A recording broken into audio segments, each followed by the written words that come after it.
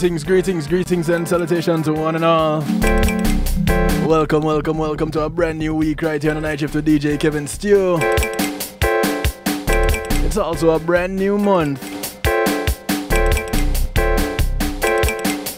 The month celebrated for love.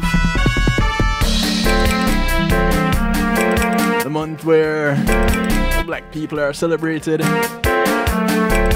Is it because I'm black all year round and I celebrate love all year round? Welcome to February.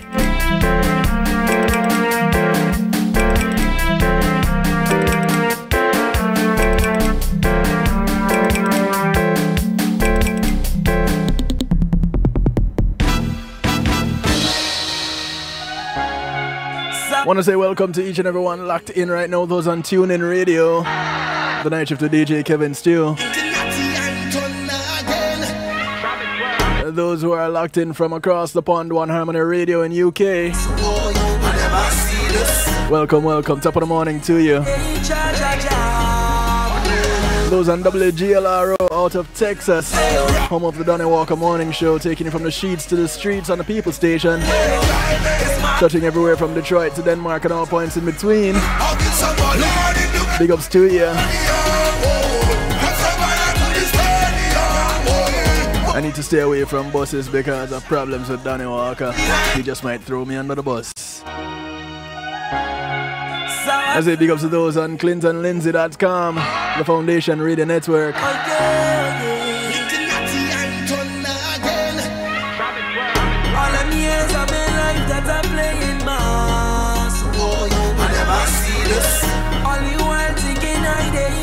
Big ups to those who are locked in on Island worldwide out of the NYC. Hope y'all staying warm up there in the Northeast because, whoa, if we're dropping down to the 30s, the 40s in South Florida, you're in for quite a ride.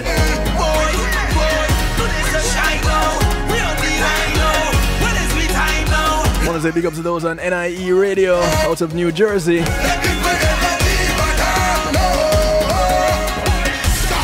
Those on PEMGTV.com. Welcome.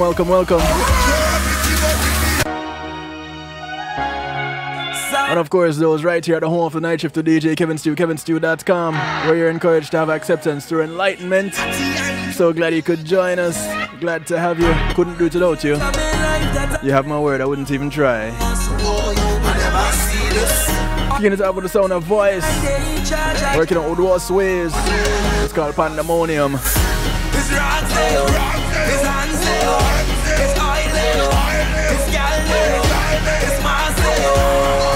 Watch out everybody, I'll get somebody. Lord, it look like pandemonium. Have somebody to this stadium. Boy, do this a shine now. We on the line now. When is we time now? Lord, it look like pandemonium. Let me forget the people now. Start to run now. Start to run now. Start to run now. Sure, bitchy, but it's the end.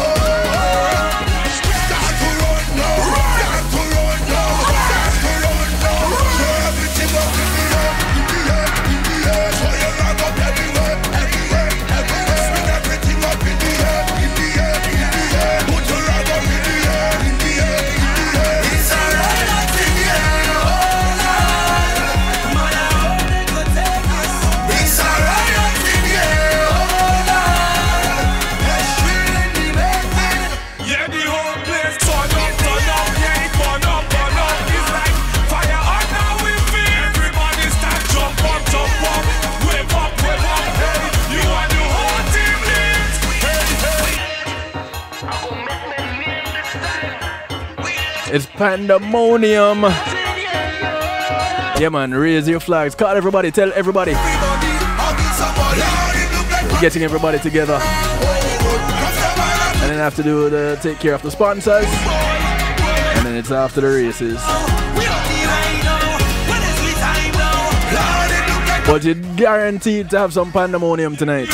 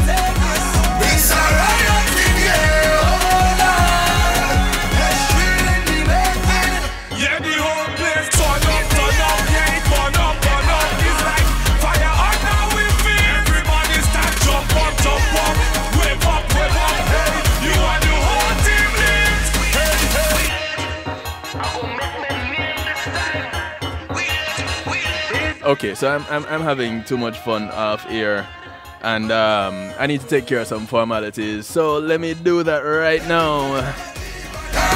Thank you to Pulse Media Group for sponsoring this segment of the broadcast. When being in the moment is priceless, you want to give them a call for innovative streaming and recording solutions.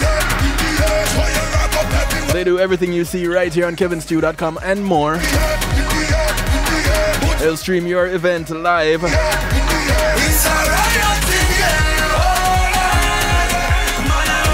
Whether it's a church service, a funeral, a wedding, you name it, they can stream it. And in these times of a virtual world, you're guaranteed to have some great service. Give them a call, 754-999-6020, or check them out at pulsecmg.com. I want to say thanks to Althea and her Healing Heavenly Hands. Althea is a licensed massage therapist that comes to you operating out of Broad County, North Miami-Dade, and South Palm Beach counties. She comes to you with her table, her oils, her Healing Heavenly Hands. She comes COVID free and she'd like to leave that way. So if you have the virus, don't call her. Otherwise, she can do business. She only asks outside of paying her. You get her off her table when she's done and go sleep somewhere else. I'm saying thanks to Reggae Global Entertainment also. They'll act as your booking agent, take care of your tour management, handle your publishing, trademarks, music production, marketing and promotion, and so much more. Give them a call, 954-998-8034, or check them out online, reggaeglobalentertainment.com. And of course, GMAT Music Solutions. They bring your event to life, providing sound, light, and stage production services, musical equipment, PA systems, audio engineers, DJs, bands, musicians, and singers. Give them a call, 754-307-4622, or check them out online, gmatmusicsolutions.com.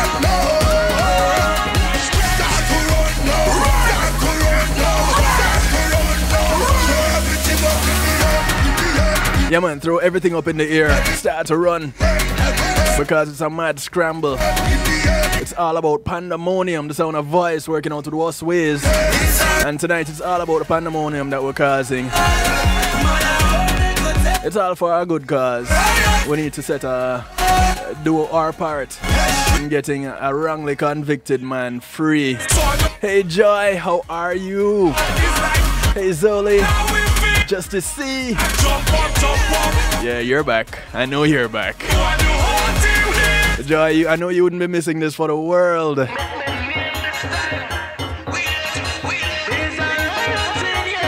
Yeah, man, it's a riot in here, and I have some people on this line that one of them is a real riot. No stranger to the night shift with DJ Kevin Stew. Every time he comes on, it's a problem. And you know what? I don't mind it one bit. I keep inviting him back. Well, what do you expect from a Budinsky? What indeed. And along with him tonight are two ladies that I'm glad we're pretty much on we see eye to eye most of the time. And I'm grateful because I wouldn't want these two ladies against me at all.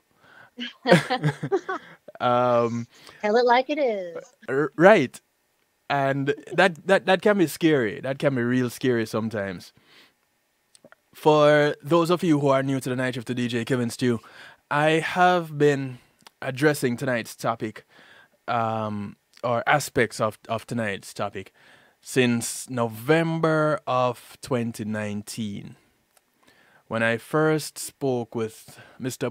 Botinsky himself, David Fisher, and I got an introduction, a deep dive into Stacey Stites' murder and Rodney Reed's conviction of Stacey Stites' murder. And I say big thank you to Donnie Walker of WGLRO for making this connection.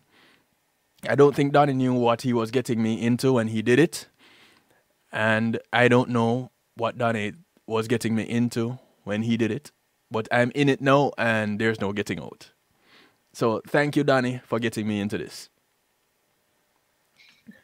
All right, so on the line, I have David Fisher.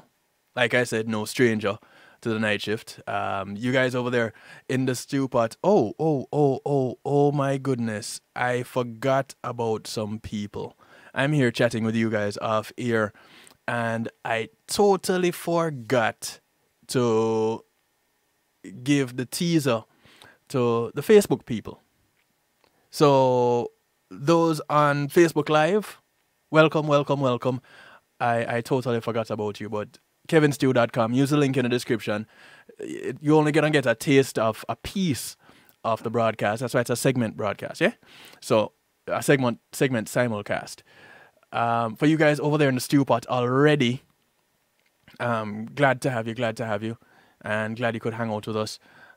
Some comments in here. Yeah, I know you wouldn't. Yeah, Joy, you're not missing this one for the world. Joy has been one of the people that have been on this broadcast also. You just really want to talk about Lisa lying, don't you? Boy. So, David, I hope you're ready to address these questions that will be coming your way again about Lisa or lying. Ready to go. Now, back to my intro. It's a bit long, but I'm getting through it. David Fisher, we all know him. I also have two advocates of Rodney Reed's that I met on the Facebook page, Advocates for Rodney Reed. And if you ladies would be so kind as to just give a quick overview of how you got introduced to the Rodney Reed Stacey Stites case. Well, I have a best friend who I've known for years, who is also Rodney's best friend, so we share that. Can you hear me okay? Yeah, hearing you just fine. Okay. Yeah, Kevin, Yeah. I'm hearing a feedback, and so I can't even understand what she's saying. And I'm sure she's hearing the same thing when I'm talking. Really? Correct. That's odd. Feedback, so You're still hearing it? yes, Let's see. I hear myself. No, I'm not. I'm clear Okay. now. All right. I'm good. I can hear you. All right. Perfect. All right, we're good. Yeah. Fantastic. So I share a friend with Rodney, and over the years, she's would tell me the stories when she would come to visit me, but it was just so outrageous that it was hard to really get a grasp on it. And then in 2019, in the months preceding his execution date he was scheduled for, she posted something about her friend. You know, the state was going to kill him, and you know, she just was hurting. Yeah. And so I kind of jumped in and didn't know what I was getting myself into, and I'm fully down the rabbit hole.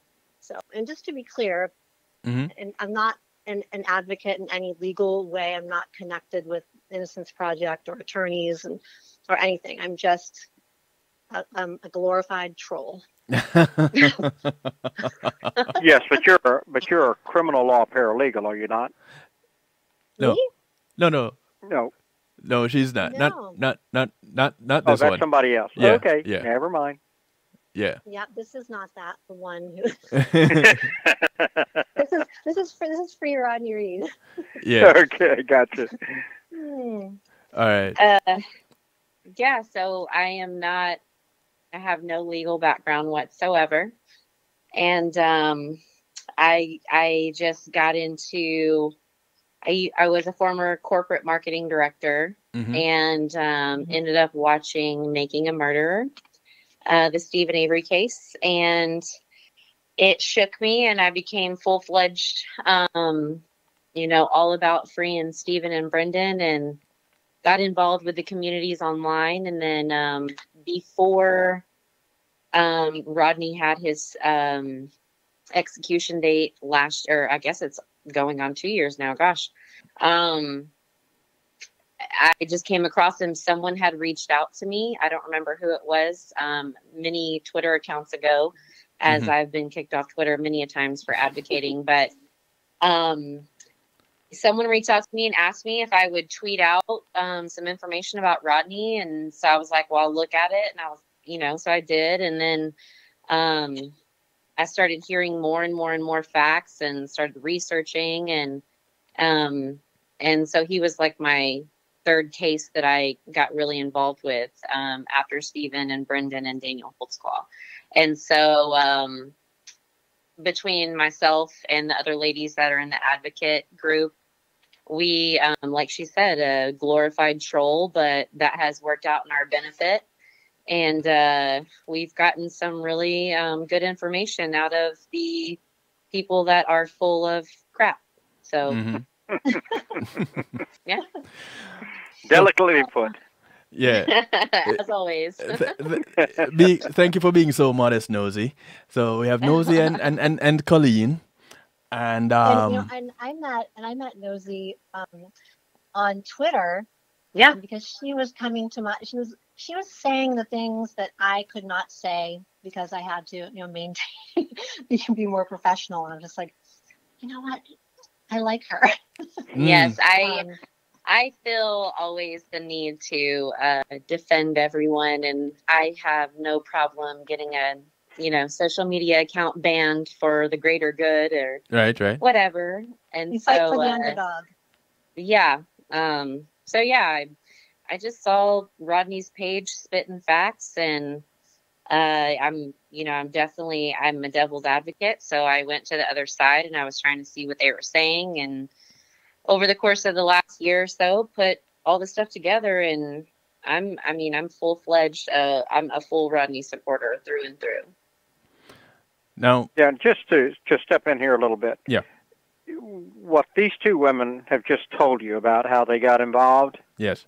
is no different than how the other person got involved. You mean the one And that that's refers to you Lisa. as the person that will remain nameless? Yeah, this is the person. Yeah, this is the person that referred to me as the person that you won't name. Yeah, She's from Louisiana. She's also a big Stephen Avery guilter, and she's a part of that community as well.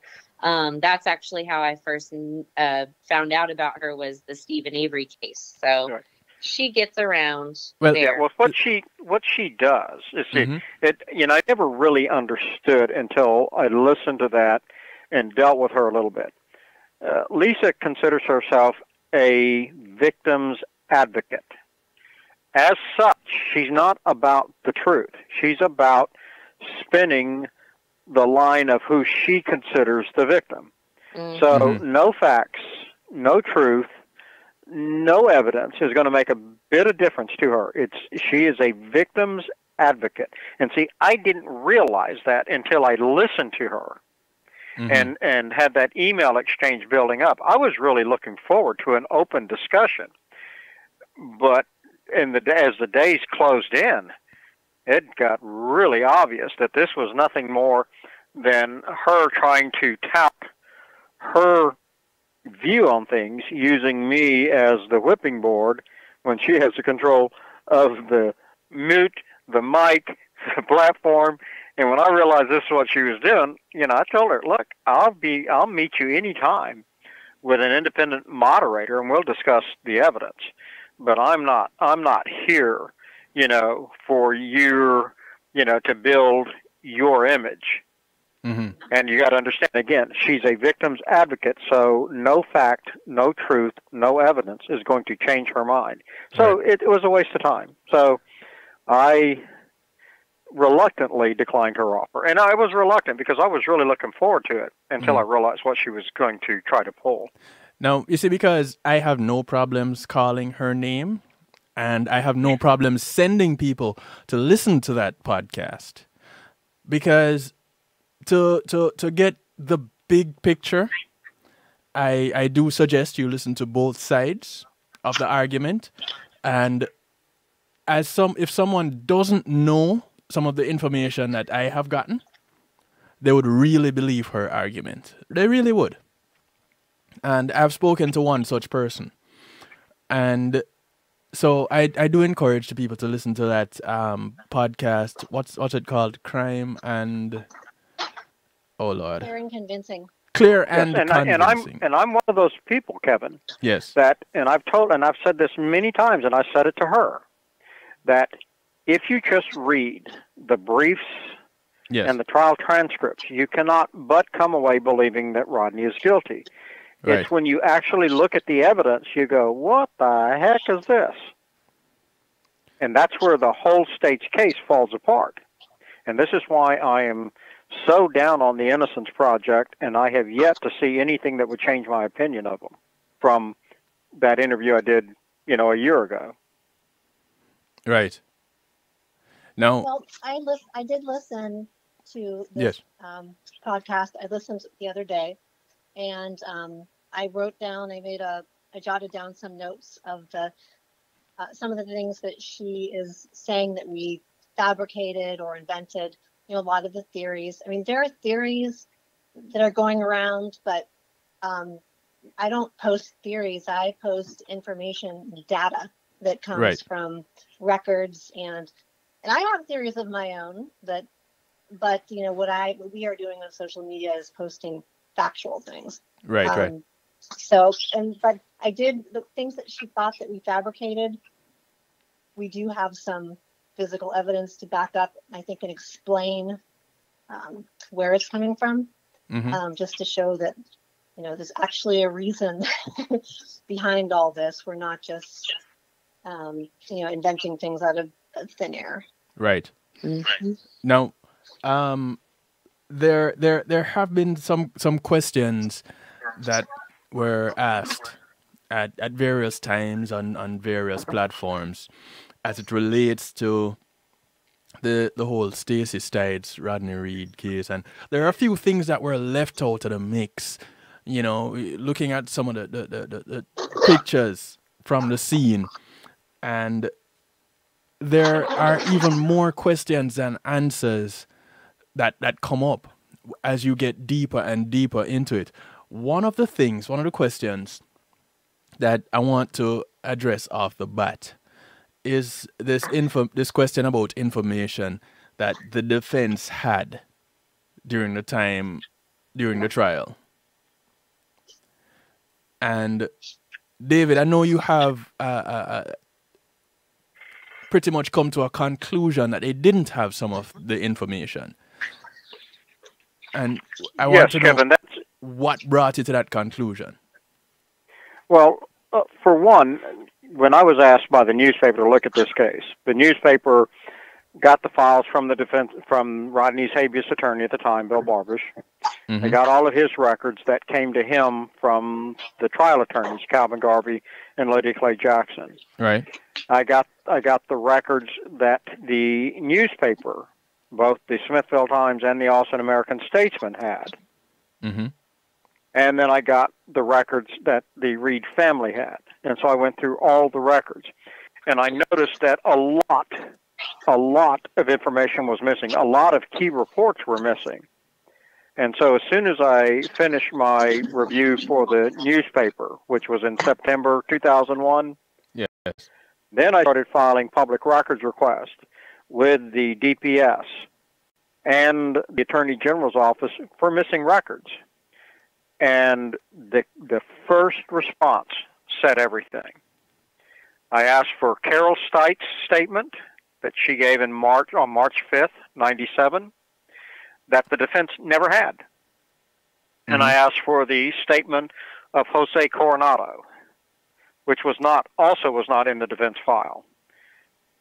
What the DPS General Counsel, this is the attorney for the Department of Public Safety for the state of Texas, responded and said the AG's office came and took those statements out of the file, leaving them with no copies. Okay, I think I have a copy of yes, you have a copy your of that. Letters to them. Right. And immediately, the Attorney General, Lisa Tanner's office, filed an exception with the Public Records Division of the AG's office, claiming that if they released those statements to me, it would interfere with the prosecution of Reed's appeal. Well, hello. You think maybe that would be true? That's the point. Yes, exactly. Now, I realized what that was. So what I did is I took a couple of key things, key incidents, records that occurred, around the first day when, that Stacy went missing. And when I requested the record, Lisa Tanner would rush in to the AG's office and block the release under what we call the law enforcement exception of our Public Records Act. And the law enforcement exception states that the release of the record would interfere with the investigation, detection, and prosecution of a crime. Okay, so as you're talking, I'm pulling up these records so that people can see them. So I have on the letter that you initially sent to the Texas Department of Public Safety, the DPS, October 2, 2001. Right. You see, I ended my agreement with the newspaper September 30th, 31st, whatever the month had. Right. And immediately then started documenting where I saw the holes. Now, I deliberately did this in order to lock this stuff down. Now, what you have, the reason you have this, is I finally closed the loop on what I was doing September of last year, of 2020, when I filed a public records request with the Attorney General's office seeking all of the records that Assistant Attorney General and Prosecutor Lisa Tanner and her sidekick Mitzi Wolf pulled from the Reed case documents from the Sheriff's Department and the DPS and moved those originals to her office, to their offices in Austin at the AG's office, which is criminal. Those are felonies. The response is priceless. The Attorney General's office filed, again, an exception under the law enforcement exception, stating the release of these records would interfere with their ability to prosecute Reed's appeal. Now, here's the problem. The Attorney General's office sees that there's a problem here at the Records Division. Yeah. So when they rule that based on the Attorney General's office, Lisa Tanner's bunch, alleging the release of these records that they've hidden from the defense at the AG's office would interfere with the prosecution of Reed, and this means his appeal. Right. the very next, the records division says based on that assessment and assertion, they can withhold the records. But the next paragraph is what's all telling.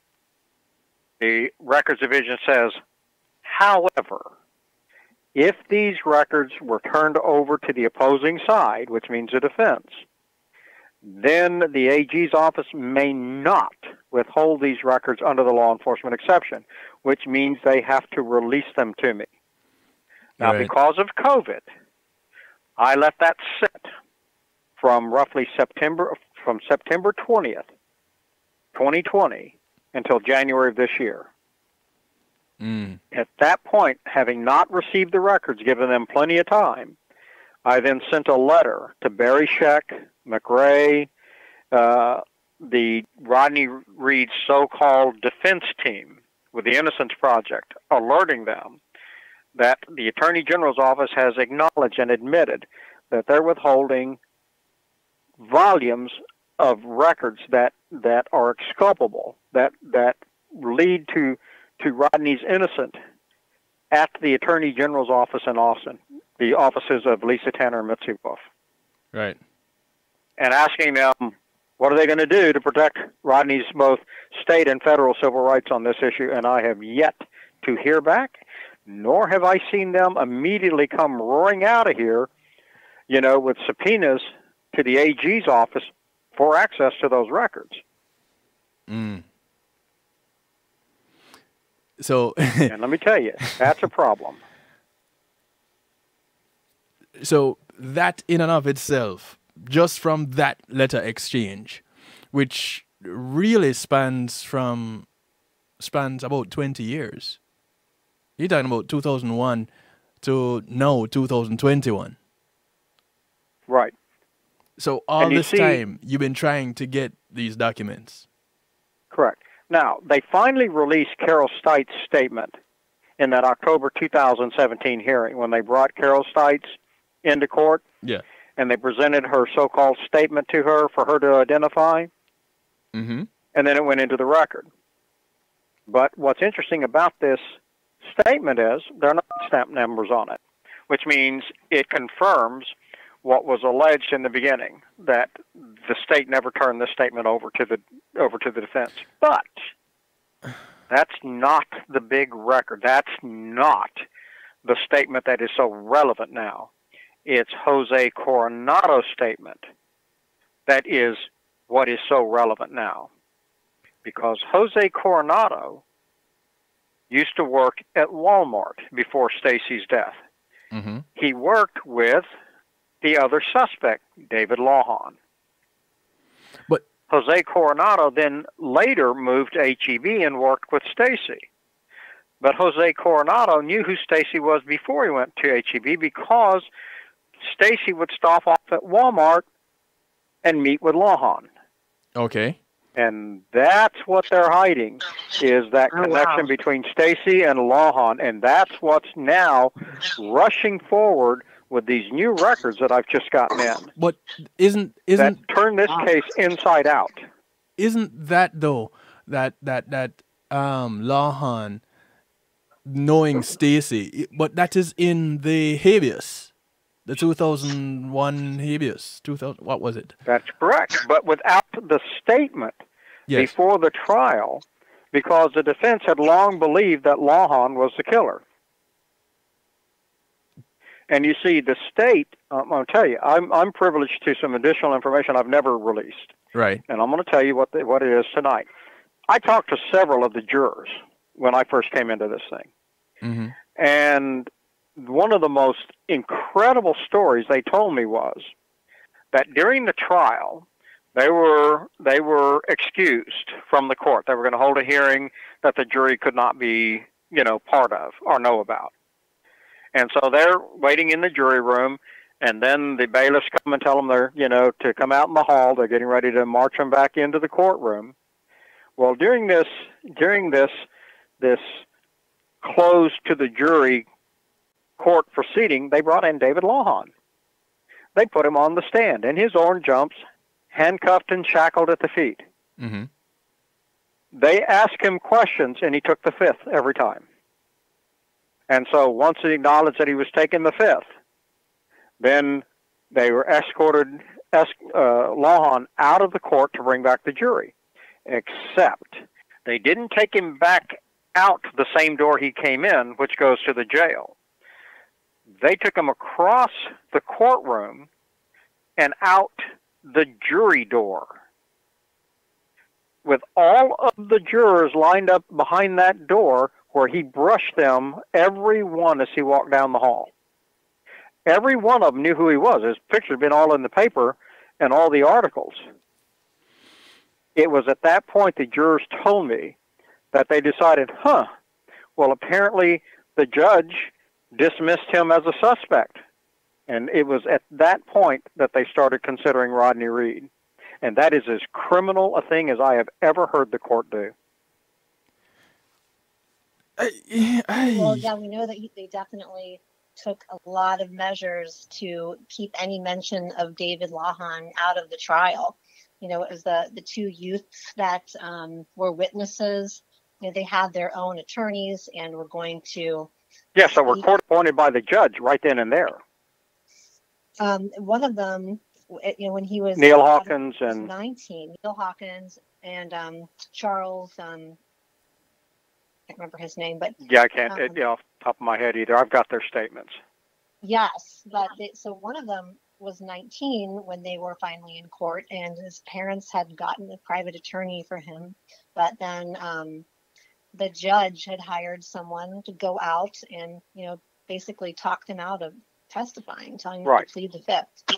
And well, there's more to, you see, there's more coming on this, and you're going to start seeing now the records coming out that they never intended to frame Rodney for Stacy's murder. They intended to frame David Lawhon. And see, David Lawhon was framed. He didn't kill Stacy, and he didn't kill Marianne Alt either. And that's what they knew. Here we go, dropping bombs. Here goes David dropping them bombs. I know, it's blowing my mind. Yes, you see, here's what one of the records I have. Yeah. Now, I don't know if you've seen the blue pickup at the impound lot. No. That's alleged to belong to David Lawhon. I don't know if the girls have yet. No. I haven't seen really anything with David Lawhon. Okay. Well, I'm going to be providing them to Kevin, and he's going to be providing them to you. Fantastic. Mm-hmm. I have a new report from the DPS serologist Wilson Young stating that Rocky Wardlow told the DPS crime lab when they're processing the truck that's supposed to be Lawhon's, that Lawhon's running buddy's truck was stole the night that Stacy went missing and Marianne Alt went missing. What? Yes. How about that for a little stinger to come flying in here? So I wasn't ready. Can you say that again? So pause. Okay. Rewind. So where does that vehicle play into this? We don't know, because one, we don't know if this blue pickup is Lawhon's running buddy's pickup that Lawhon stole, which is what they're alleging, to abduct Stacy and Marianne Alt. And so is this the buddy's truck they're processing? And interesting enough, there's no DNA of Stacy or Marianne Alt in the truck. So, you know, whose ever truck this wasn't the one that was used. Or is this David Lawhon's truck? We don't know, because they don't tell us. All right. Speaking of trucks. Now, since we're talking about trucks. Wait, one second. Pickups. 1 second, David. Hold on. Sure. Because I think that was you and I are going in the same direction. But what was that, Colleen? I'm sorry, but I don't even remember. You were saying something about Marianne Alt's body. What? Oh, Marianne Alt's body was in the back of the truck, from what I read. So allegedly. Allegedly. See, it's only what, we don't know, because Marianne Alt's body was missing for almost 3 weeks before it was found. She was just reported missing all that time. Mm-hmm. Now, the interesting part, when I'm sure y'all both saw the State versus Reed documentary. Yes. Mhm. Yes. And I'm in there pointing out that Jimmy Fennell's truck, according to the vehicle registration papers, was sold the very next day after Stacy's body was found, Right. which means he had possession of it early in the morning, had it detailed and sold that day. Good Now, point. the state claims that they didn't return the truck to Fennell till the 29th of April. Well, if you go back and listen to State versus Reed, Rodney's original attorney, Jimmy Brown, states that when he wanted to see the truck and they told him they didn't have it, he wanted to see that it was processed in and out. And it said they couldn't even produce any records that the truck had ever been at the DPS impound lot. So now I've got new records that says the truck was released shortly after noon on the 25th. That's a day after I say it, but I'm waiting for the DPS to provide me the sign-in and the log-out sheets on that truck. Already, the person who released the truck in their report says, "Oh, I forgot to have the people who picked it up sign for it." So there's no log-out of the truck. And I'm waiting for them to respond to my request for the processing it in, because they're not going to have that either. The reason is that Stacy was never in that truck and abducted from it.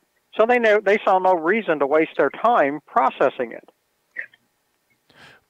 And so it was given back to Jimmy. All of this stuff was a dog and pony show from the beginning. But they had to have been, she had to have been in that truck since her body fluids was in there. Well, her dead body was transported in the truck, but remember, yes, originally they're not going after Rodney, they're going after David Lawhon. Now, I say that, and you go, well, how can you say that? Well, that's the next bomb that just went out to our local TV stations today. Hold on, before you drop it, let me get rid of those on, not really get rid of, but part company with those on Facebook Live. Facebook Livers, Sure. Jump on over to kevinstew.com. Use the link in the description. It's right there. You don't need any more than that. You don't need to sign up for anything. You don't need to register. You don't need to sell your firstborn and a spleen. Just click on kevinstew.com. It goes straight to the website, and boom, you're in the stew pot.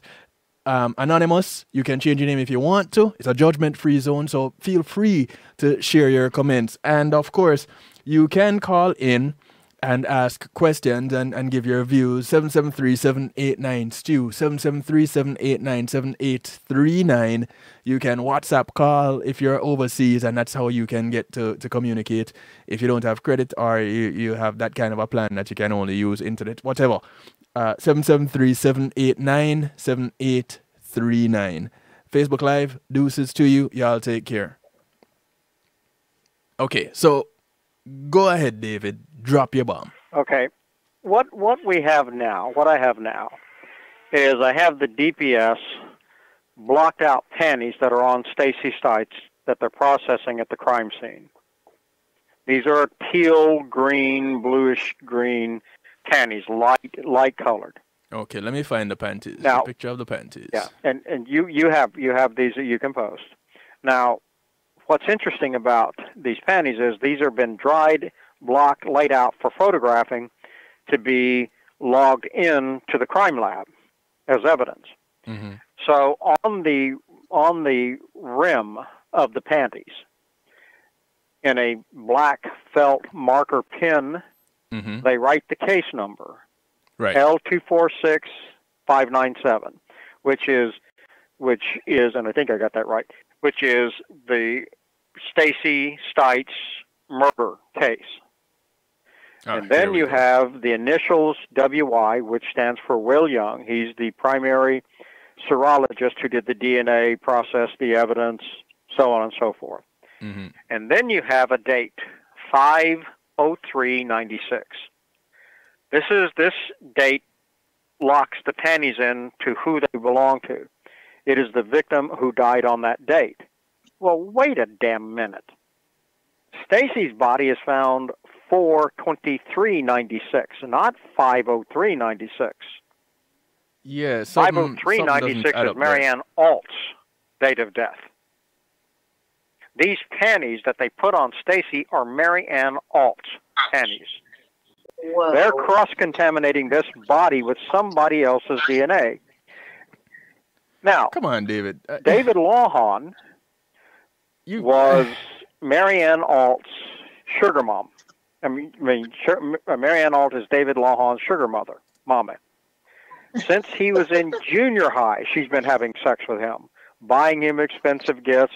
At all times relevant, she is living with an older guy who has a lot of money.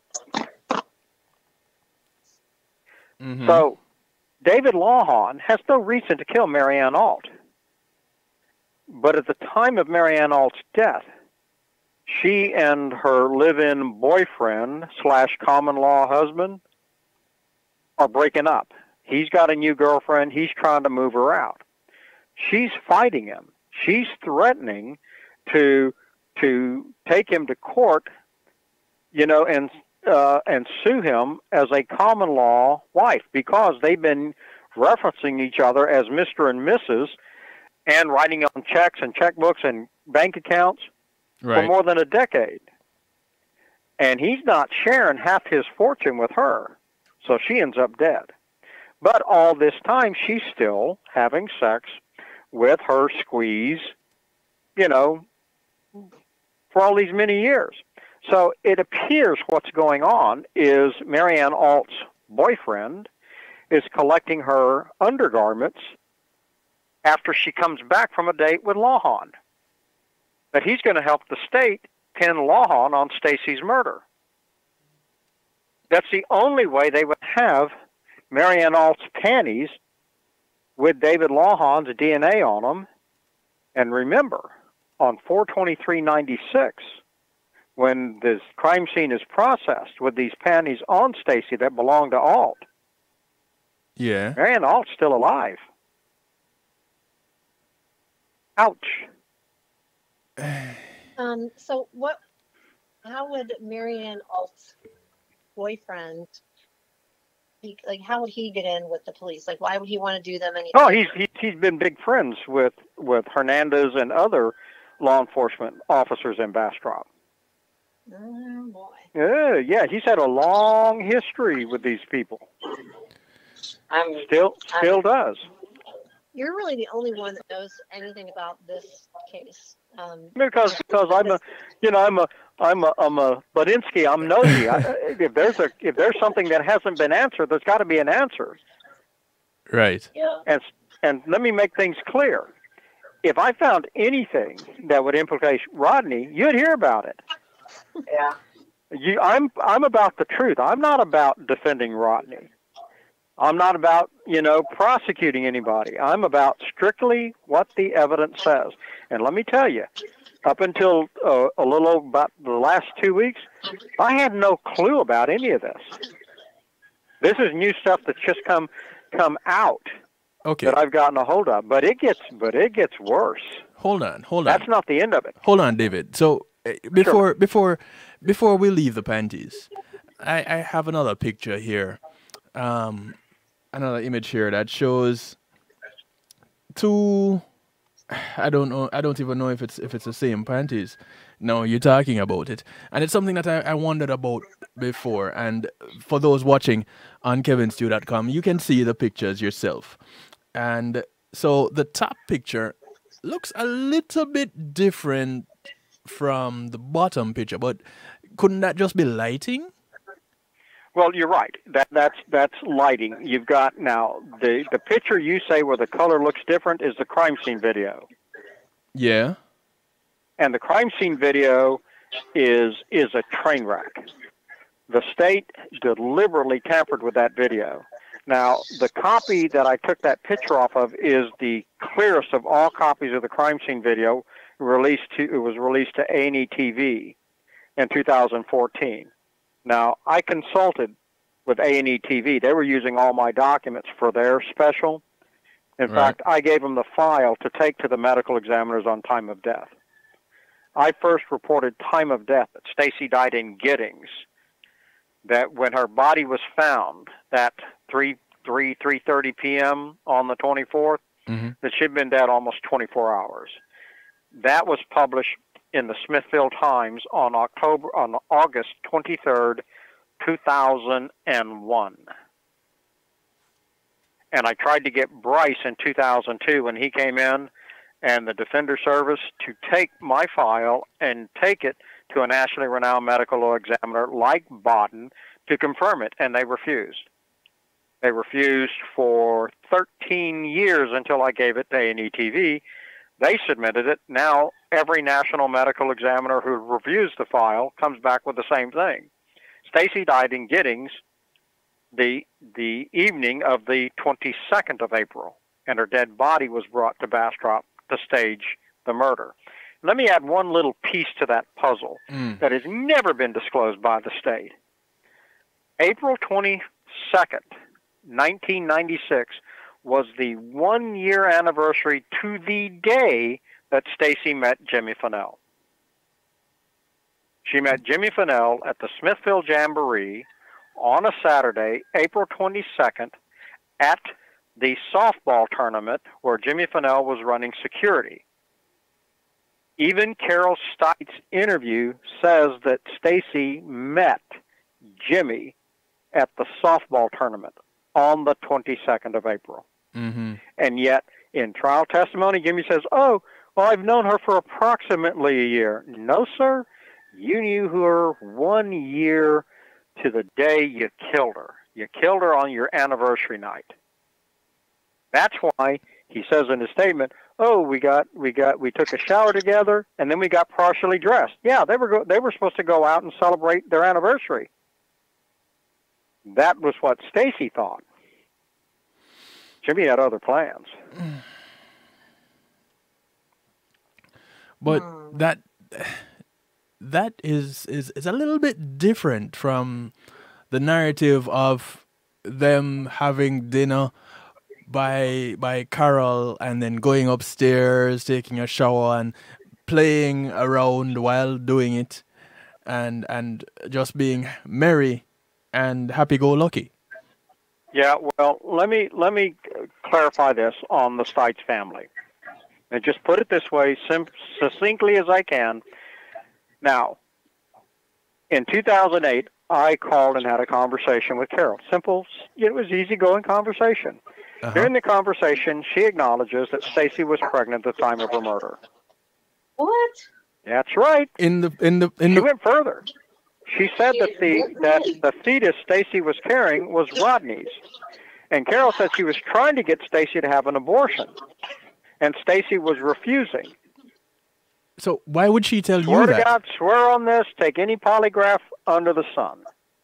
Okay, so that's what. So this was one of the topics actually in Lisa's podcast. Her question about that was, well, why didn't he? Why didn't it come out? Like, why didn't he? Come to court, and why didn't? So. I learned about it 2008,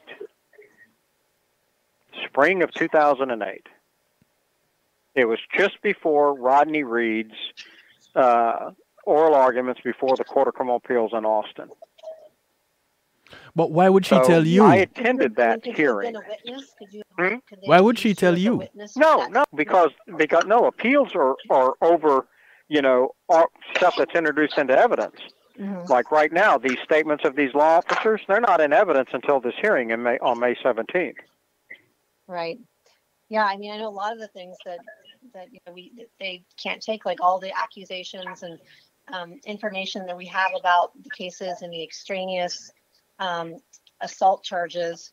People are saying, well, why hasn't this been brought up? But we can't bring it up because it's... Right, because Rodney's attorneys won't... He was convicted. It's not... Rodney's attorneys had every opportunity for the last 17 or the last 20 years, 19 years, but they won't do it.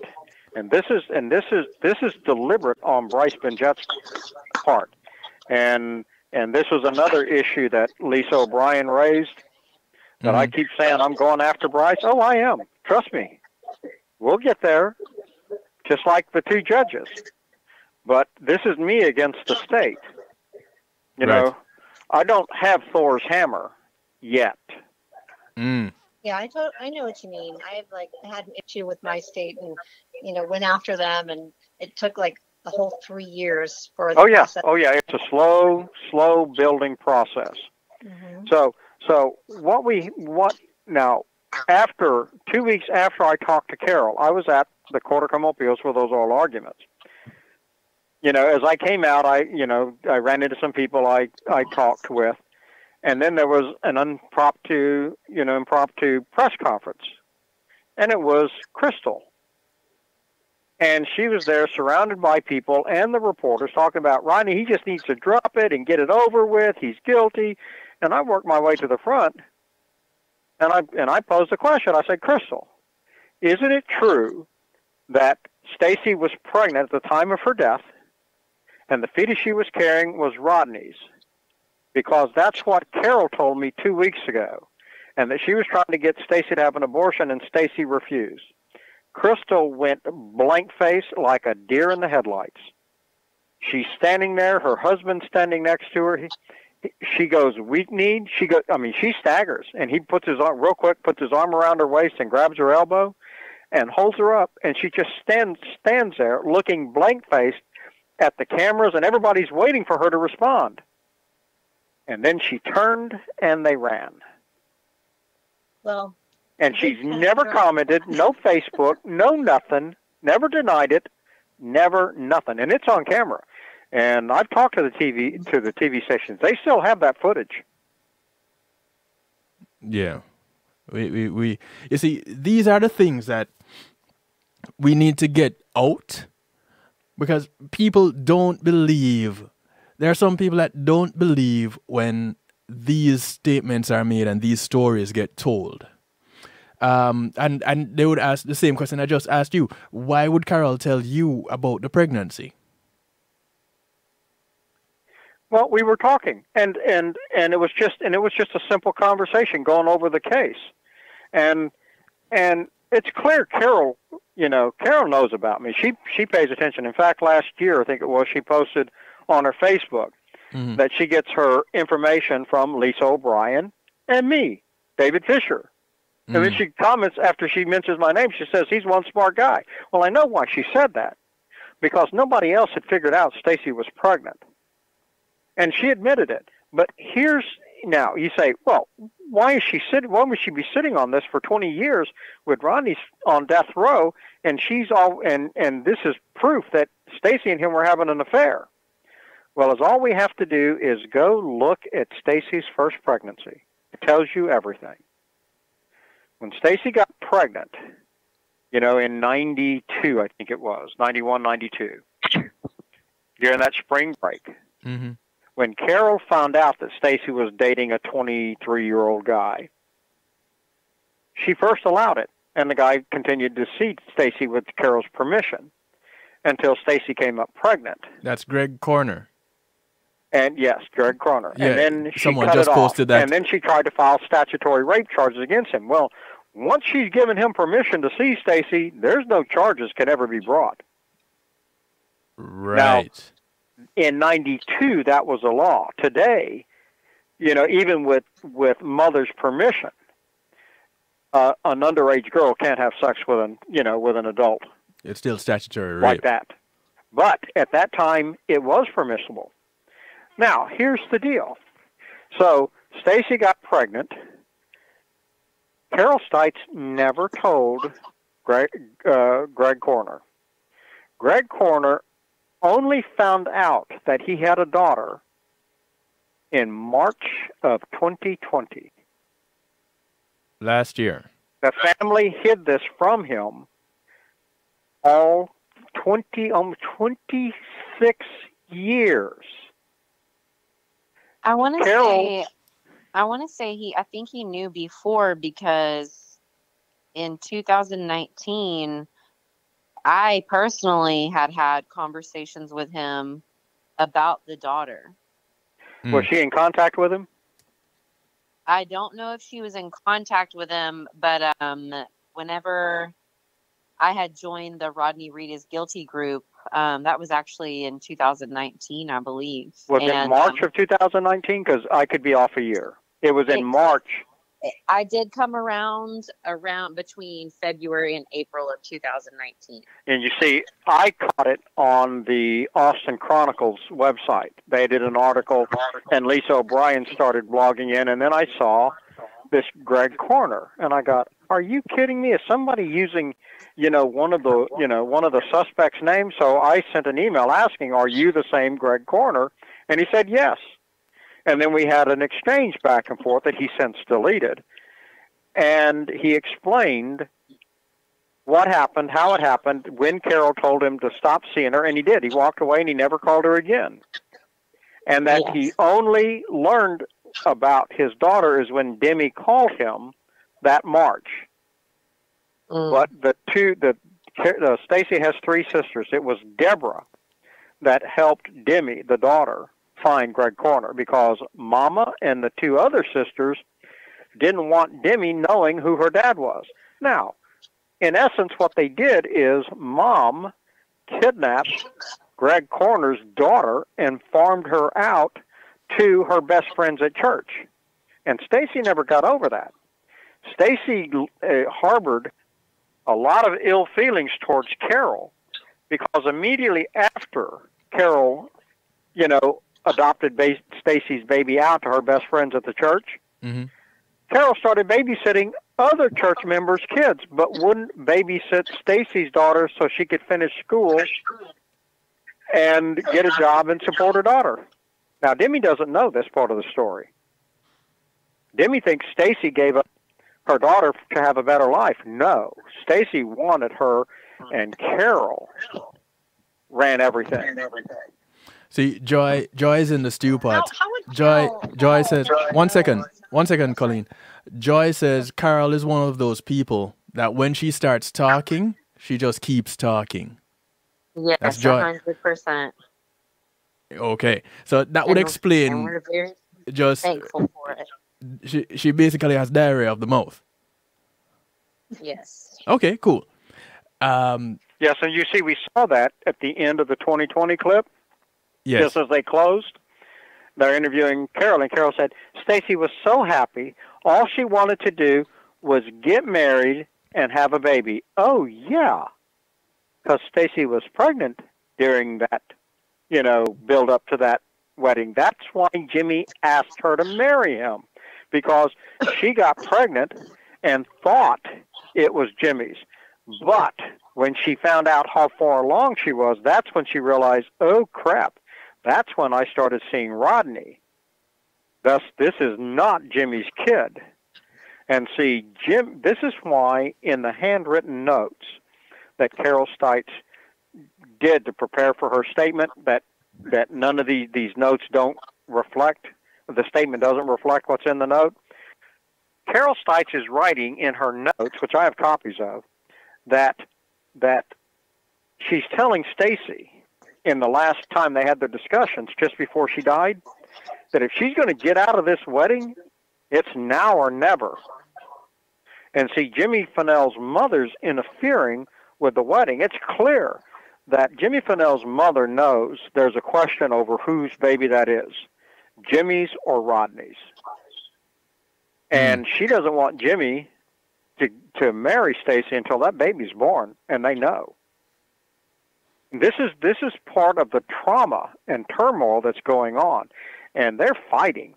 And Carol Stites talks about the fighting that's going on in their relationship in these notes. Completely 180 degrees opposite of what she testified at trial. And I'm telling you, and I'm saying this, for the Stites family, those people have better hope to God that all of these records are not still there, because if it comes out they framed Rodney and the Stites family knew about it, there's going to be hell to pay, because that means that they committed perjury, they aided and abetted trying to kill an innocent man. And let me tell you, there will be repercussions, and through law enforcement. What law enforcement? The one in Texas? When this thing comes undone, the state of Texas is going to be forced to clean up a giant rat's nest. at the DPS crime lab, because these records that are coming out is showing that the serologists that were at the scene where Stacy's body was found were aware that they were tampering with evidence and cross-contaminating. They did it deliberately. But it wasn't at Rodney they were going after, it was David Lawhon. Now, since I've done investigations for DA's offices before in Houston, the one that I'm going to just mention, it was an arson that was involved in River Oaks, and the arson was set by a police officer for insurance. When the arson department couldn't solve it, the DA's office came to me. I met at my house with the assistant DA who was prosecuting, the chief investigator for the Harris County DA's office, and the arson detective who tried to solve it and declared it unsolvable. The arson detective then came back, so I was working with the detective. He came back by my house a couple of days later and said, "Hey, David, look, here's the deal. You know, even if you find the cop didn't set the fire, he's been involved in every kind of criminal act while he's been on the force for I think it was almost 20 years, fencing, auto theft operations, and he's the one who always gets away. So, even if the evidence I find excludes the cop in the arson, if I could spin that to catch him, because we know he's done so many other things, that they would do anything that I wanted. Just name it, and I was appalled. This is exactly what I think is going on here with the DPS. The local law enforcement, the Rangers, told him, look, we know this guy's a bad guy. We got to get him off the street. You know, we can't prove that he killed her, but we're positive that he did. So if you can help us get this guy off the street, we'd be greatly appreciative. And that's what you see them doing. You see the serologists tampering with the evidence. What makes you say... Sorry, go ahead. Sorry, go ahead. I was on the topic of evidence tampering. This can go back to one of Lisa's concerns was that what we say about David Board claiming that he handled all the evidence, that we had fabricated that, and that there's no that came from nowhere. But yes. Let me address that, because I know what you're talking about. Kevin has some. We looked at some documents actually for each case. It's all in the transcripts where you can see very, very clearly the evidence was passed off to David Board. It was Now it's all there in the transcripts. So anyone who questions that we have fabricated that can just read the transcripts. They're all there. Right. Now, one of the things she talked about was Rodney raping the 12-year-old girl. And we have Joy in the chat to talk about how to address that. Well, Tanner Lisa O'Brien apparently is not being honest, or she's never read the transcripts, which she claims she has. Because in the punishment phase of the trial, David Board's on the stand, and they're talking about Hamby's rape. Right. And then under cross, he goes, well, he had enough evidence to take a suspect to the grand jury, it's not Reed, and get an indictment for a rape, for an earlier rape, but he didn't do it. Well, you see, Angela Hamby was raped twice in the period of 2 weeks. Both of them were by James Slaughter. The first rape, was just him forcing his, sex upon her. She went to the police and reported it. Her family did. And James Slaughter found out about it. And James told Joy Monfort, who was Angela Hamby's best friend at the time, that he was going to get even with her for going to the police and rape her again. And then a week later, that's the violent rape. That's the punishment rape with the bites and the hitting and everything. That was James Slaughter getting even with her for going to the police. And David Board is telling you that there's another suspect, that he had all the evidence to go to the grand jury. Well, this is the evidence that you see now. the search warrants, the James Slaughter statement admitting that he's had sex with Angela Hanby. She's 12 years old. He's 19.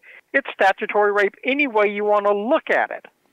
If anybody wants to verify what David is saying, Joy is in the stew pot right now. Joy is right there with the purple text. Joy is in the chat. And you see, I have the transcript. I have the warrants. I have Joy's statement. I have the statement of Angela Hanby's boyfriend.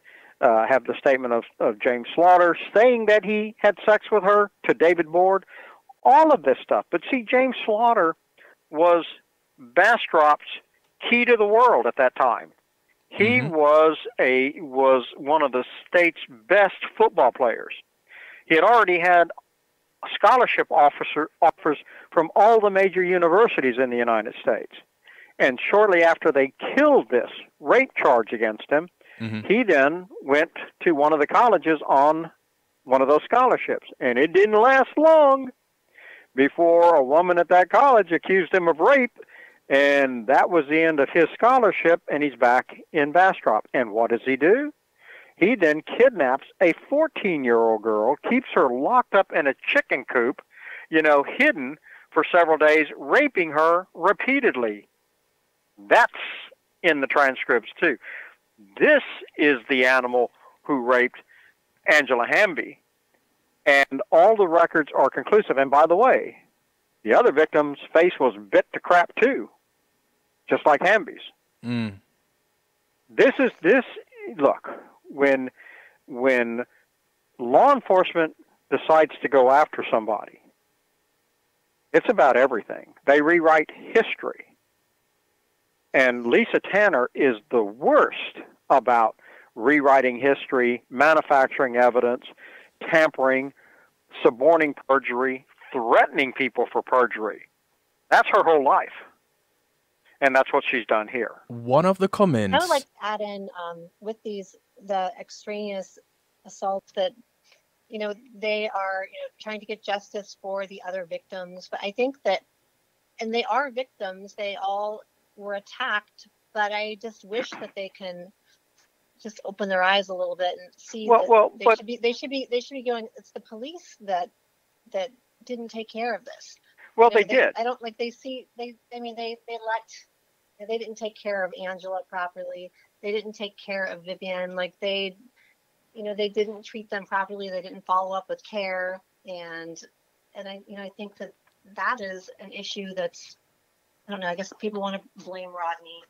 One of the things... You see, let me tap this off real quick. Harbottle, she will tell you to this day she never said Rodney raped her. She says the state told her that DNA proved he raped her, but she didn't recognize him. She was drunk. It was dark, yada, yada, yada. I have that statement There were here. two witnesses. One, the lady who lived on the, next to the railroad tracks that saw Vivian walking down the tracks and saw Pat Barnett following her. And the guy that Pat Barnett was walking with when he saw Vivian and broke away from his friend and raped her. And I have the statement from both of those people. And David Board telling Pat Barnett he knows that Pat raped Vivian, but he wants Rodney. This is why Pat Barnett was so open, running around town telling everybody that he raped Vivian, because David Board already told him that he didn't want him. He wanted Rodney for the rape. Now, one of the things that came out, you see, Vivian, and she talked with her rapist for some time, for I think as long as 20 minutes before the train came, when he jumped her and raped her. He was waiting for the train. During that time, they were talking, and it turned out that her rapist knew her daughter, her grown daughter. Well, Vivian's grown daughter knows Pat Barnett, but doesn't know Rodney Reed. So, beginning to see the pieces coming together. Now, something new as this stuff is unfolding. New things are coming out. Now we have 3 women that Rodney, allegedly has DNA tying to their rapes or murders. Stacy, Vivian Harbottle, and Angela Hamby. Now we have 3 women whose DNA has been crisscrossed in this case. Mm-hmm. Harbottle and Rodney and David Lawhons,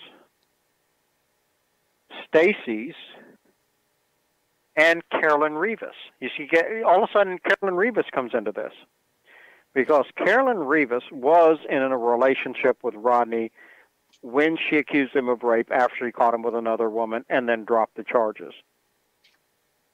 So so when we come to the punishment phase and we come to the DNA tying Rodney, to these crimes, it's 3 women. Do you know the state never is telling me now in records requests that they've never run Vivian or Carolyn Rivas's DNA? Mm-hmm. But Where did David Board.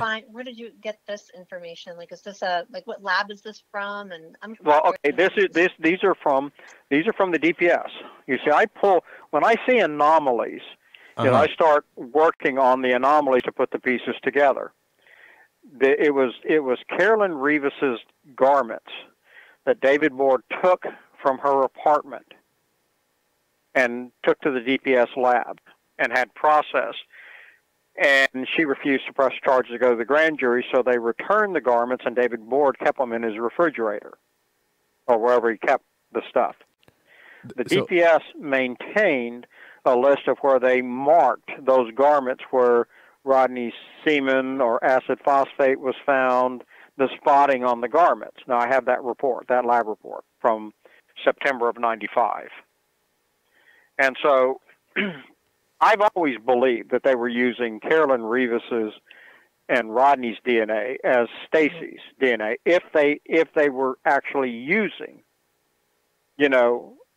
garments with DNA on it. So in one of the garments that belonged to Carolyn Rivas, they found Carolyn Rivas, Rodney, Stacy, and David Lawhon's DNA. No. I'm not. That's what I'm trying to say. I'm saying is that we have 3 cases where DNA was run. Mm-hmm. That the labs are saying is between Rodney and various women. But we have cross-contaminations deliberately done in cases, and there are 3 different cases. Now, I have pulled all the records from from LabCorp, the state's outside DNA lab. Mm-hmm. They never were sent, nor did they test Carolyn Rivas's DNA. But wait a minute, she's one of the ones that they're saying that Rodney raped. Yeah, and David Board took her rape kit from from the hospital, from the nurse. Yeah, no lab has run, according to the DPS, Carolyn Rivas's DNA. Is that routine that they run the DNA of the victim? Well, yeah, if you have the garments, that's a mixture that the defendant is supposed to have raped, and they have charges pending against Rodney for raping her, you would run her DNA, and if you're using her garments to tag Rodney to Stacy's, you see the anomaly here? Okay, I see. Now, there are a lot of cases that I know that the lab got in trouble, and it was like around between 2015 and 2017, they had to reevaluate all of the mixture cases. Okay, yes, that's the FBI discovered this anomaly, mm-hmm. but they've never done it in Rodney's case. They've done it in other cases. In fact, there was a guy that just got off death row over the mixtures out of Austin just recently here. This year, or last year. I've got that case. It was just sent to me. Off mixture DNA. I had a family who contacts me occasionally, and this woman's son took a plea bargain for an attack. And he just, was uneducated. He couldn't read. And he ended up pleading guilty with the impression that he was just going to be sent home and no jail time. And he ended up getting like 25 years. And then a couple of years ago. Is that in Texas? Yes. And Yeah. a couple Well, of years ago. and what lab? What county? It was in Austin. Okay. There's a new DA in Austin. It would be well worth looking at that case because I'm providing the DA in Austin new evidence. They just released a woman who was sentenced to 50 years, a Hispanic woman, for the death of a child, and Bryce represented that woman. And it started, I think, 2005. I know because I worked with him. I have all the records on that case. And some stuff on this because this so in 2015 he received labs because it was mandatory that they send this the labs to all the cases where the rape kit right. happened. These are yes. This is the police department's DNA lab that was shut down. But you see, here's the problem with that. They then sent all those untested rape kits and stuff to Dallas to be processed by the Dallas County Crime Lab. Well, here's the problem. The Dallas County Chief Medical Examiner is also the director of the DNA and forensics labs in Dallas. He's also was on the Forensic Science Commission that shut down the DPS lab. So he's now profiting from shutting down that lab as the director of the lab when he's on the panel that shut it down. You begin to see the problem here? Additionally, he's also the chief medical examiner of Dallas. And medical examiners in Texas are judicial officers. And a judge can't be on that commission because if you ask a judge under the law to review evidence, it's not an opinion. It's a finding of fact and conclusion of law. And that's and I have an attorney that's looking now at the Dallas ME's lab. Now, John Cornyn, as our Attorney General in 2002, warned professors at state universities, they're not school teachers, under our Article 16, Section 40 of the state's Constitution, so may not hold two appointments for profit or that conflict at common law. In Dallas, the chief medical examiner is also a professor of pathology at the UT Southwest Medical School, which is a state-appointed position. And you can't hold that state-appointed position and a position as a medical examiner at the same time without violating the Constitution. And if you do, all your actions in both appointments are void.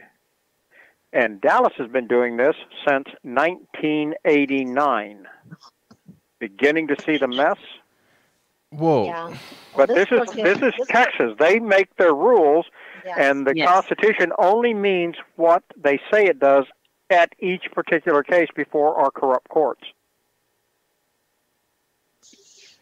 You see, so this now really shapes what is becoming one giant spider web of corruption, deceit, lies, conspiracy. The list goes on. You can't call a conspiracy that's built on facts, on evidence. The conspiracy is a theory on something that there is no evidence to refute or, or support it. Right. But when you're looking at documents, it's not a conspiracy as such. It may be a conspiracy between agencies to violate the civil rights and legal rights of a defendant. But you have to make sure you state what is the conspiracy. Is it a conspiracy of belief that the state's done something, or is this a conspiracy of state officials based on evidence? Someone, Justice C in the stew pot, mentioned the name Linda Schluter. Yes. How does she play into all of this? Okay, Linda Schluter is a woman who in October '96. Now, this is a key period. No, I'm sorry, I think it's November of '96. Jimmy Fennell has just flunked his first polygraph over did he murder Stacy? Did he strangle her? They've scheduled him for a December polygraph with the Department of Public Safety's polygraph expert. Mm-hmm. So in between the two polygraphs, this woman, Linda Sluter, comes into the mix. She claims that she picked up a guy, downtown off Chestnut to give him a ride, that she was afraid it was so cold that night, blah, blah, blah. Well, I pulled the temperature. It was not cold. It was in the upper 40s, low 50s. Listen, for a South Floridian, that's cold. No 30-mile-an-hour winds or anything. And he's got a jacket on, a light jacket. So she gives him a ride, and they get out into the country, and she claims that he then attacked her, wanted a blowjob. And she said, over my dead body. And they got into this fight. Now, this is under 120, I think she's 125 pounds. Mm-hmm. She's a little girl. Rodney is 6 foot. He's a Golden Gloves boxer, and they get into a punching match. She punches him. He punches her. She slams his head in the car door. She kicks. She does all of this stuff, and then a car comes, and he flees in her car. Now, this woman has fingernails that are about an inch longer than the tip of her fingers. Not one broken nail, not one scratch on the person she alleges did it, Rodney Reed. Well, she does know how to fight, as evidenced by her several assault charges in several different counties. She definitely knows how to fight. That's right. She has a long history, but she's also a dancer. Now, who is it that keeps getting in trouble, trying to have sex with dancers? Strip club dancer. Jimmy Fennell. You can see Jimmy Fennell setting this thing up to divert the attention away from him and to Rodney. He's panicking. Yeah, I didn't even connect that. And there's no DNA in the case, yet you had this massive fight. They find her car parked at the elementary school just a few houses down from Rodney's house. Even that. And they accuse him of auto theft or unauthorized use of a vehicle. They arrest him and then they release him. She didn't report the car till maybe 3 days after this incident? I don't know. I don't off the top of my head. I don't think I remember that. No, she reported in her statement that the guy took off in her car when this other car came. But when you take the totality of her story, it's BS. Now, and that's the way the DA's office, they wouldn't touch it. Pinnock's office wouldn't touch it. Because once you got into it, it was obvious as hell that this couldn't have happened. When I went down and looked at the pictures in the courthouse file, I go, oh, this is crap. I have 3 sisters. Growing up, I know what happens when you make a sister mad. They come at you claws, like a cat, claws extended. Mm. And you got a woman that's got fingernails like this. Oh my God, I can see how that's going to end. And yet she never scratched him once. He has no injuries on his body. Where she did all of these things, slamming his head in the car door. Should at least have a nut. He's trying to come in, and she slams the car door on his head, and he's got no marks. When you take her statement and you looked at him when they went to, when they called him in, there's no evidence of what she's alleging on him, period. Now, touch DNA would work, except for they never submitted any DNA to the DPS. They have no DNA. I requested. I asked for it. They have no DNA on Linda Sluter. Mm. Yeah, so it did. Her attack was on November 9th, and on the of 1996, between the 2 polygraphs. And then on 11/13/96 is when she came back in and filed a report of her car being stolen. Okay, well, she reported it. That it's in that. It's in the statement. When she officially reported it, in her statement that's on file that she gave to law enforcement. Now you understand that the person who fed her the information on Rodney Reed is Kelly Miller. And Kelly Miller is one of those officers with the Bastrop Police Department that was maneuvering to get charges brought against Rodney. So what she told her is Rodney has a particular jacket, and then Linda Sluter described that jacket for her statement to say it's Rodney. Well, it was it was one of Rodney's Golden Gloves jackets from Wichita Falls that he didn't wear. One of his brothers wore, not Rodney. Wow. You see how this thing falls apart? I'm trying to, I'm visualizing that a document regarding Michelle Rodriguez, when there was a restraining order and Rodney ended up getting arrested on his birthday because he allegedly called her house. No, not that's Michelle Castillo. Yes, I'm sorry, Michelle Castillo. That's his girlfriend. In fact, if Stacy hadn't been murdered, her and Rodney would have been married long ago. I thought I remember seeing that Miller was the one that arrested him, but maybe it was a different Miller. It's a common name. Right, no, it's Kelly Miller. But you see, what the problem is Michelle Castillo's brother was a Bastrop sheriff deputy, and the family didn't want Michelle dating Rodney. Right, and Randy Castillo, and he was also in Jimmy's police academy class, right, coincidentally. Yeah. Now, here's to show you how screwed up this is. At the crime scene, at the high school parking lot, when Stacy's truck is found, a sheriff deputy came over to help Ed Somala because they were shorthanded at the police department. He took the pictures for Ed Somala collecting the evidence at the high school parking lot. The guy's name is Robert Foster. Mm-hmm. Robert Foster is a white officer. Robert Foster, at that time, was married to a white sheriff deputy by the name of Lynette Peterson, or Peters. I'm not sure which way. Now, if you listen to Rodney's 2003 interview, I don't know if you've seen it or not. I'll send the link that you can play it. Mm-hmm. Rodney talks about how after he was arrested and charged with Stacy's murder, he was taken to LaGrange for a month and then transported from LaGrange to Giddings. Yeah. The officer who transported him was Lynette Peterson. Here's the missing link here. Lynette Peterson is one of Rodney's ex-girlfriends. She's a white girl who married a sheriff deputy, Robert Foster. Rodney and Robert Foster almost came to a fist fight over Lynette in the past. The alternate on the jury Robert Foster's is mom. Robert Foster's mother. Right. I knew I know that name. What? Yep.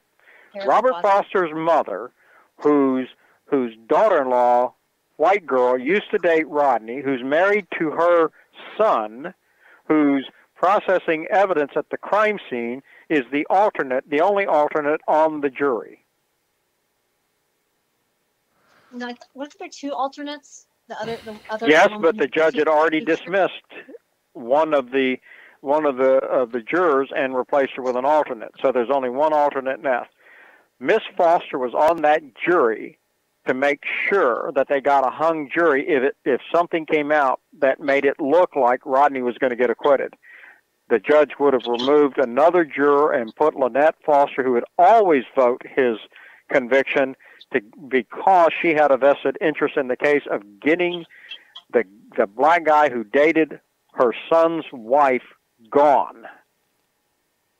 And there is nothing and it seems like it's the craziest thing in the world for a deputy who processed evidence at the crime scene, who's married to an ex-girlfriend of the defendant who dates white women, and his mother ends up on the jury. Now, you could say, oh, well, it's a little town. Did they know that this was Robert Foster's mother? Did the court know? Did the DA's office know? Right. Did the sheriff know? Right. Well, yeah, because you know what what Miss Foster's job was? What? She was the woman who handled the golf checking fees at the golf course in Bastrop. Then everybody in an official position all would the know officials her. go and play golf at the country club, and she handles the check-in There and you check-out go. registration for the. Everybody knew who she was. They knew who her son was. Remember, Bastrop's a very Small at that town. time. I guess there was maybe 5,000 people in the whole town, tops, if that. Yeah.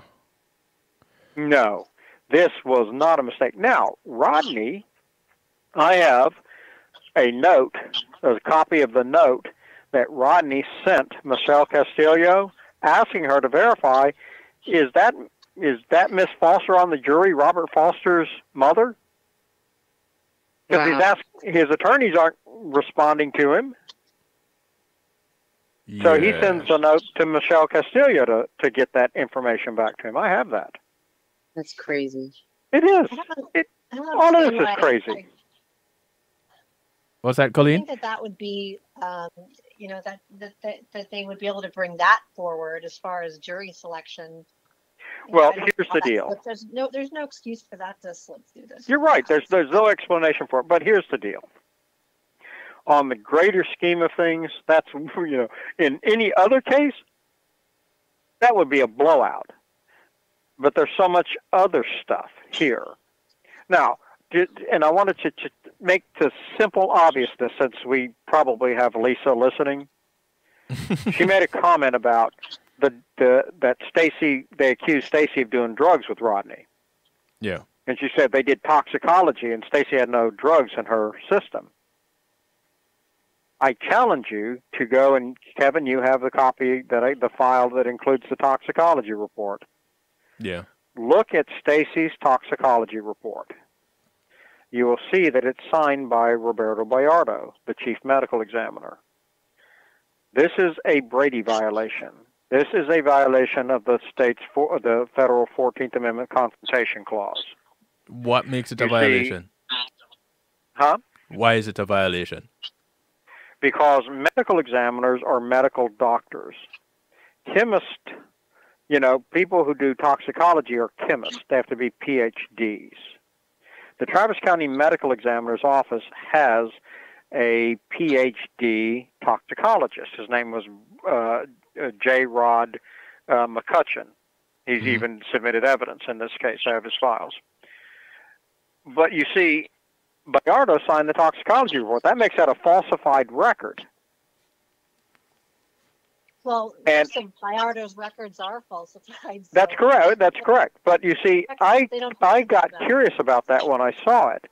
So to show you what kind of work I do, you know what I did? I went up to the archives, the state's archives, and I pulled every murder case backwards until I found where the flip came, where the chief toxicologist stopped signing toxicology reports and Bayardo started signing them. It was a 1991 case.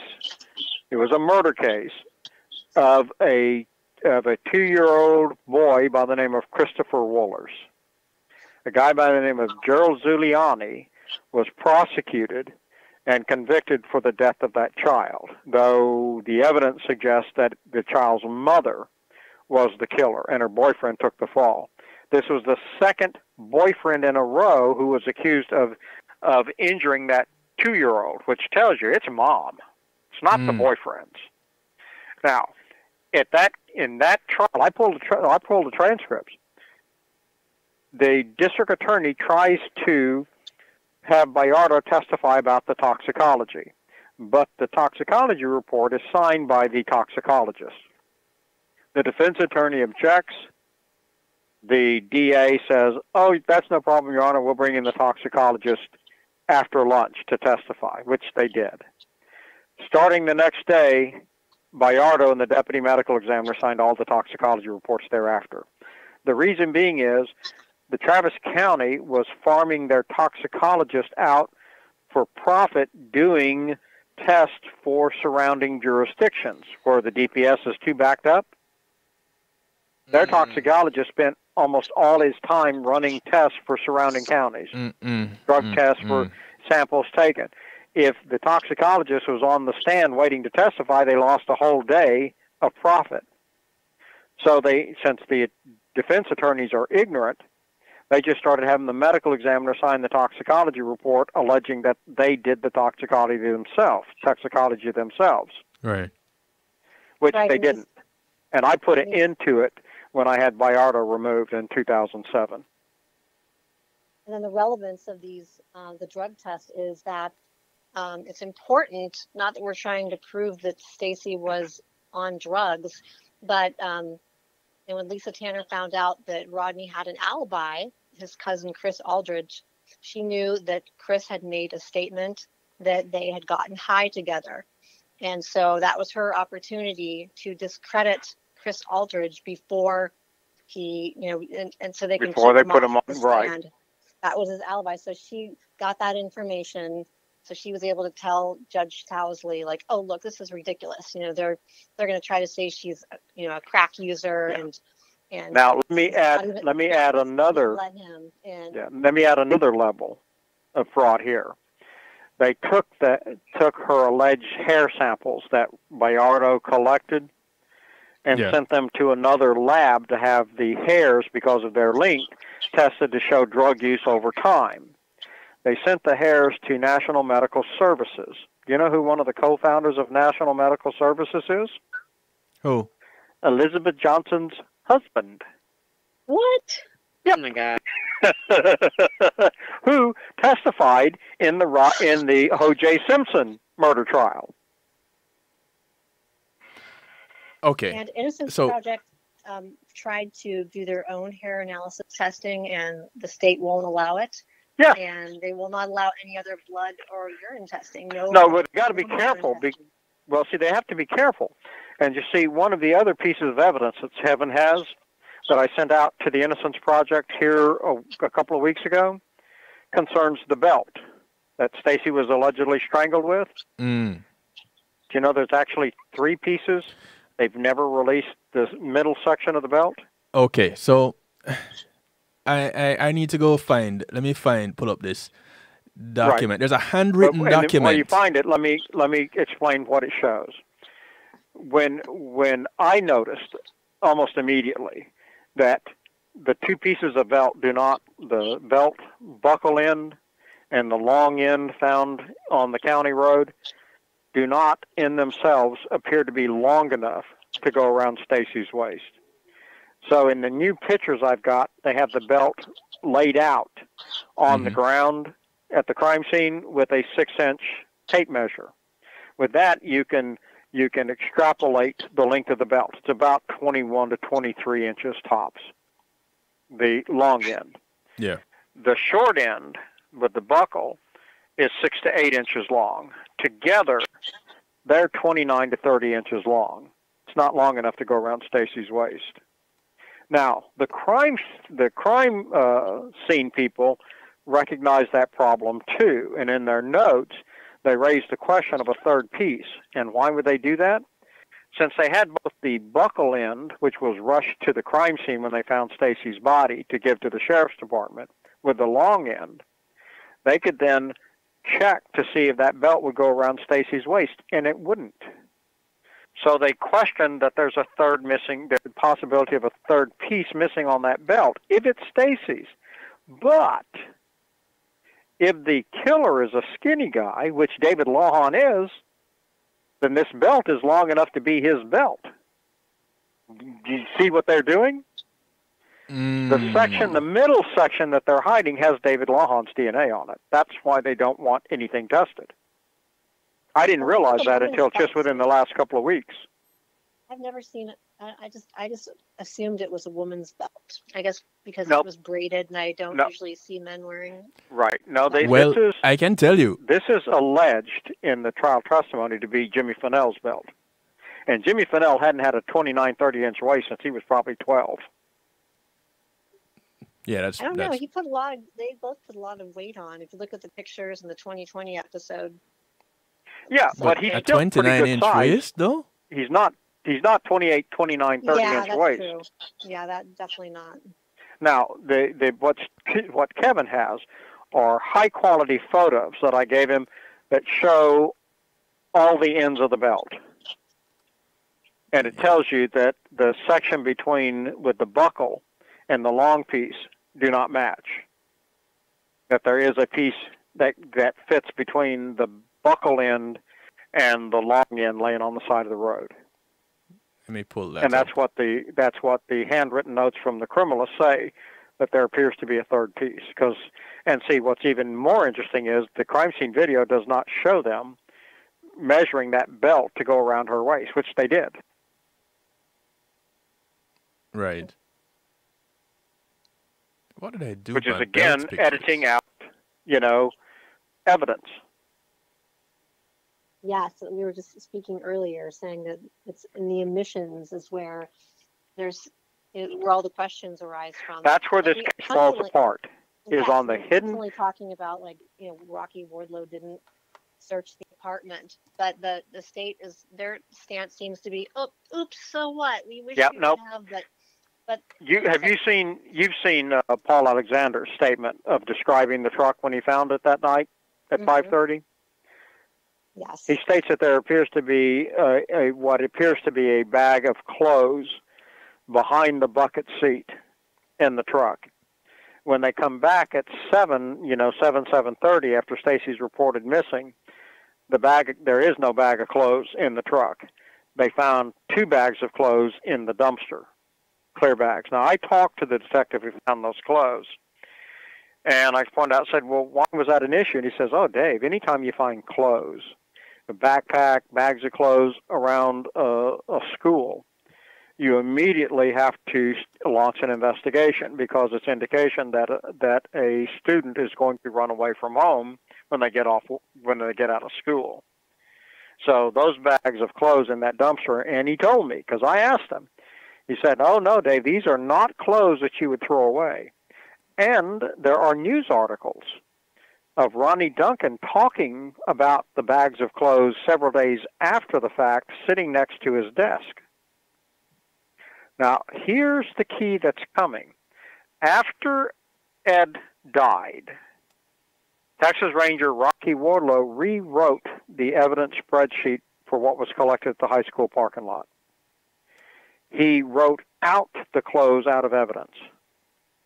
He added the check carbons that were never found at that crime scene. See, I have Ed's original report and notes, and there was no check carbons. He collected an HEB pen, the short piece of belt with the buckle, 2 bags of clothes, and some napkins on the ground next to the pickup. Not check carbons, napkins. After Ed's death, Rocky Wardlow changed the evidence spreadsheet, changed the name of the person who collected all the evidence from Ed Somala to Chris Walker. And he puts on there Sergeant Chris Walker of the Bastrop Police Department. Chris Walker was a Bastrop County Sheriff deputy, sergeant. He could never collect evidence in the city limits of Bastrop because, as a sheriff deputy, has no jurisdiction. He was just one of the 2 sheriff deputies helping Ed Somala process the parking lot crime scene. Robert Foster took the pictures, never could touch any evidence, could never take any evidence into custody because he had no jurisdiction. Sergeant Chris Walker canvassed the parking lot looking for the keys, looking for evidence, and found the bags of clothes in the dumpster. Could not touch them, notified Ed Somala. Ed Somala had Robert Foster take pictures, and then Ed took them into custody. When Ed got back to the police station after finishing processing the crime scene, Chief Rodney Duncan came out and took all the evidence from Ed to confront Jimmy Fennell in his office with David Board over this evidence, leaving Ed with only the 2 rolls of undeveloped film that he took. And those bags of clothes were never seen again. Those are Stacy's clothes. And they were later, according to the family, were later given to to Carol Stites. See, Jimmy Fennell screwed up. And that's why they couldn't search Jimmy's apartment, because Jimmy threw everything she owned out with her body. So the only way that Wardlow could see that apartment was in the presence of the Giddings police chief. Now you have another person that you need to cover up. If they went into Jimmy's apartment and there's nothing of Stacy's in there, they say, well, where's Stacy's stuff? Oh, well, she keeps all of her clothes downstairs with her mother. She goes up and downstairs. Well, they go down and talk to Carol. She's got all her clothes up there. You see what would happen? Jimmy's dead. Right then and there. Yeah. So they don't check. That's why they didn't search his apartment, because there was nothing there of Stacy's. Now, let's close the last big piece that Lisa Tanner touts every time she gets in front of a camera. We searched every possible way for Jimmy to have driven Stacy's dead body there and dumped it and got back to Giddings by 7 a.m. to intercept that call. Yeah, really. Well, let's look at it. In 2016, Curtis Davis does an interview with CNN. In that interview, he says, oh, Jimmy Fennell committed perjury when he took the stand and said he was at home all night with Stacy, because Jimmy told me, meaning Curtis Davis, that he was out drinking with his buddies till about, 10, 11. So that brings one of the things that starts that evidentiary hearing in 2017. Bryce has Curtis Davis on the stand. He doesn't say, Curtis, okay, the night that you're talking about, the night of the 22nd to the morning of the 23rd that Stacy went missing, where were you that night?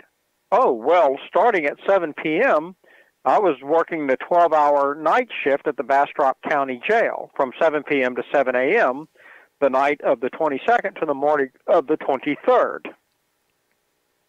So you worked the whole shift? No, about 2 hours into my shift, I broke a tooth, and I had an emergency dental appointment, so I had to take off.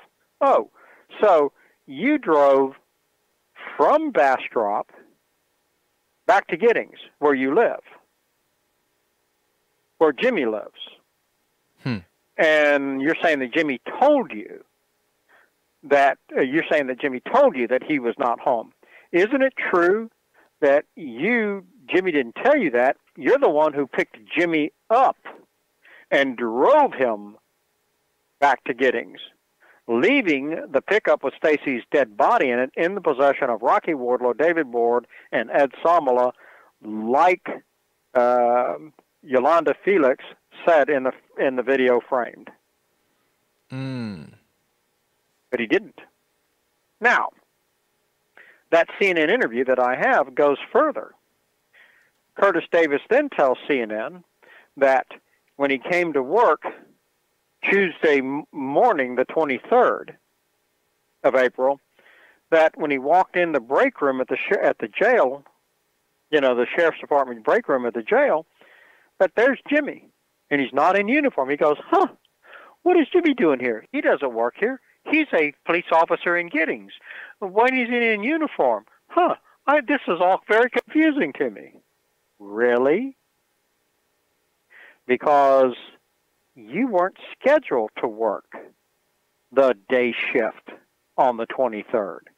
You see, your shift was from 7 p.m. the 22nd to 7 a.m. the 23rd. You should be just getting off work. On Tuesday, you were also scheduled to work 7 p.m. the 22nd or 23rd to 24th to 7 a.m. the 24th. So what are you doing at that jail? Because you're not scheduled to be worked there. You had a rendezvous with Jimmy to escort him around that day to keep him under control. You lied again. Why didn't they address that? Well, before you answer that, David, throwing Rodney under the bus. Hold on. Before you go on further, let me say thank you to our affiliates, NIE Radio out of New Jersey, Island Worldwide out of New York, One Harmony Radio out of the UK, WGLRO out of Texas, ClintonLindsay.com, the Foundation Radio Network, PEMG TV will still be with us. All the affiliate radio stations will be going on to continue their scheduled programming at midnight, which is about another 2.5 minutes away. So thank you guys. We'll be continuing here on kevinstew.com. So, and PEMG TV. So you can continue and stick around with us. So, all right. Continue, please continue, David, because well, so you have the pieces. It's Curtis Davis, Jimmy Fennell's best bro friend in history, and Curtis Davis's too, because in the CNN interview, Curtis Davis, who's older than Jimmy by a number of years, tells CNN that since high school he's never had a best friend until Jimmy Fennell. And so he would do anything for him. So he would pretty much do anything for him. This was a bromance like that. Whatever that Turtle Dove Creek, whatever that one we talked about. Brokeback Mountain. Yeah, Brokeback Mountain. I mean, this is that kind of. They're alleging that this is that close a relationship. So, and Curtis is saying that he would never. If he knew that Jimmy killed Stacy, he would never help him. He would turn him in, and yet the records prove just the opposite. Curtis Davis, Jimmy Fennell's best friend, takes off work, lies to his supervisor about a broken tooth, which he never went to any dentist on. There are no medical records. Nothing. He admitted he never did. Never went to any dentist. He and Jimmy are both there in Bastrop at the time he takes off. Jimmy is seen outside Yolanda Felix's house behind the high school parking lot, just a block or so from where the truck is found the next morning, with the Texas Ranger and the two detectives, Ed Sommel and David Board. Stacy's dead body is in that truck, according to the forensics, at that time. Jimmy Fennell leaves Stacy's dead body in that truck for the Texas Ranger Rocky Wardlow, Ed Sommel, and David Board to stage the crime scene for him. And Curtis Davis drives him back to Giddings. That's how Curtis knew that Jimmy wasn't at home that night. He was out drinking with his buddies. But were they drinking Bryce bush beer? didn't ask him, are those buddies? Well, wait a minute. There are beer cans found at the dump site of Stacy's body. Right. Well, yeah, kind of, the pieces are all there in the evidence. But Bryce wouldn't ask Curtis Davis when he had him on the stand, did you take off work that night? Because he had all of this stuff. I gave it to him. And I'd gone over this before over the years with him, in his office, in person. That testimony is very cringy to watch, by the way. I was going to post it, but Curtis Davis passed away recently. Yeah, he did, just a couple of weeks ago. I'm just wondering if Curtis Davis left a confession with his wife. I suspect that he did. Then I don't then know. she should come But forward. it doesn't matter. It doesn't matter. All of this, all the pieces are there. David, could you expand on the beer can evidence? That was Ooh. like that. Cringe. Just elaborate that. Not like just the how at first it implicated that it was Ed Samela and David Hall, right? And then the second test made it Ed Samela no, and David Hall was more. I can't remember off the top of my head. Okay. And then the third one, the one that they say excluded them both, but actually that's not correct, right? Yeah. It's actually 1,000 times worse. And see, these records just came in. It's David Lawhon's DNA on the beer cans. The beer cans from Stacey's Yeah. crime scene? From the dump site of her body, it's David Lawhon's DNA on the beer cans. What? Yep. Are you kidding? I'm dead serious. Oh my God. Is that What? And confirmed? I'm going to tell you, this is the ugliest of the uglies. Is that verified Do you have a copy of the lab report on those beer cans? No. Do I? No, I don't. I do don't think somewhere, we- but Okay. Here's the deal. when I went after Carol Steitz's statement in October 2001, it's not the only thing I went after. You see, I came in the day after the evidentiary hearing on March 15th. Now, as you are aware, I've made it clear that the Texas Ranger Wardlow put my driver's license picture on a wanted poster and started showing it around the county. Right. In early March. Well, I talked to the county official who told the newspaper reporter who told me. I did the research on it, and I caught the DPS. A high official in the DPS lost his job over it. And what Wardlow was doing was trying to keep me out of the evidentiary hearing. You see, this is such a comedy of circumstances. I have to back up a little bit. In late 2000, I had some dumping on my property of banned DDT derivative chemicals. I went to the Rangers to start an investigation. That's how I met Rocky Wardlow. So he took on the investigation. Well, I wasn't really, overwhelmed with him.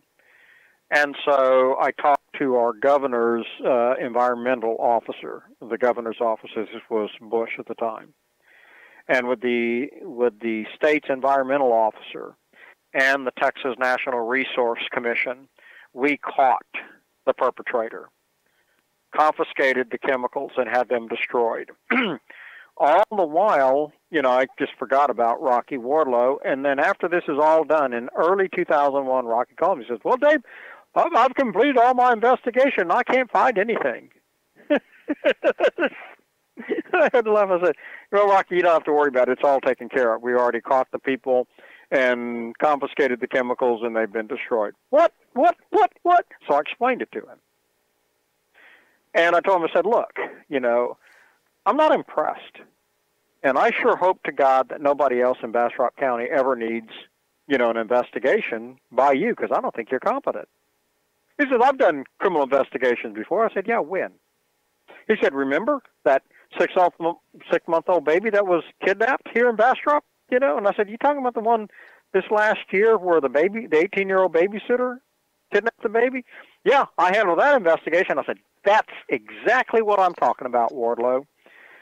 It took you 2 weeks to pick up the phone and call the girl's mother in Austin, where she had been with that baby the whole time.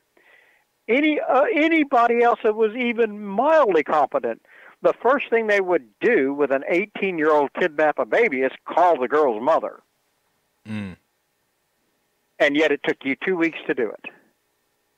And I said, "Quite frankly, Wardlow, I doubt that you could investigate your way out of a wet paper bag with a hole in it. And you know what? One of these days, I'm going to show you how to do an investigation. So you have a nice day." And I ended the conversation. So you guys had history. Yes. And then a month later, the reporter with the Smithville Times, we ran into each other on another matter. And she found out that I used to do consulting for the Postal Police and did some stuff for the DA's office in Houston, and asked me if I'd look at the Reed case.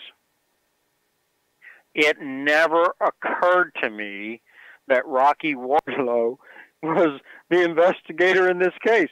So when Wardlow heard that I was looking into it, he freaked. He's thinking, "Oh my God, he told me he's going to show me how to do an investigation. He's going to start looking at this case." And Rocky Wardlow was set to be on the stand at the March 15th evidentiary hearing. Well, when the reporter gave me the file, she never told me there was a hearing in March, so I didn't even know about it.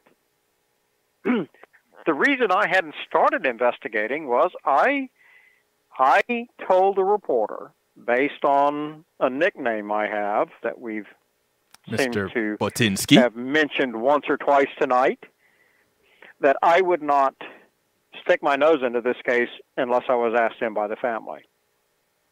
So she gave me Sandra Reed's phone number.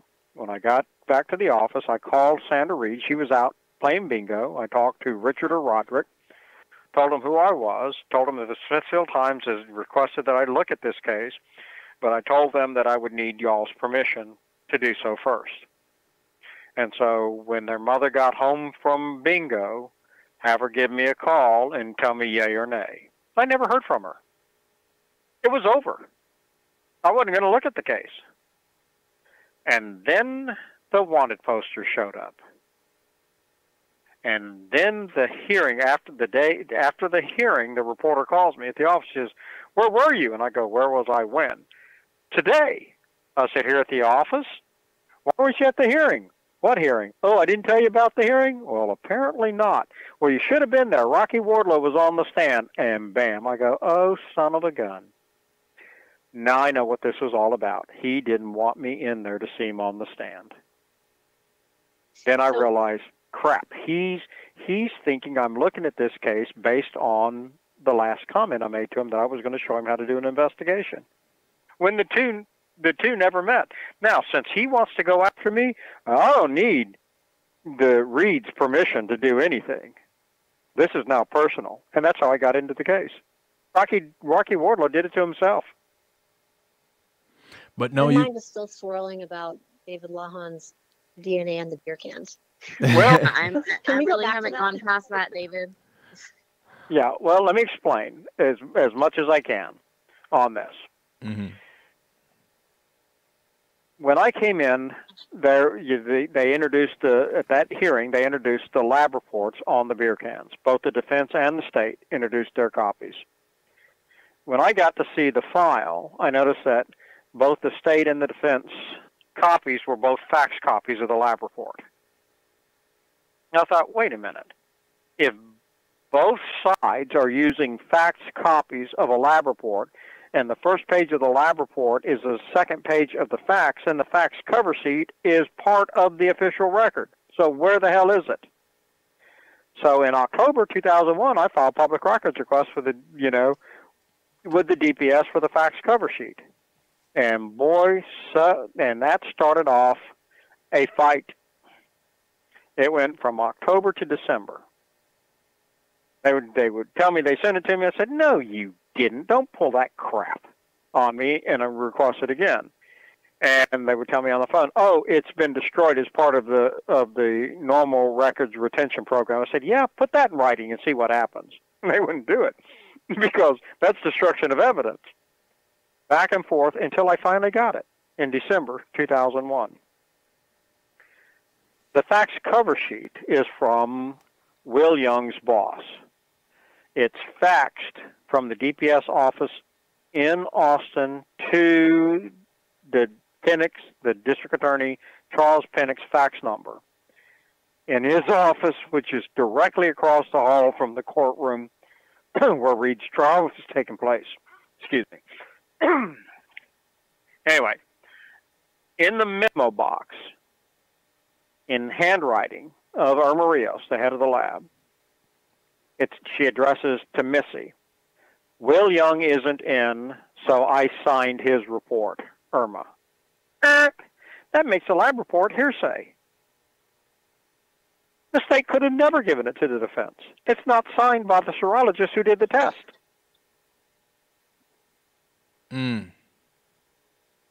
Yeah, how about that for a little bomb? Well, how does a jury not sit there and just be dumbfounded? Like, I know the jury never got to see or hear any of this. True. So true. if they don't know, Rodney found this lab report attached as an unmentioned exhibit on the state's answer to his habeas. Rodney's the one that found this and raised this issue, not his attorney. Now, it gets worse. I have now handwritten documents showing that it was not the Ed Somala, David Law, or David Hall DNA on the beer cans. It was worse. And the person who changed the lab report before it was printed out was Irma Rios. She was alerted that you need to look at these findings and make whatever changes you need to make, and then fax it to Mitzi, Mitzi Wolf and Lisa Tanner before 9 a.m. on May 14th, which is the last day of trial. That's when Elizabeth Johnson came to testify. And see, having the facts cover sheet when I received this new report, it puts them all together. And then it tells her how to find this record that hasn't, on what computer it is to make her change, which she acknowledges she, signed his report, which means she changed it and he can no longer sign it, which is why Will Young has never signed this report. It's not his work anymore. So I have to think, who the hell's DNA is on these beer cans? Right. Who is bad enough that would be worse than Ed Samala and David Hall? I think, okay, it could be Wardlow, maybe Sheriff Hernandez, David Borge. And I go, no, can't be. Because whoever DNA is on the beer can, that DNA is already in the system. And it's likely in this case. So you don't have Rocky Wardlow's DNA. You don't have Richard Hernandez, the sheriff's DNA. You don't have David Borge's DNA. So whose DNA do you have? Bam. David Lawhon's. Now, but there's another piece of evidence that tells you absolutely it's David Lawhon's. What's that? It's the bait stamp number on that lab report. That Lisa Tanner and Mitzi Wolf in that evidentiary hearing testified, Your Honor, we can prove we gave this to defense. See, it's got bait stamp numbers on it. And that's how we prove that we give documents to the defense, is we bait stamp them. And this has bait stamp numbers, which proves we gave them to them. Yeah, no.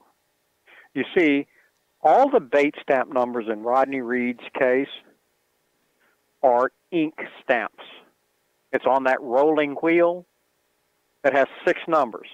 So all bait stamps in Rodney's case start with 000 and then 3 numbers until you get to 1,000. And it's 2 zeros and 4 numbers.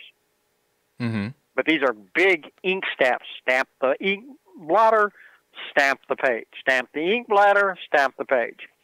On this particular lab report, the bait stamp numbers are typed. They're type numbers. There are 4 numbers. They're in the same font as the document. So I go and pull records from David Lawhon's file. They're the same. Same sequence? They're in the same 4 numbers, same type 4 numbers, same 1,000 range. They put this lab report not in Rodney's file, but in David Lawhon's file because it's David Lawhon's DNA on the beer cans.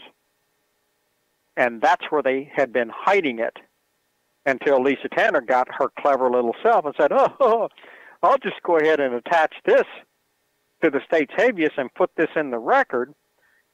Since the defense wanted the DNA of the 4 suspects to check against these beer cans, we've got to close any doors of the federal habeas attorneys going, whatever happened to the defense test on the beer cans? Well, we use this to show that it doesn't match.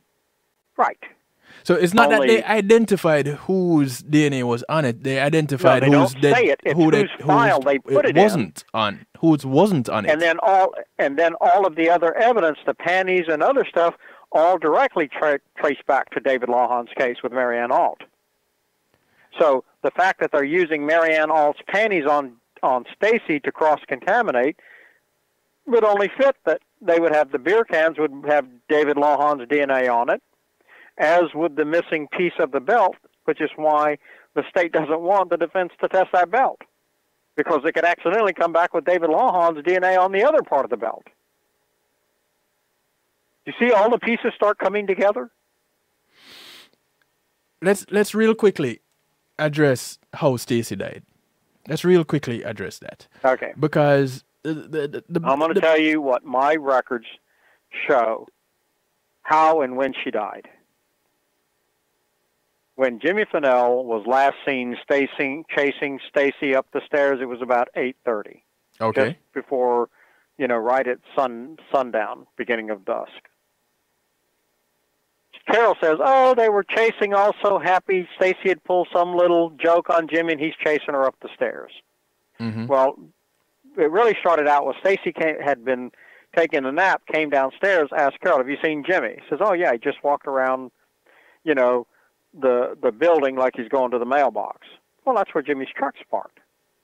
So Stacy goes around to, you know, surprise him.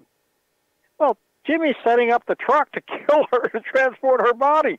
Yeah, she surprised him all right. And so he's chasing her. Carol takes it all happy-go-lightly, but as soon as they hit that apartment, he jumped on her and he killed her the way most police officers kill people to get away with it. Just like George Floyd, Eric Gardner, and the list goes on, Trayvon Martin, they die of compression suffocation. You get on their back, and if you can get their arms behind their back, it takes as little as 5 pounds of pressure in the center of the back that as soon as you exhale, you can't inhale. And that's how Stacy died. Now, what that does is, when the lungs lose the air, the weight now is compressing the lungs, which damages and bruises them. It also puts weight on the heart, and the heart can't beat right. It can pump blood above the shoulder into the brain and face, but it can't pull it back. And so with every heartbeat, the blood pressure above the shoulders increases exponentially. I know this because I almost died this way in a football game back when I was in junior high. Mm-hmm. I got on the bottom of the pile and had the wind knocked out of me with people on my back, and I went through this. I know what each heartbeat feels like, how the capillaries rupturing in your face and it feeling like you're being stabbed by 10,000 needles. Pins and needles, yeah. Every heartbeat feels like your head's going to explode off your shoulders. And so, but it leaves artifacts. One thing, once you get off the back and the person is brain dead, because what happens is the blood coming in the base of the spinal column, in the base of the skull at the spinal column, mm-hmm. the blood pressure increases at the base and it crushes the brain against the outer skull. Much like as you had a head injury and your brain swelled to the point that it killed itself. Only this doesn't take 20 seconds to kill you. The blood pressure increases that fast. Mm. But as that blood pressure increases and the capillaries rupture, the blood goes into the skin and into the muscle tissue of the face. And so what an artifact you get is the face looks puffy. Stacy's face looks very puffy. It also, in some people, if you have large lips, it will turn them inside out as if you've been stung by a bee and had an allergic reaction, because the lips are thin. As the blood pressure increases, the lips swell, and they will roll inside out at times. Mm. Another artifact is the lips become very blue because all the blood rupturing right underneath the capillaries, right underneath the skin, tattoos the skin blue. Stacy's lips are black because you have both the blue from the compression suffocation and the added blood from the lividity, which leaves the lips many shades darker than the rest of her face. And that is, again, an artifact of compression suffocation. Another artifact, and the most telling, is the weight of the lungs. Immediately, the bruised lungs being crushed together, immediately fluid starts running.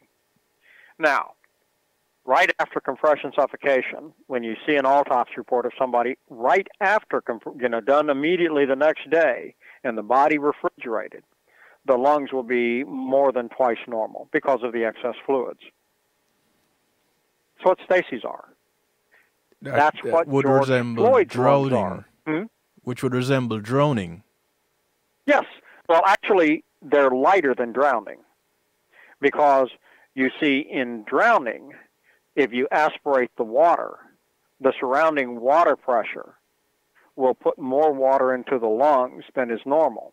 When you pull the person out, those fluids are in the lungs and the lungs are expanded and full of water. On compression suffocation, the lungs are flat and they get tacky. The blood gets tacky immediately, so you can't blow them up again. So as the fluids run and more fluids try to go into the lungs after you're dead, you can't increase the pressure any more than there already is, because the fluids will run up the bronchial tree into the esophagus and out the mouth and nose. So a compression suffocation way to the lungs pretty much stays the same no matter how much more volume of fluids come in, because you can't push the lungs apart. And so since you can't expand the volume, you can't hold any more fluid than is already there. So it just links out. So Stacy's lungs stayed the same as when she died, about twice normal. George Floyd, I have George Floyd's autopsy. George Floyd did not die from the officer kneeling on the back of his neck. He died from the officer that you don't see with his knees in his back that completely collapsed his lungs. George Floyd's lungs are completely flat and no volume at all. And his lungs mimic Stacy's, and they weigh the same amount, even though he was promptly refrigerated. Because if he wasn't refrigerated and the bacteria started and more fluids linked in, they would run up his windpipe and out his mouth like Stacy. An artifact of compression suffocation are flat lungs that weigh twice normal. What was that, Colleen? They're not drowning. I was going to say, since we're on this topic of how police subdue people, I was wondering if the Bastrop police were using taser guns or stun guns back then, because I just noticed that some of what they thought were cigarette burns resemble images of people who had been tased. Severe electric burns from tasers. Okay, no, taser burns, I've seen taser burn marks in autopsy before. They're just little pinpoint red spots. You see, a taser may have 50,000 volts, but they have no watts. And you see, it's watts that is what it determines the pressure of the electricity, the flow that causes the current. Voltage, is not what kills you in electrocutions. It's watts. Well, taser burn. There's a lot of documentation, autopsy documentation of severe taser burns. Some of them just look like cigarette burns. Some of them, there are chunks of skin missing. Okay, I've never seen a taser held to a body that long, because again, it's like, when you're talking about a taser with 50,000 volts, since, we've had livestock, I have electric fence, generators because of the cattle and the horses that electrify the fence to 50,000 volts. And I'm telling you, it'll put you on the ground, but it won't burn you. Oh, I'll comment here in the stew pot. Joy says they didn't have stun guns or tasers. They didn't get those until after 2000 in Bastrop. Now what Dwayne Only, the investigator for Rodney, he convinced Lydia Clay Jackson and Calvin Garvey that the burns on Stacy were caused by a stun gun. And when I heard that, I confronted Dwayne Only. I looked him up and looked at his background. He got his start as a jailer. And so I called him. Now I said, Dwayne, about these taser burns on Stacy's body, accounting for these burns, I said, you've used a stun gun before. And don't tell me you haven't, because I've looked up your record as a jailer, and I know you used them at that jail. Oh, yeah, I've used a stun gun a lot. And I said, then you know that they won't burn you like that. And he said, well, they'll leave a mark. And I said, yes, they will, but not a burn. Well, they do. They leave burns, David, I swear. Well, now, not, wait. maybe those now do, but they didn't back then, and they didn't in before 2000 either. When I came into this, I have a lot of bodies that have been tasered to death, and they leave the red marks, but they do not char the skin, because it takes wattage to push the electric current hard enough to generate heat. Voltage by itself won't do it. You have If to have there was some type of electric current, you think like no. Watts give you is, and it's hard to explain unless you understand electricity.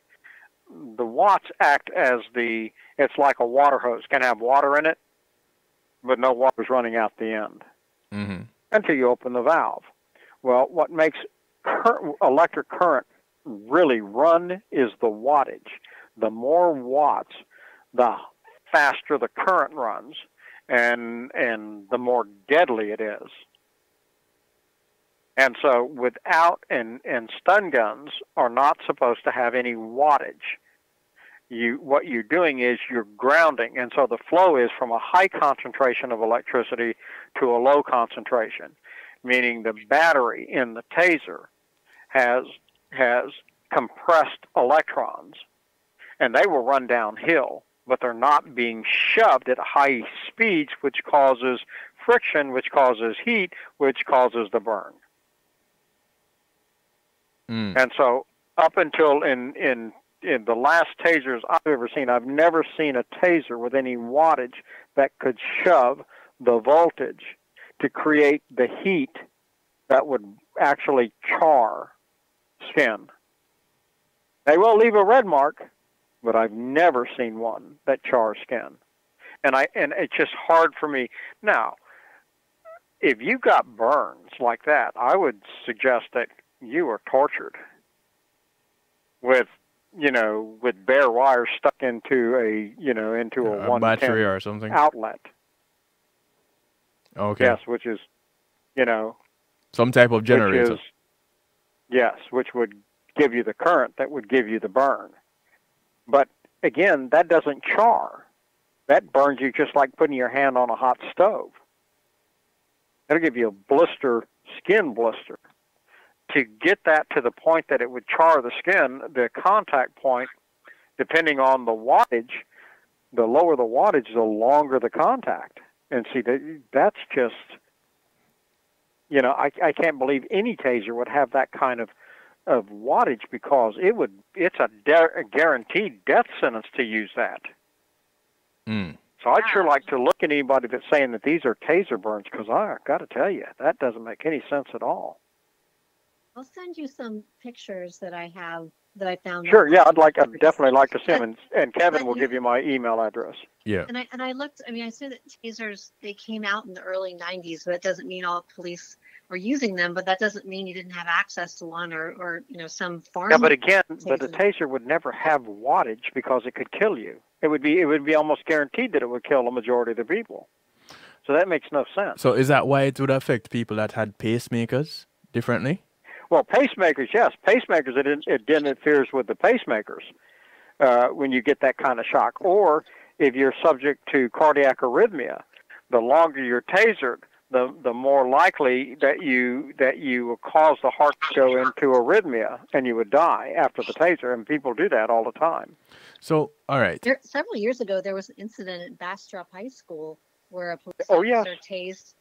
And he on a hallway, and the kid fell straight down, hit his head on the hard concrete floor, and died.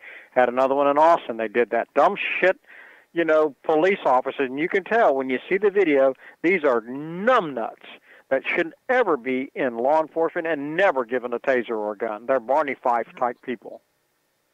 And the big heavy-set sheriff deputy, I mean, this guy weighs probably 400 pounds. He's big and round. And of course, the only place he could ever work is at a jail or the high school, because if he had to chase a suspect 50 feet, he'd die of a heart attack. So or it'd take him a week. What theories do you have on the burns? like the one in her face? Like, I think she was laying on something. Oh, no. I know what those burns on the face are, and that's part of the new documentation that's coming out. I've always known what the burns are. The burns were caused by an electric heating pad that they stuffed in between. See, Stacy was put on the floorboard of the pickup and transported. Her back shoulder, she's laid kind of to the side on her right shoulder and upper back. Her butt is lifted up, pushed against the bucket seat. Her butt is lifted up. Her thighs are parallel to her stomach with her knees in her face, with her shins up and being held in place by the dashboard. And that's where she went into rigor, like that. That's why she's never been face down. All the blood in her calves and thighs ran downhill to her chest, upper chest cavity, which is the lowest point. And thus you have, see, the medical examiners did not note that the depth of the lividity is much too dark for just the blood that would normally be in her upper chest cavity if she died laid, flat on the ground. And you don't have lividity in her calves or thighs because it all ran downhill into her chest and face. And thus it's like her face is a glass that with gravity, the blood would settle to the back of her neck and head. But you have so much volume, it filled her up like a cup runneth over. You've got a full cup of blood in a cup that can only hold a third of it, and so it fills her right up to the tip of her nose. So she has the lividity as if she's face down, but she's always been face up. Do you follow? Mm. Yes. Yeah. Yeah, it makes sense. Yeah. And see, that's why she has no compression points on her face or forehead, showing that she was face down. Yeah, and my Now- thing too is if Rodney had done something to her and transported her, it wouldn't have been all clean and classy the way it was. I mean, she would have had her DNA everywhere. I mean, Well, blood. the other part is that rigor doesn't set up in 2 hours.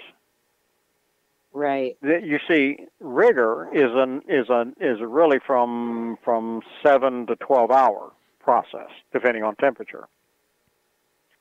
Well, if Stacy died based on the evidence, and see, the way I initially put time of death is the approximate time that anybody last saw Stacy alive until when she's found dead, and that is the formal way of doing it, as an investigator.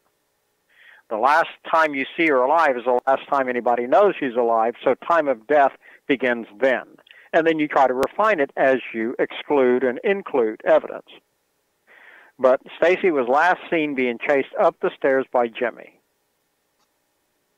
Jimmy killed her right then and there because Jimmy is seen in Bastrop with the pickup and Stacy's dead body in it by 9:30ish, 10. Well, he's got to kill her.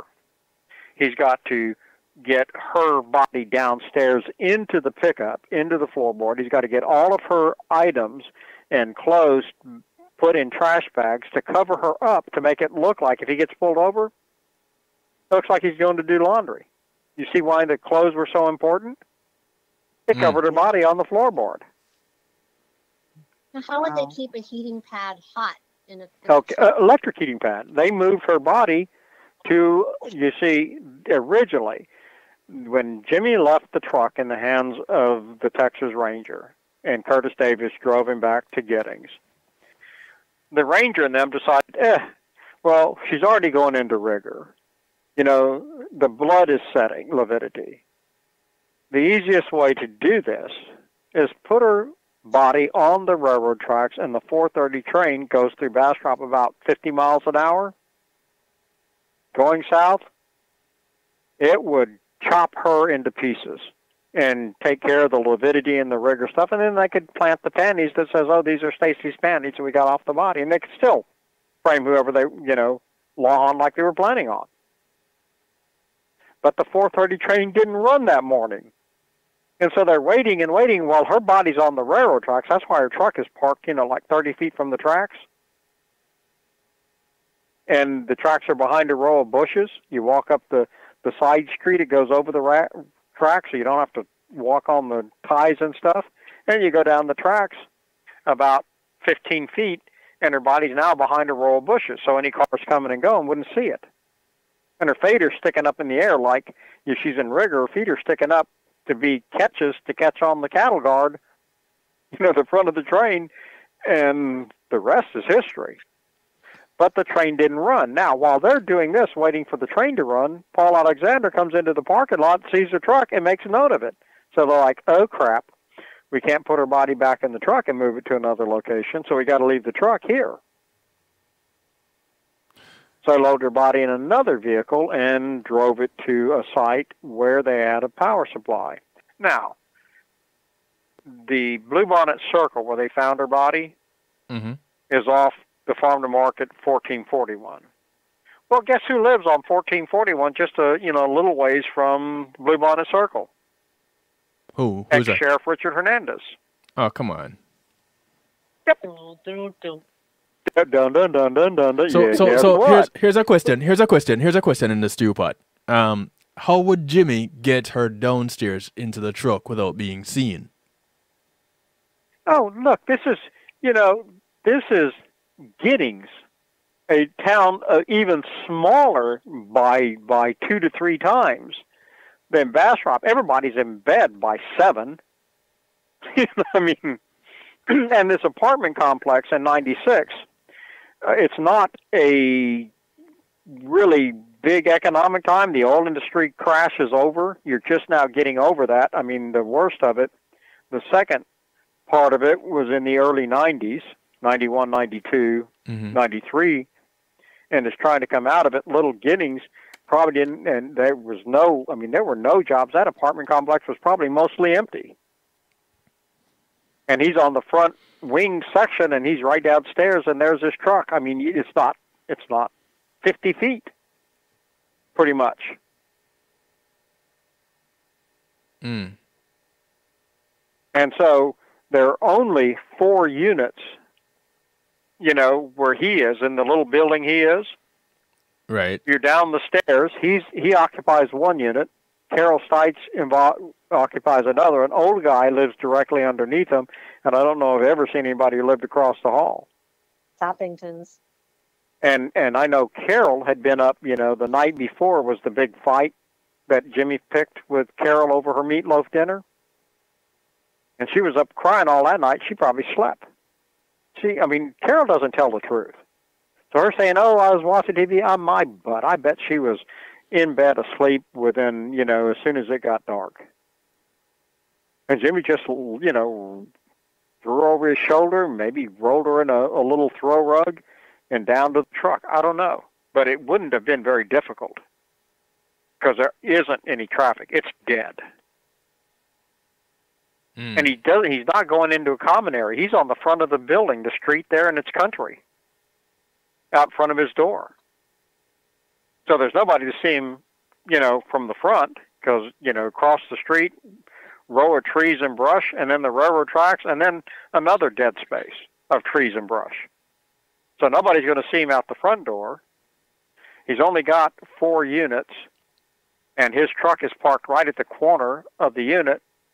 So, and from the top floor, he can look down the road and see a car coming, 5 minutes away. So, it takes all of 30 seconds to get her down the stairs and into the truck. Yeah, definitely. And you could definitely just look out and see if anyone's out there. Oh, yeah, it's easy. It was easy. And everything is dead. As I said, there was no business. It was a recession time frame in Giddings. There was not a lot of business there, and again, by 9, 10 o'clock, people are, they're winding down and going to bed. Let's. And this is a Tuesday night, Monday night, Tuesday morning. There's nothing going on. Let's. Speaking of winding down and going to bed. Yeah, that's right. Yeah. So anyway, you get an idea of. Yes. I want to touch a couple of things David. really quickly before. Okay, well, sure. If you could indulge me a little bit, Colleen. A couple of things that raise my eyebrows would be things like the discovery of the body out in this area, the dump site. This guy picking flowers, and Lisa O'Brien and I went back and forth a couple of times.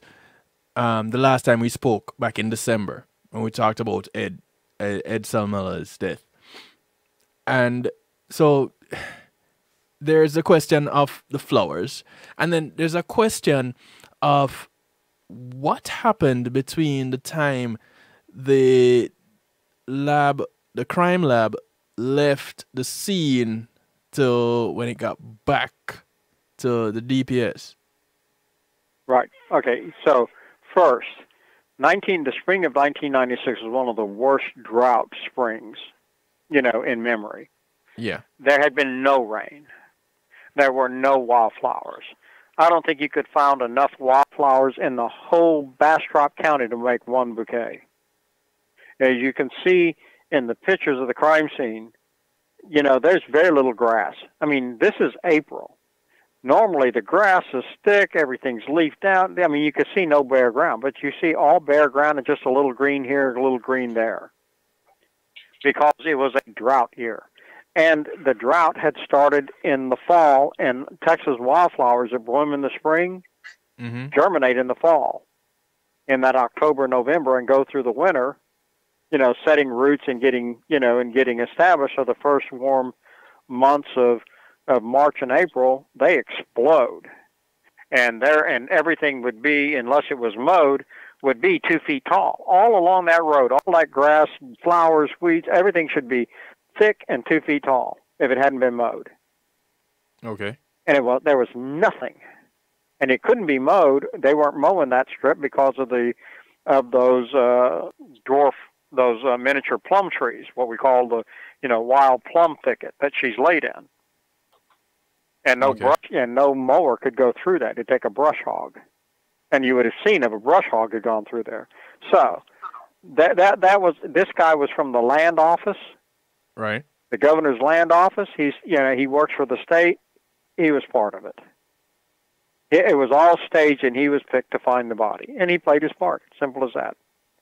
Well, now, it seems that, it was obvious that they wanted the body to be found. It was obvious. Right. With the belt hanging out. But why do you think that they wanted her to be found at a certain time rather than be hidden somewhere, and okay, well, you have to let's go back and look at things. The train didn't run at 4:30. Why was that? Just it didn't do it that night? It just for the grace of God, it didn't run that morning. I don't know why. the railroad company didn't tell me. It just didn't run that morning, which means Stacy couldn't have been stopped by the train for Rodney to abduct her either, because it didn't run that morning. Oh, right.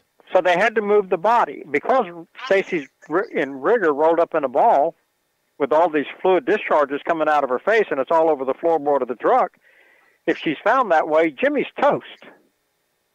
So they have to unroll her and to stage the crime scene. Well, there's only two ways to break rigor. Manually, which leaves artifact, where you just get people and you pull until you straighten them out. Mm-hmm. But you do physical damage. I've actually seen that done before. Yeah, and it causes artifacts, physical damage. You can see bruising of the skin. You can see it. Or if you use heat and warm the body, the warmer the body, the faster the rigor dissipates. Now, hence the heating charge. Stacy's rolled up in a ball, tight, legs against her chest, up to her, and her knees in her face. Have you seen the scratches on her body? Yeah. Yep. Those aren't thorn bushes. The type of briars they're talking about leave a scratch like a cat claw. Very straight, tiny. Those are fingernails. This is a person, Stacy's not on her back when they did this. She's on the side.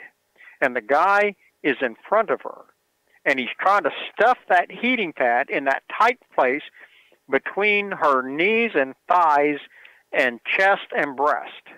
And this guy, whoever it is, and I bet you it's Richard Hernandez, because he has had, and still to this day, has real poor grooming of his nails. And when I've seen him, he's always got nails that look like they should have been cut 3 weeks ago. Ugh. And so you have fingernail scratches where he's scratching, where he's trying to stuff this heating pad in this tight area. So if you roll her up in a ball, and you can see it at the crime scene when they bring her arms in, you know, while she's on the gurney while they're doing the test, you see the way her left arm comes up right up to her breast, and her right arm is below it between her stomach and her hips in that dead space. Well, the burns are on all the top of her left, you know, arm and backside of her hand. They're third-degree burns. It's not burns. Her body is cooked. Electric heating pad from 96 that doesn't have a thermostat on it, and they didn't. Mm-hmm. When you put them on high, they get up to about 160 degrees, which is cooking temperature for a crock pot. There's a lot of cases where nursing home residents are neglected and burned by a heating pad. So, yes, ma'am. Also, you know, a staff will come in and find that the person is dead and they died in their chair, and rigor mortis is set in, and they have to, you know, they probably didn't check on this patient for 12 hours. Right. And so they get into trouble, and that's why I've heard, you know, situations where they try to manipulate the body back to make it look like she was in bed, because, you know, nurses' aides would lie and chart to say that Sure. they turned people, or that they... People will always try to cover up their mistake if the agency, you know, is helping them, and the agencies have more to lose than the individual does. So, and you see that. Well, that's what you have here. You have the law enforcement trying to protect Jimmy, trying to figure out how to undo the rigor and stage Stacy's crime scene.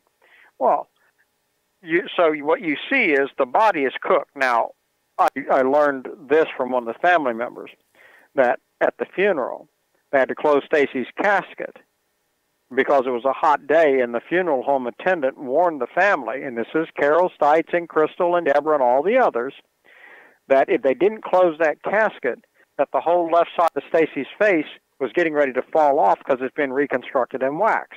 Mm-hmm. Because that burn is not a burn.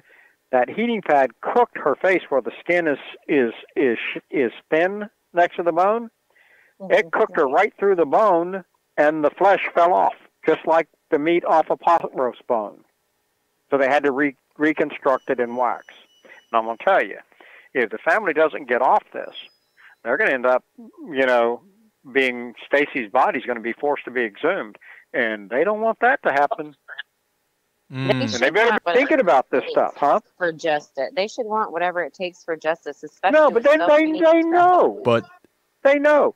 This is why when Carol told me that Stacy was you know, pregnant, and it was Rodney's kid, I said, Carol, why haven't you come forward and told, you know, people this?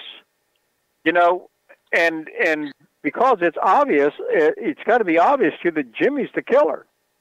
And she said, will it bring my daughter back? And I said, Carol, nothing can bring Stacy back. But you can prevent an innocent man from being executed for a crime he didn't do. And make the person who did it, you know, who killed your daughter, pay. You know what she said? Nothing. She just sat there in dead silence. She would not respond anymore. I said, well, you know, I guess I'm about as shocked as I'm ever going to get. So I guess, you know, we'll just go ahead and end it there. She's made several comments publicly that Rodney and Stacy did know each other from HEB. Sure, yeah, she's told family, yes, but it's more than that. Yeah, definitely. And there's a lot more still. But the point is, when they use that heating pad, those are fingernail scratches stuffing the heating pad. And if you roll her back up in a ball, and you can see by the way the rigors broke, it's easy to roll her back up, and you'll bring that left thigh in over her breast and over that left hand, and that's where there's a third-degree burn on the inside of that knee. You can see the heating pad is all stuffed underneath her breast. against her face, against the palm of her hand, held by the knee, and all of that's where the burns are. So you can tell Stacy was rolled up in a ball to fit the floorboard of the truck. And they used a heating pad to open her up to stage the crime scene. Well, guess what? You know how long it would take to do that? How long? Probably 5 or 6 hours to heat her enough to break that rigor and to cook her like that. And then you got to. Once you're brain dead, you don't.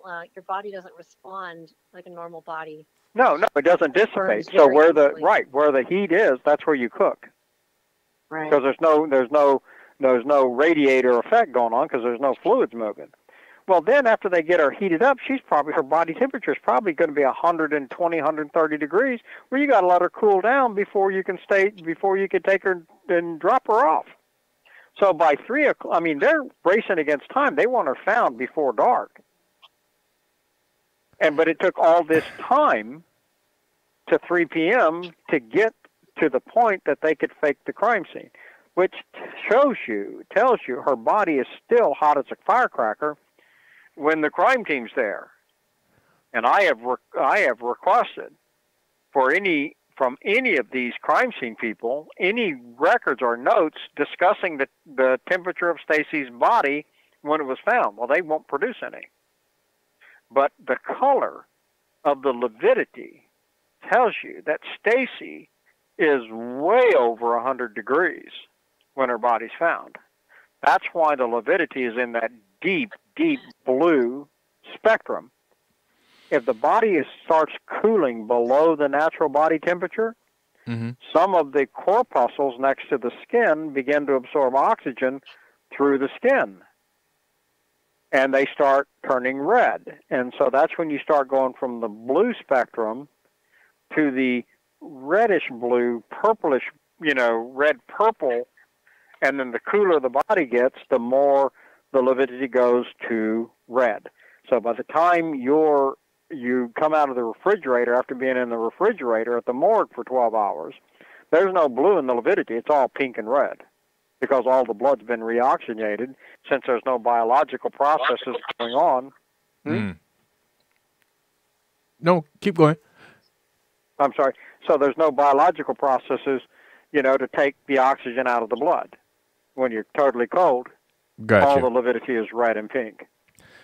But Stacy, the crime scene picture, she is blue. She is in the hardest blue spectrum that there is, which means her body is very, very warm at the crime scene. And she's blue from the moment they arrive to when they have her on the gurney and they leave.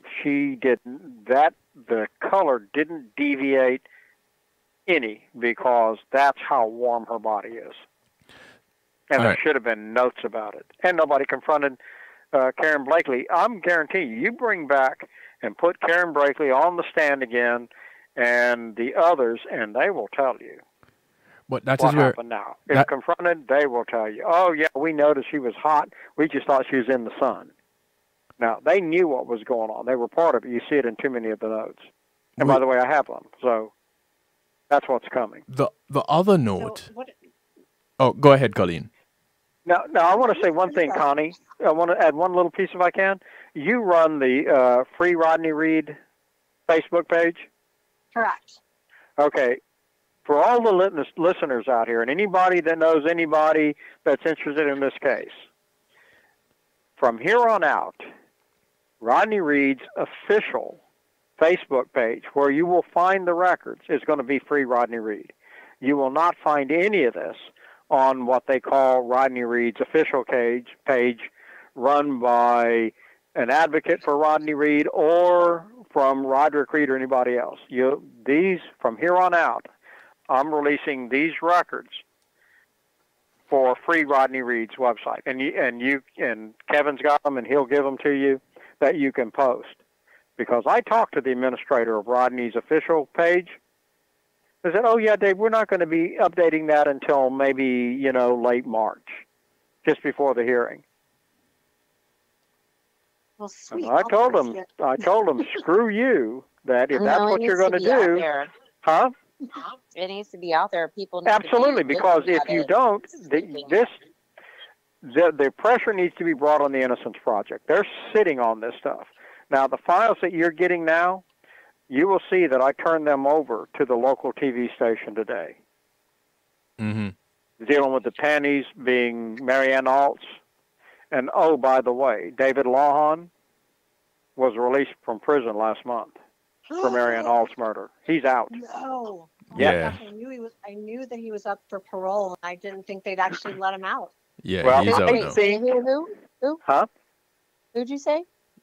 David Lawhon. David Lawhon David is Lawhon's now out. The guy who killed Marianne Arlt. He was sentenced to 50 years. He took wow. a plea. And he had to serve 25, and he's out. Now, here's the deal. Oh, On the David, official sorry. the jail site. David, sorry. It is Advocates for Rodney Reed. That is the Facebook page that we are using. It's the Advocates for Rodney Reed Facebook page. Oh, Advocates of Rodney Reed, not Free Rodney Reed. Okay. So it's Advocate for Rodney Reed's that the listeners and everybody that knows people are interested direct them Right. to. Because that's where you're going to see all these records. You will not see them on Rodney Reed's official sites because they are not updating that site. Right. And the only way the public can know in order to bring pressure on that worthless Innocence Project bunch is to see it and then ask them what the hell they're doing and why aren't anybody doing anything. Because as it stands, McRae is still Rodney's attorney of record now, even though Bryce. he said on the Bryce. second chair that there's a new attorney coming in who's never come in. A year ago, they said this. And this guy, George Kendall, has still not made his entry of appearance. And you're less than 5 months from the hearing. David, could you help us understand why the panties were wet? I mean, I'm not talking about just in the crotch area, but the entire. Yeah, you see, yes, wet. you see now that you saw that on that autopsy report from Kevin. I did, and I saw it documented. That's from that's my file. You can tell that because it's all a timeline. The first time I ever saw that was in 2007 when I pulled those records. Now, the pieces just came together, and here's the way it works. In the crime, do you? Like I said, I got to ask you, Ken, because I didn't remember. You haven't seen the actual crime scene video, have you? The one that's in the documentary. Okay, Kevin, you've got a link to that, right? Do I? I'll send you an email with several links that you can provide to the girls. Okay, cool. In the crime scene, you have Karen Blakely swabbing Stacy's panties in her vaginal area, and then she puts the drops from the reagent that will react with sperm and acid phosphate and turn dark purple, and there's no reaction. It's just, which means they didn't get anything, which all of a sudden they realize, oh crap, the sperm on these panties is long dried, and it didn't transfer to Stacy's body. So, after they left that crime scene, and you can see on Jordan Smith's articles in the Austin Chronicle that were done in 2002 with me, I turned over, I think it's DNA Deprived, Reed's DNA Deprived. Anyway, I'll pull out the article and send it to Kevin. He can forward it to you.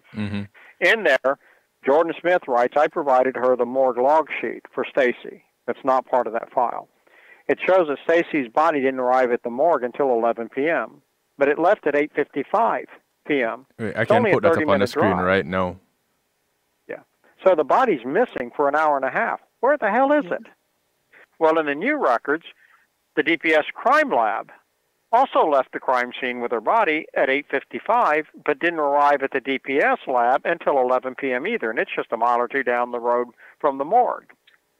So wherever Stacy's body was, so was the crime lab. Now, when Stacy's body arrives at the morgue, it's got a big nick in the center of her forehead that's not in the crime scene.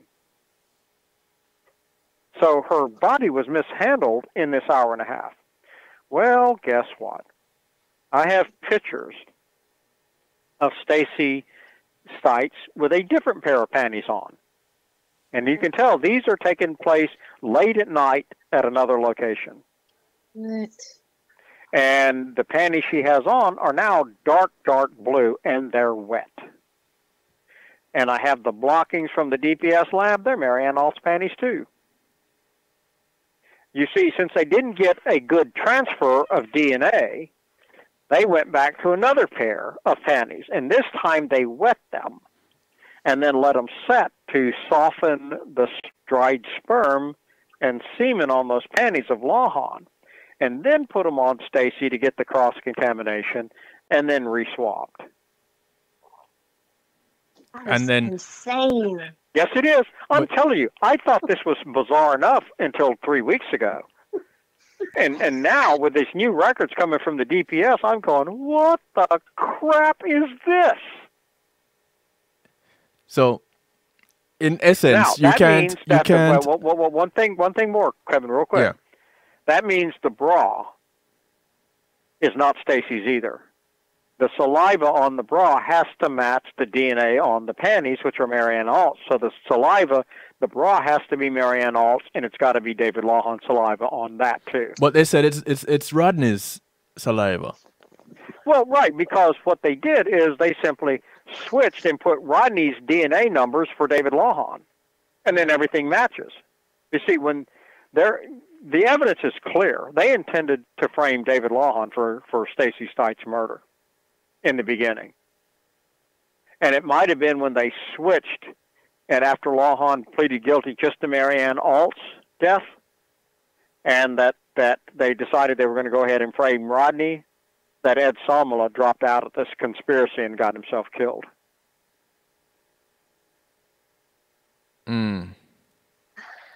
See, the timing, all the pieces fit for that. Now, that's just speculation, but that's something happened that pulled Ed out of this cabal. His case is something else I would love to look into down the road. Can you imagine how the movie's going to go with this? Kevin and I were joking about that. We're not going to tell you the punchlines, but we were talking about how this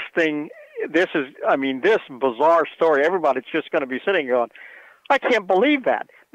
Surely that didn't happen. Nobody could believe it. And yet, that's exactly how people feel when they watch Making a Murderer about Stephen Avery and Brendan Dassey. Right.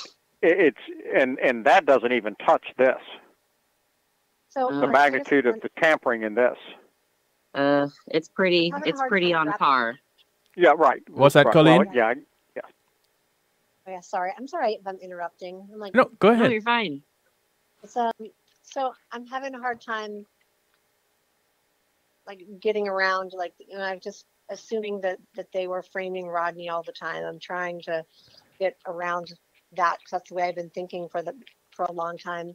So what pops into my head is that the document that David Ford printed on the day they found Stacy's body that listed Rodney as, a potential suspect in sexual assaults, and it had the dates, the 5 dates.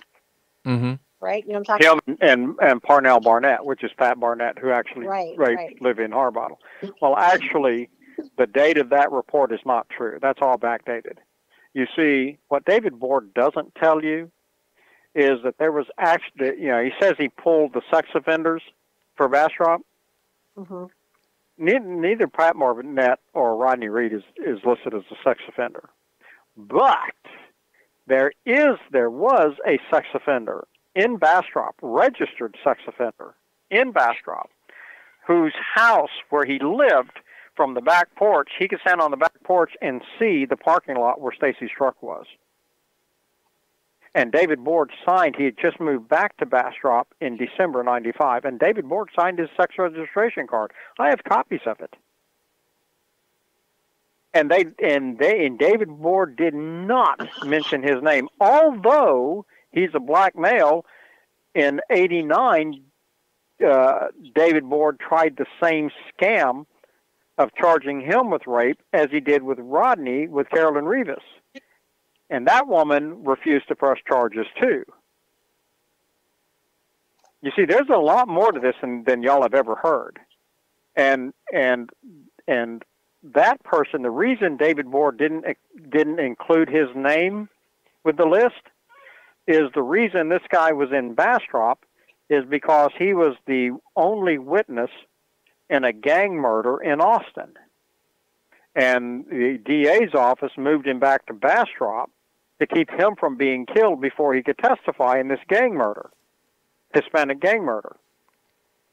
And so all of Bastrop had to leave him alone, even though he's a black male, because he was a witness in a big case in Austin. So they didn't include him in this list. It's kind of mind-blowing that David Lawhon was released on parole during this epidemic where let me explain what it looks like they're doing, and you'll understand this. David Lawhon's, according to his conviction, the first day he would be eligible for parole would be May 26th of this year. Rodney's hearing is May 17th, so it's almost 10 days apart. Just like the death of Stacy and Marianne Alt are 10 days apart. That's I eerie. suspect, huh? That's just eerie. Yes. Now, what I suspect and believe is going on here now is the Innocence Project. The reason nobody's come in, they've done nothing, is this hearing before Langley is going to be a disaster. And it's intended to be a disaster. And the court, I don't know if you've known, here about 2 weeks ago, the Court of Criminal Appeals issued an order to Langley, ordering him to complete this hearing and finalize this stuff by June 13th of this year. Oh, right. Was just ordered. Now, that means that Langley will hear this. He will immediately refuse, the relief sought by the defense rule.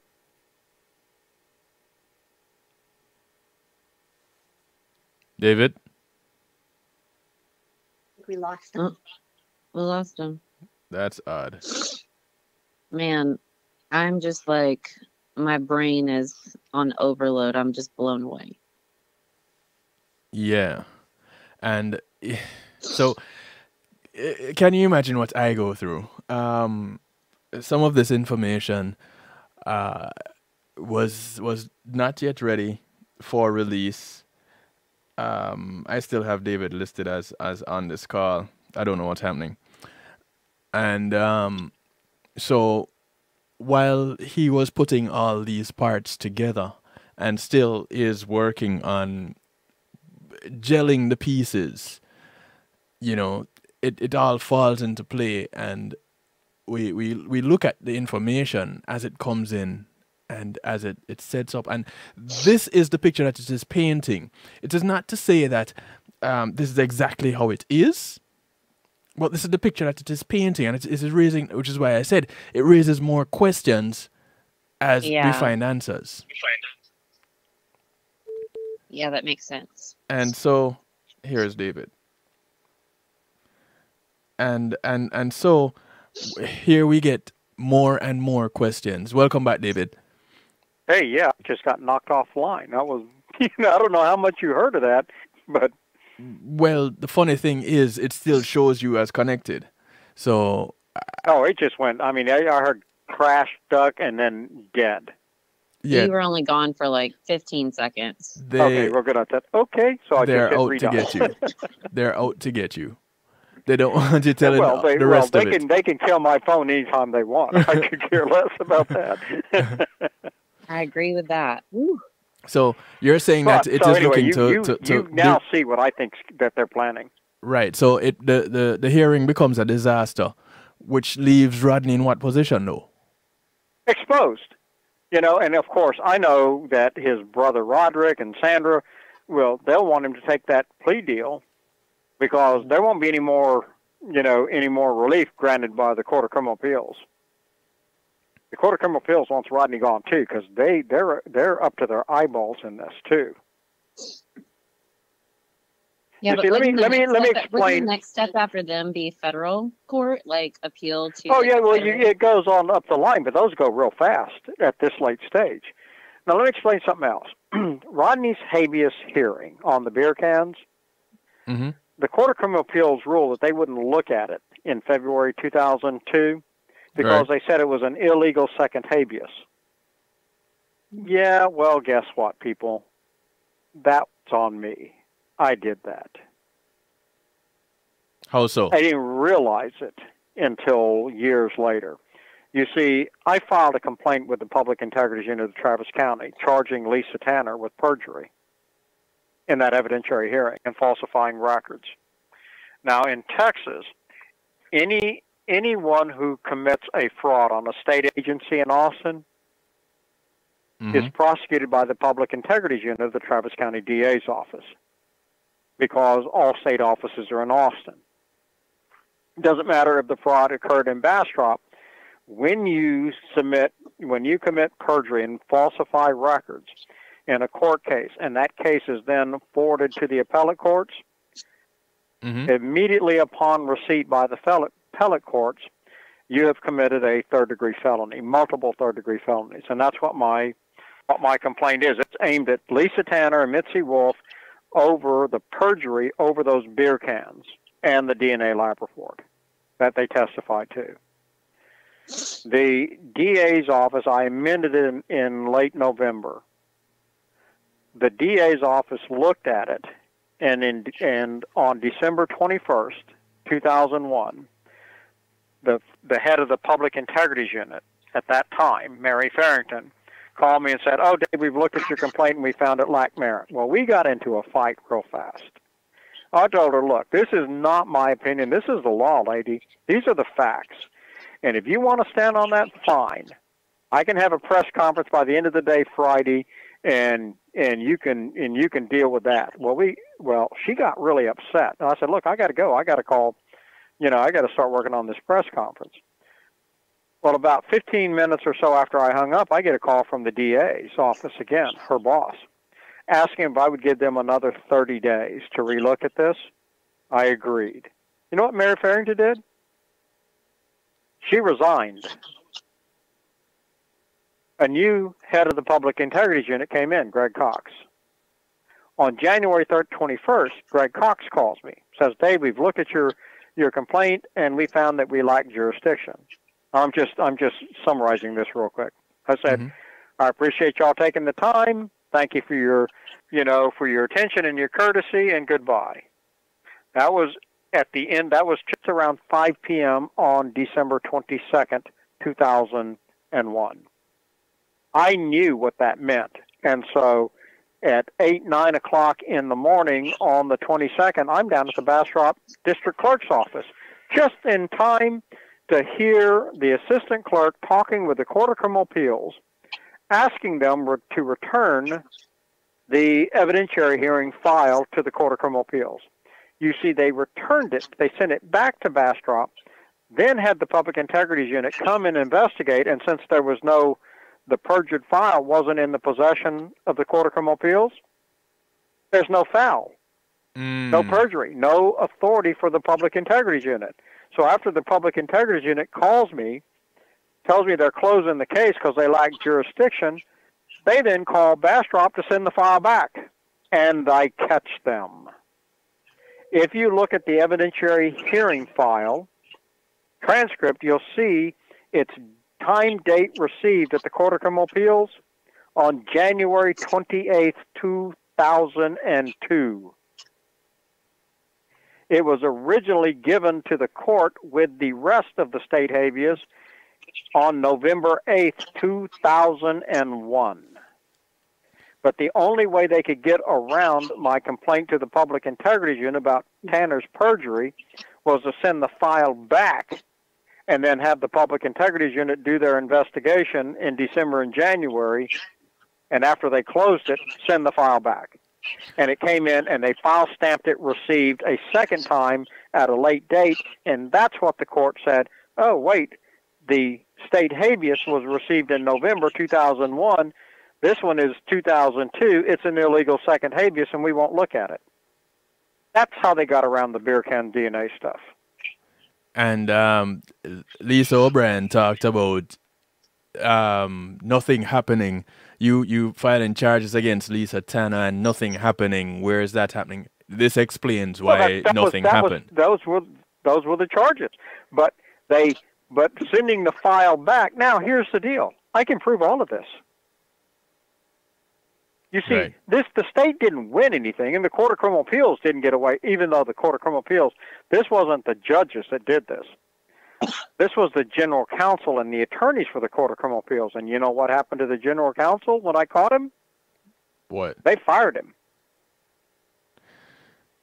Okay. What was the outcome of your complaint against Lisa? Well, because they ruled that the habeas is an illegal second habeas, then the court would never review it, and thus there's no charges I could bring directly. But there will be charges coming against Lisa Tanner as all of this falls out, and they start having to, Rodney gets a new trial. See, Rodney, here's something. That though they have laid this all out to have Rodney plead guilty in order to keep from being executed later this year, something you got to understand about Rodney. Rodney will allow himself to be executed before he'll plead guilty to killing Stacy.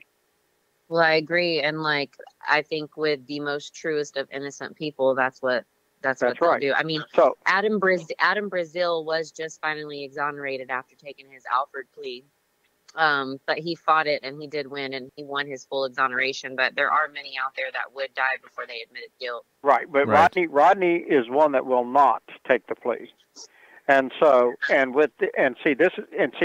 trying to prevent Rodney from ever being put in the position for that to happen. Either Right, the I Innocence agree. Project's going to get their butt in gear, or they're destroyed. Because I have other national news organizations, and the legislature that's working on this right now that are getting these documents. And with Biden in office, and crowing about he's going to fix the judicial system Death penalty, yeah. for abuse of people of color and law enforcement abuse of people in color. Is there any bigger poster child than Rodney with Kim Not at this Kardashian point. and Dr. Phil? Not at this point. And then with my records coming in, what do you think's going to happen? The state Texas is like in between a rock and a hard place. What's that, Colleen? This is like not very. I mean, as far as criminal justice goes, and with the Biden administration, and they're trying to, have more prosecutorial accountability and so forth. But Texas is like separating themselves. Texas but is a you whole see- different world. And I mean, in this case, like Lisa Tanner is so close to Abbott and Ken Paxton, like it's Yes. really, Oh really yeah, difficult. but you know what? An albatross around your neck, even to people like Paxton and Abbott, is not a pleasant, thought. And remember, it's Paxton's office that has acknowledged that Lisa Tanner and Mitzi Wolf have been moving and hiding records, from this case file at their AG office in Austin. Right. And you see, that is the kiss of death. And plus, you show one of the records that they're hiding. And you see, wait till you see the timeline file on the evidence from the high school parking lot, Mm-hmm. and the file on the fax cover sheet, because these are all timeline files too, where they're trying to withhold the evidence. You see, in one of the other responses, that you'll get the one on the statements of Carol Stite and Jose Coronado. Yeah. Well, the next one shows Lisa Tanner arguing herself in her own name that the release of this evidence would interfere with her ability to prosecute Rodney's appeal. This is Tanner, stating in 2001 that if they release this record to me, it will interfere with her ability to prosecute Reed's appeal. And this is the record where Tanner's acknowledging she knows that they tampered with the evidence at the high school parking lot and then suborned perjury at trial to get the check carbons into evidence that were never found. There's no chain of custody on them. And they did this with the check carbons to cover Jimmy Fennell closing his bank account the morning at the time he's supposed to be looking for Stacy's dead body, or Stacy broke down on the road. He closed his bank account at 8 and then drove to Bastrop to meet Curtis Davis at the jail. It's so weird. It's crazy stuff. And they left a paper trail. And Lisa Tanner thinks she's so smart that she left herself wide open for me, because I noticed right away her personality, if I pointed out a defect in the evidence, she'd fix it. And so I let her. Mm-hmm. I would make a claim for something or alert something in an article and sit back and wait, and then go back and request that record, and she would have changed it to fix the problem. Only she didn't know that I already had the record, so the new one doesn't match the original one. So can I ask a question real fast? When you say that when it's filed against her on this, the timestamps, and then this is filed against her, when you say that, who are you referring to? Like, who's filing this stuff against her? Well, I filed the complaint with the Public Integrity Unit accusing her of perjury and falsifying records. And the only way they could defeat it was to send the evidentiary hearing file back where she and Mitzi Wolf committed perjury in the testimony at that evidentiary hearing, and then returning it to the court and file stamping it in, on January 28, 2002. But it was all submitted together with the state's habeas that they ruled on. It's just they broke it apart to try to defeat my complaint to the Public Integrity Unit. Mm-hmm. Right. And So see, I've read the letter, and they basically, like, regarding the beer cans, they, Lisa Tanner says, she thought that Missy, her girlfriend, must have given it to him, given him the evidence to the defense, and then Missy. yeah, they're trying to cover each other's butt. Yeah, right. Which is why you don't put a couple. Well, exactly, but you see, there's more to this. You see, they also introduced that fluffy letter into evidence. Mm-hmm. You know why they did this? No. They were putting on record that they notified the defense at that hearing that they were in a relationship. To cover themselves so they can't be forced, if this came apart, they can't be forced to testify against each other, because same-sex couples have the same rights as married couples now, to not be compelled to testify against each other. It's very clever. Now, and you only have the letter, but you see, having the reporter at the hearing, she told me what else happened. They had a little break, and then Tanner and Wolf are telling the court and Barbish and Judge Townsley on the bench, oh, yeah, how they, they're in a relationship, and how, Tanner's pet nickname for Mitzi is Fluffy. And the reporter tells me that Judge Townsley's on the bench looking like somebody's making him eat a sour dill pickle. But this was necessary in order that they could fall back on claiming that they told the defense that they were in a relationship. Yeah, this is after the trial. The damage has already been done. That won't save you, but it's a clever maneuver. That's the only reason they put that fluffy letter out there. But you know what that fluffy letter did? What's that? It allowed me to compare those handwritten notes that they're alleging to be Elizabeth Johnson's. Tanner wrote those. It's in Tanner's handwriting. Yeah, there's a No, lot I of broke that. it. Yeah, oh no. See, here's the deal. Calvin Garvey asked Elizabeth Johnson to only test third-party DNA. The only third-party DNA in the case are those hairs found on Stacy's body. The beer cans were always claimed to be separate and not part of the crime scene. And the defense never asked those beer cans be tested. They just asked for the blood samples of the 7 suspects and the extraneous rapes for Hamby and Harbottle. And that's all on the lab report that I pulled the records on originally in 2001 and gave to Jordan Smith to do the articles about in 2002. Mm-hmm.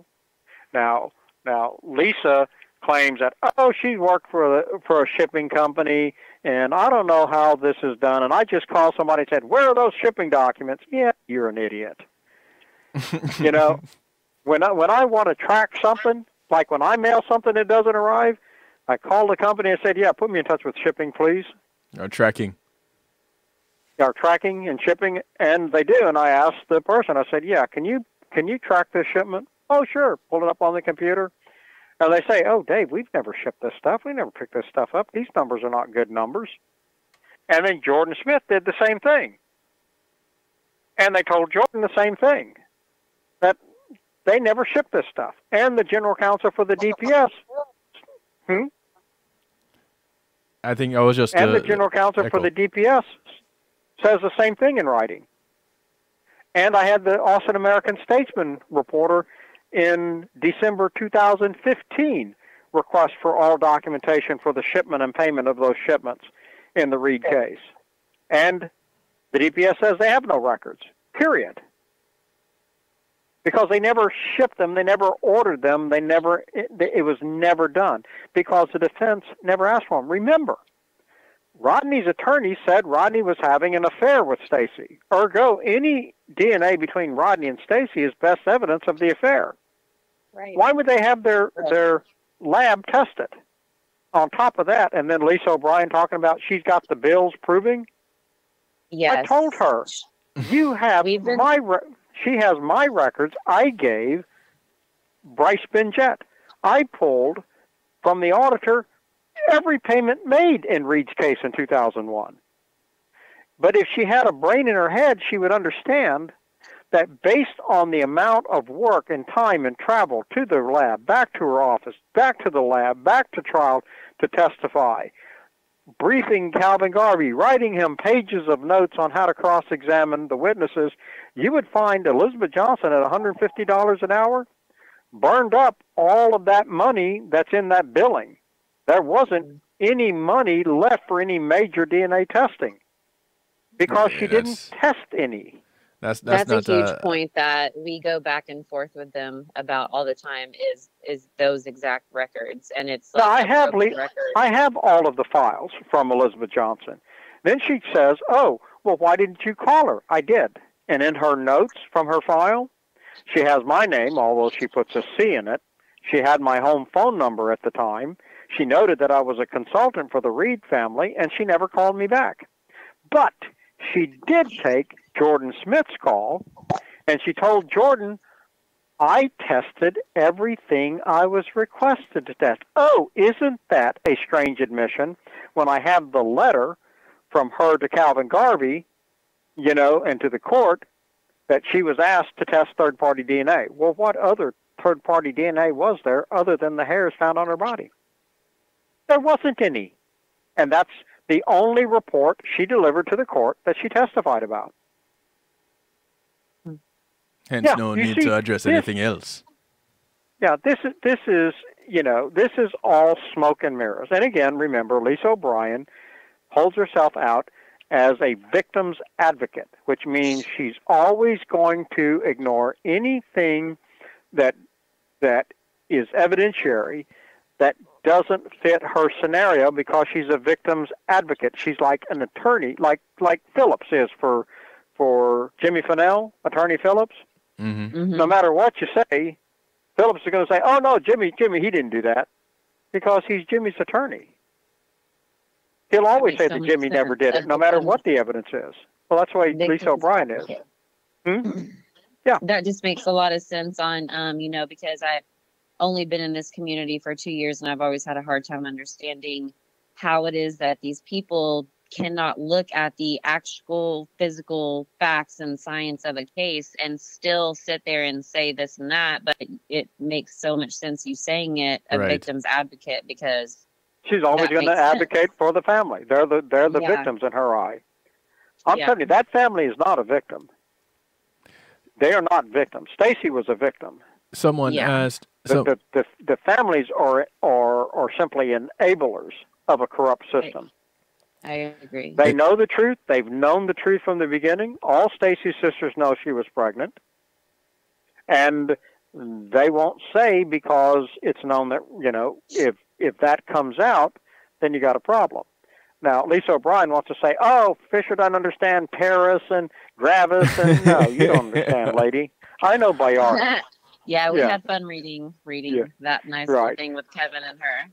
Yeah, the original, the old Latin for Paris was used to differentiate between animals that bear living young and those that lay eggs, oviparous and parous. And then in time, the Latin words change. Well, you see, Bayardo is a Mexican national, and he has a history of tampering and falsifying autopsy reports. And trust me, I have a lot of examples because I was responsible for having them removed. Now, there's 2 cases in where he used the word Paris for the woman. Only 2 cases, and both of them are tied together. It's Michael Morton's case. Remember Michael Morton? Mm-hmm. Bayardo put that Michael Morton's wife was Paris, and Rodney's. And both of them hinge on time of death and withholding evidence. Now, I have another autopsy to show what Bayardo does. We had a 15-year-old girl stabbed to death by her boyfriend at the Reagan High School in 2003. The girl went to the Travis County Family Planning Unit at 15 and had her ex-boyfriend's fetus aborted while her mother was out of the country, on her honeymoon. Now, she told her crazy boyfriend earlier in the day that at lunch she was going to have his child aborted. He told her if she did, he'd kill her. So she comes back 7th, 8th period after the abortion. She goes straight to his homeroom, tells the teacher it's an emergency, she needs to talk to him. Teacher gives him permission to go talk to her. He picks up his backpack, gets his butcher's knife, goes out in the hall. She tells him she killed his kid. He stabs her to death. Now, at this time, I was consulting for the African ministers in Austin. So all of her girlfriends, these are African-American kids, all of her girlfriends call their ministers. They're upset about her being killed and, after aborting her baby, and the ministers call me. And so I file a request with the morgue for the autopsy report. I get it. As soon as I get it, I see indications that they wrote this for me. I immediately turn around and file a records request with the morgue for the names and dates of everybody else that got a copy. Well, the first person who got a copy was the attorney for the dead girl's boyfriend. I know the attorney. I call him, ask him if he'd fax me a copy of his autopsy report. He does. And I compare the two. In my autopsy report, talking about the vaginal area, the paragraph ends with this little statement: there was no pregnancy. In the attorney's copy for the dead girl's boyfriend, that sentence is missing.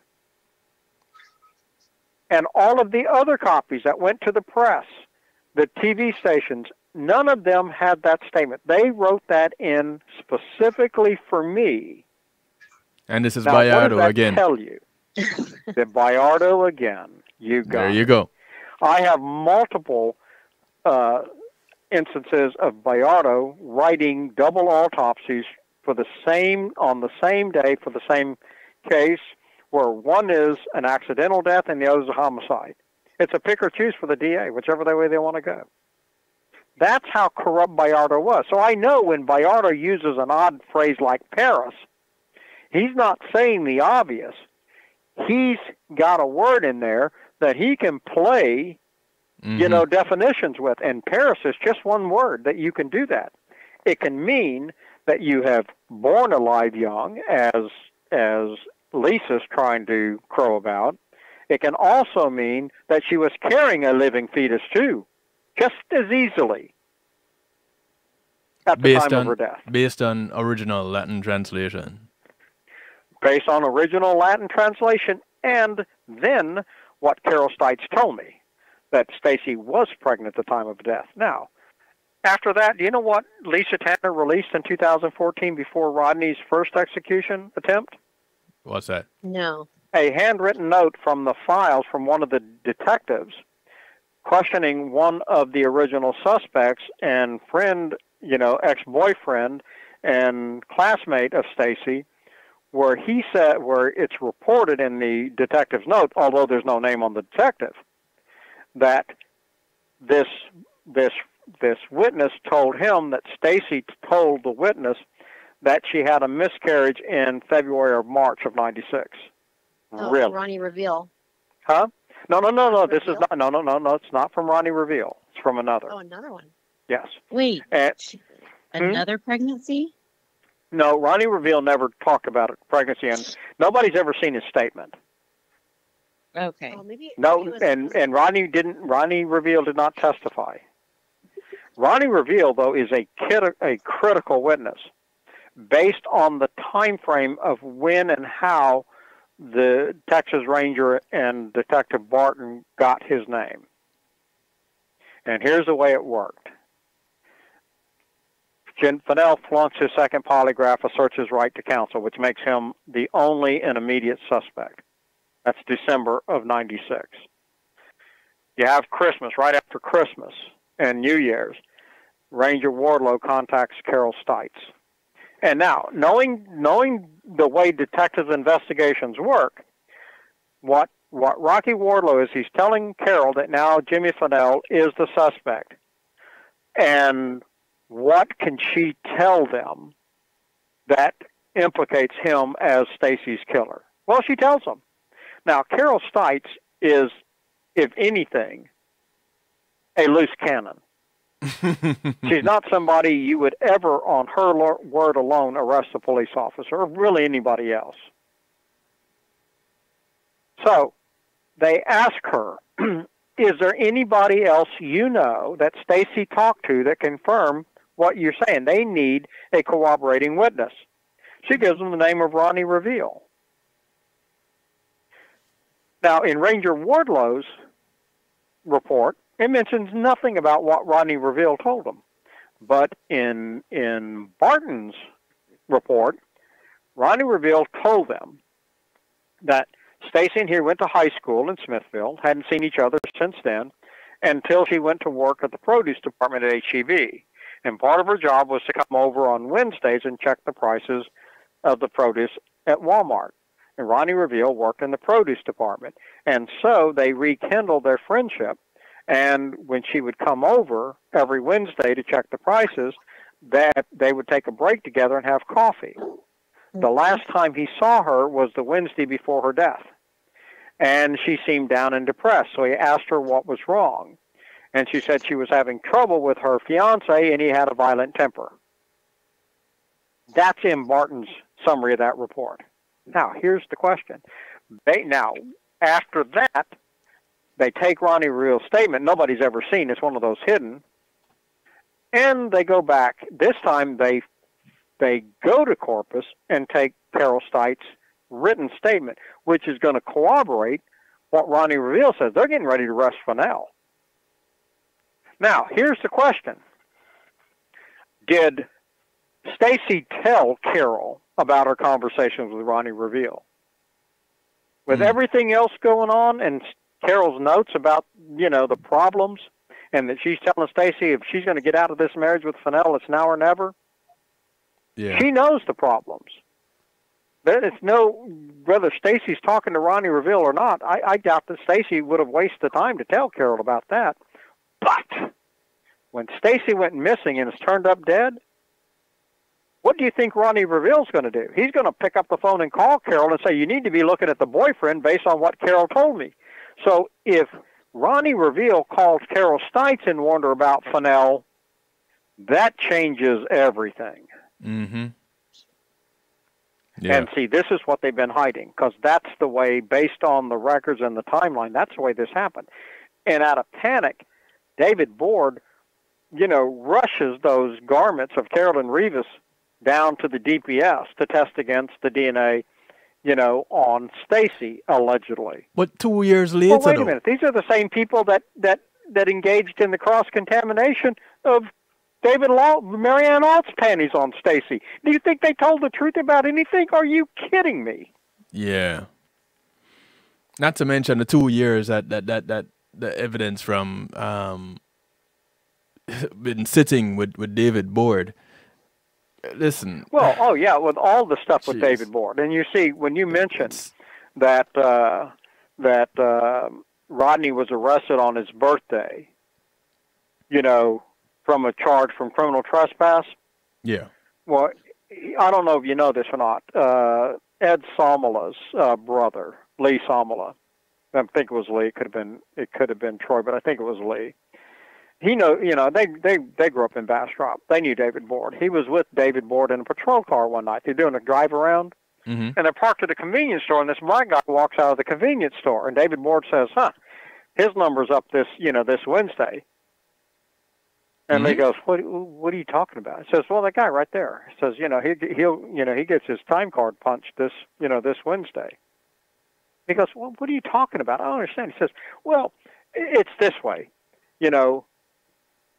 I set up out down the road from the house, of these black guys on their birthday, because they're going to be drinking beer, and inevitably during the night they'll run out of beer, and they'll go get in the car to drive to the convenience store to pick up a number of suspects, and I'll pull them over and arrest them. He says, I pop these guys on their birthdays. That way they know that it's me. And I thought, what the hell? When I heard that, so I started pulling people in the Rodney Reed case, pulling their criminal history and looking, and sure enough, you have the arrests on their birthdays. Mm. And just like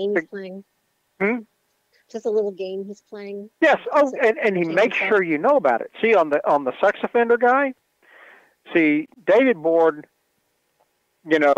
arrested him, set him up, and arrested him on the rape charge on July 11th, 89 in Bastrop. The girl refused to press charges, just like Michelle, just like oh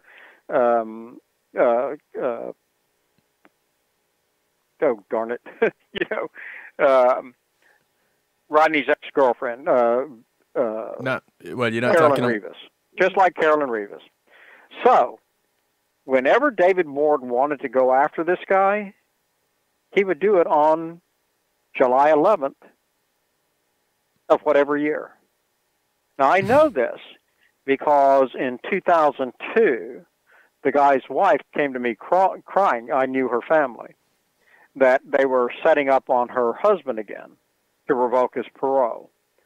And so I took a look at the case and went through it and saw the pattern every July 11th, that something would happen in his case. Not every year, but every time something major happened, it all started on July 11th of whatever year, including in 96, they filed criminal charges claiming, and this is in January of 96, alleging that this guy was driving without a license on July 11th, 1991. Mm-mm. And they prosecuted him for it. In 96. Charged him several hundreds of dollars, almost $700-800. 5 years later. In Texas, there's a 2-year statute of limitation on driving offenses in Texas. You know who swore the affidavit that this guy was driving without a license and they didn't write any ticket or anything? The lead detective at that time in Rodney's case, David Campos. And Pinnock prosecuted. I have the whole file. See, it was racial profiling out the wazoo, and they alleged that he was driving without the license on July 11th. And David Board, he orchestrated it, and he's laughing his butt off. You know what, David? I'm gonna put a pause on tonight's proceedings.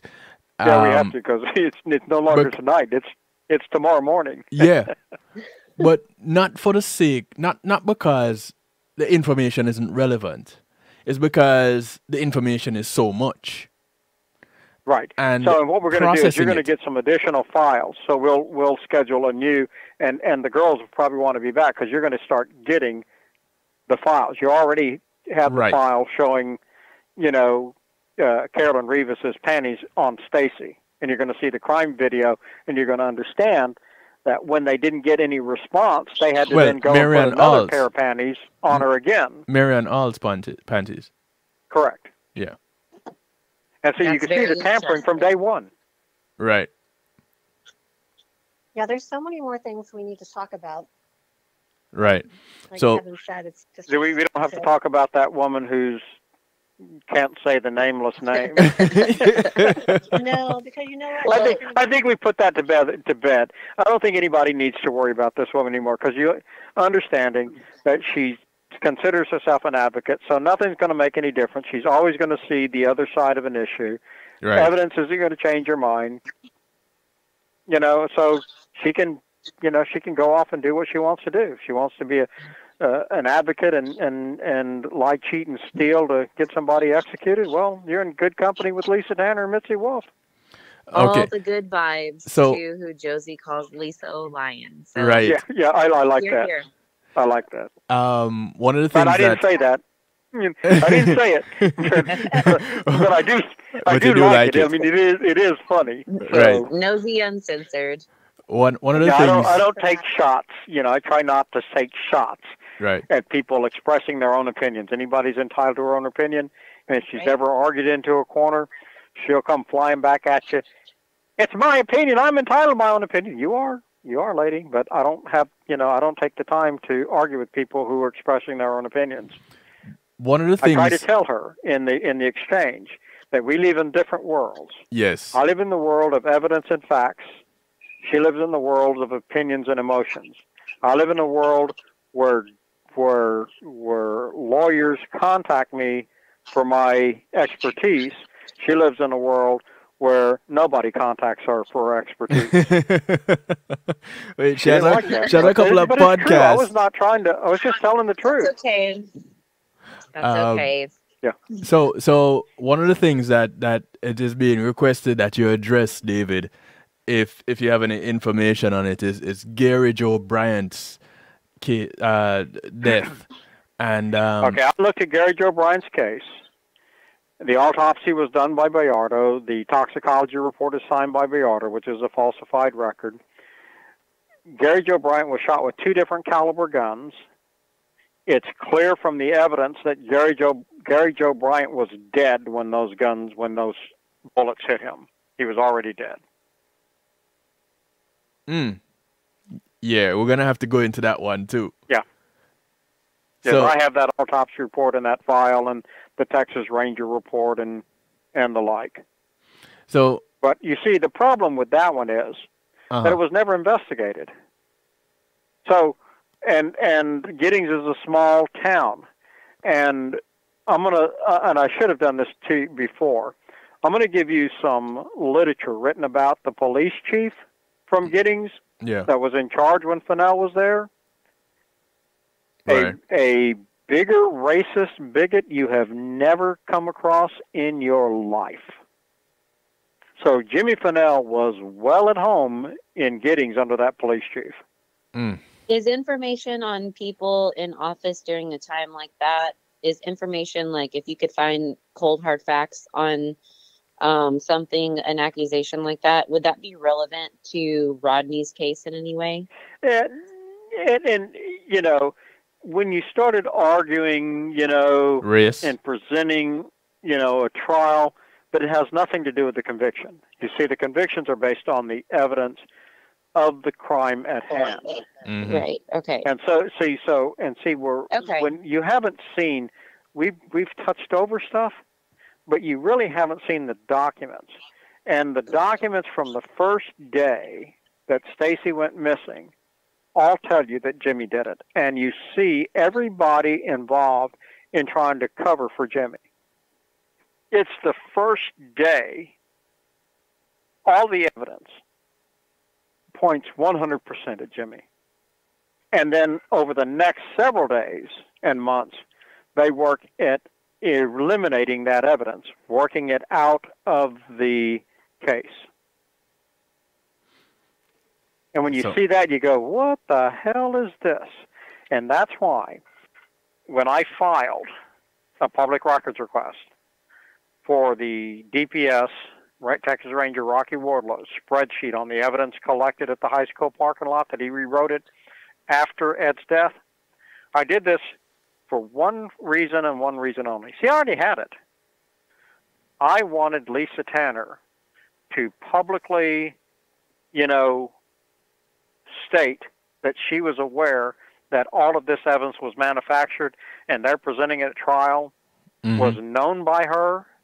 It was suborning perjury. It was introducing false records. It was intentional. And what does she do? She files an immediate exception claiming that if they release that report to me, it would interfere with her ability to prosecute Reed's appeal. Really? You think so?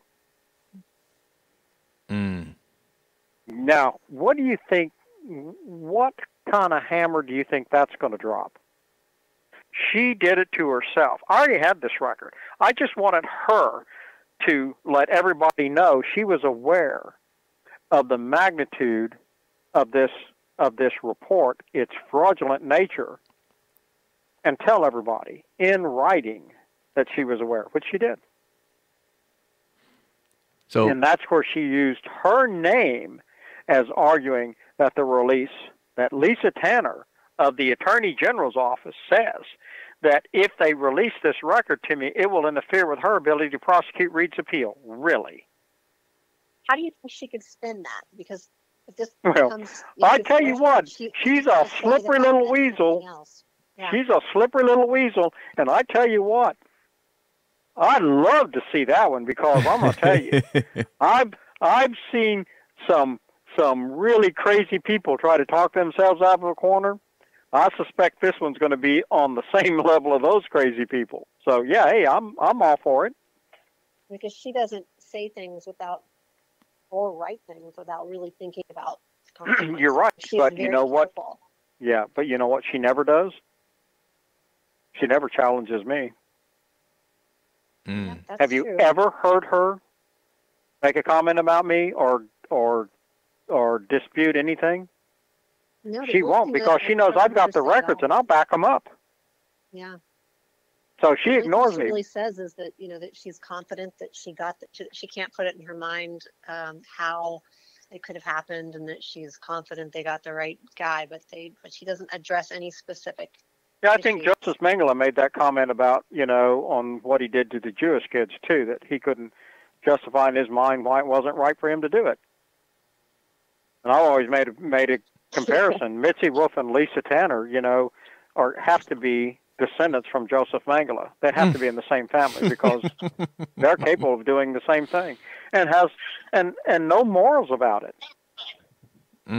And see, Rodney's not the only person they've done this to. They've already executed people that I've looked at cases where DNA just magically appeared when Lisa Tanner and Mitzi Wolf arrived. These two are killers. These two are killers. Literally. And they have no qualms about it.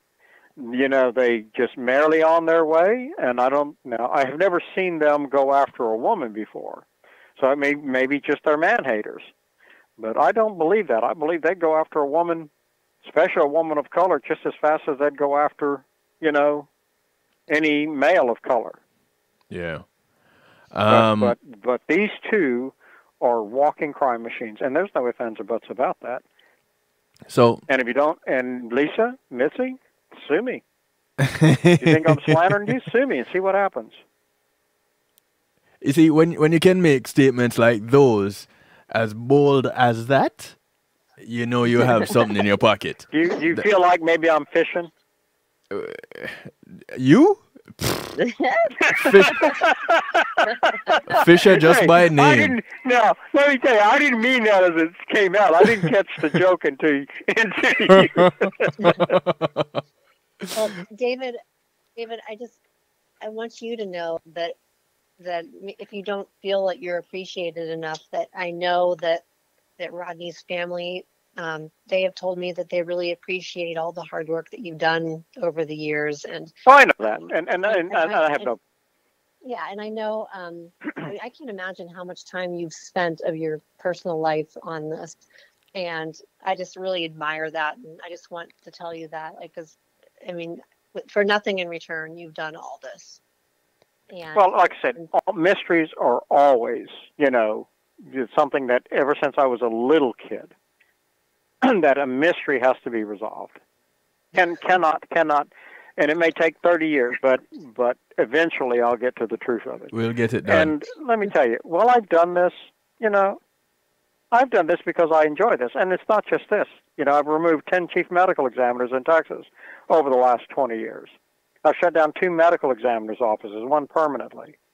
I'm involved in multiple other cases. Right now I have a case that 48 Hours highlighted that when I saw the case, couldn't believe what I was seeing. This was just a couple of months ago. Contacted the attorney, provided them documents. They just sent me an email that the trial has been postponed because of COVID. But as soon as they reschedule it, they'll be back in touch for the rest of the records in that case. I have multiple cases. I have 2 cases right now that are being reviewed, a murder case out of Williamson County and one out of Kerr County that are ongoing right now, and I'm getting ready to add 3 more to the mix in Travis County. And an autopsy review to do. On these damn judges. And an autopsy review to send to me. Autopsy summary. And an autopsy review. Well, more than one now. Yeah. And on top of that, I still have times to do with everything that I want to do. Right. I don't know how you get enough because I only sleep time about in your 4 day. hours a night anyway. David. So my mind's always active. I always got, it's got to be something new. And so, hey, I'm happy with my life. Hell, I'm old. I keep telling people I'm old. I'm not. That was 20 years ago. I did that State versus Reed stuff. I was 50 then. Right. So yeah, I'm old. Hey. Yeah, believe it or not, Colleen. They're like, really? Well, I feel like I'm doing good then, starting out at my age. I'm all right. Well, how old are you? I'm I didn't mean to ask you that. I don't mind. I'm 37. I'm one of the younger ones. Oh, you got lots of times, and you've already got common sense. When were you born? You a Capricorn? I am a Sagittarius, sir. Sagittarius. Well, that's December, if I remember correctly. November, December. It is. And I bet you're later in December?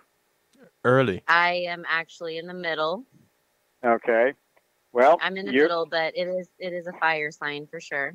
Well, it's better that you be a Sagittarius than a Capricorn.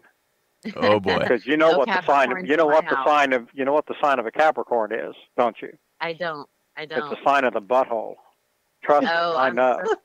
I'm a Capricorn. One, but I don't want to be one.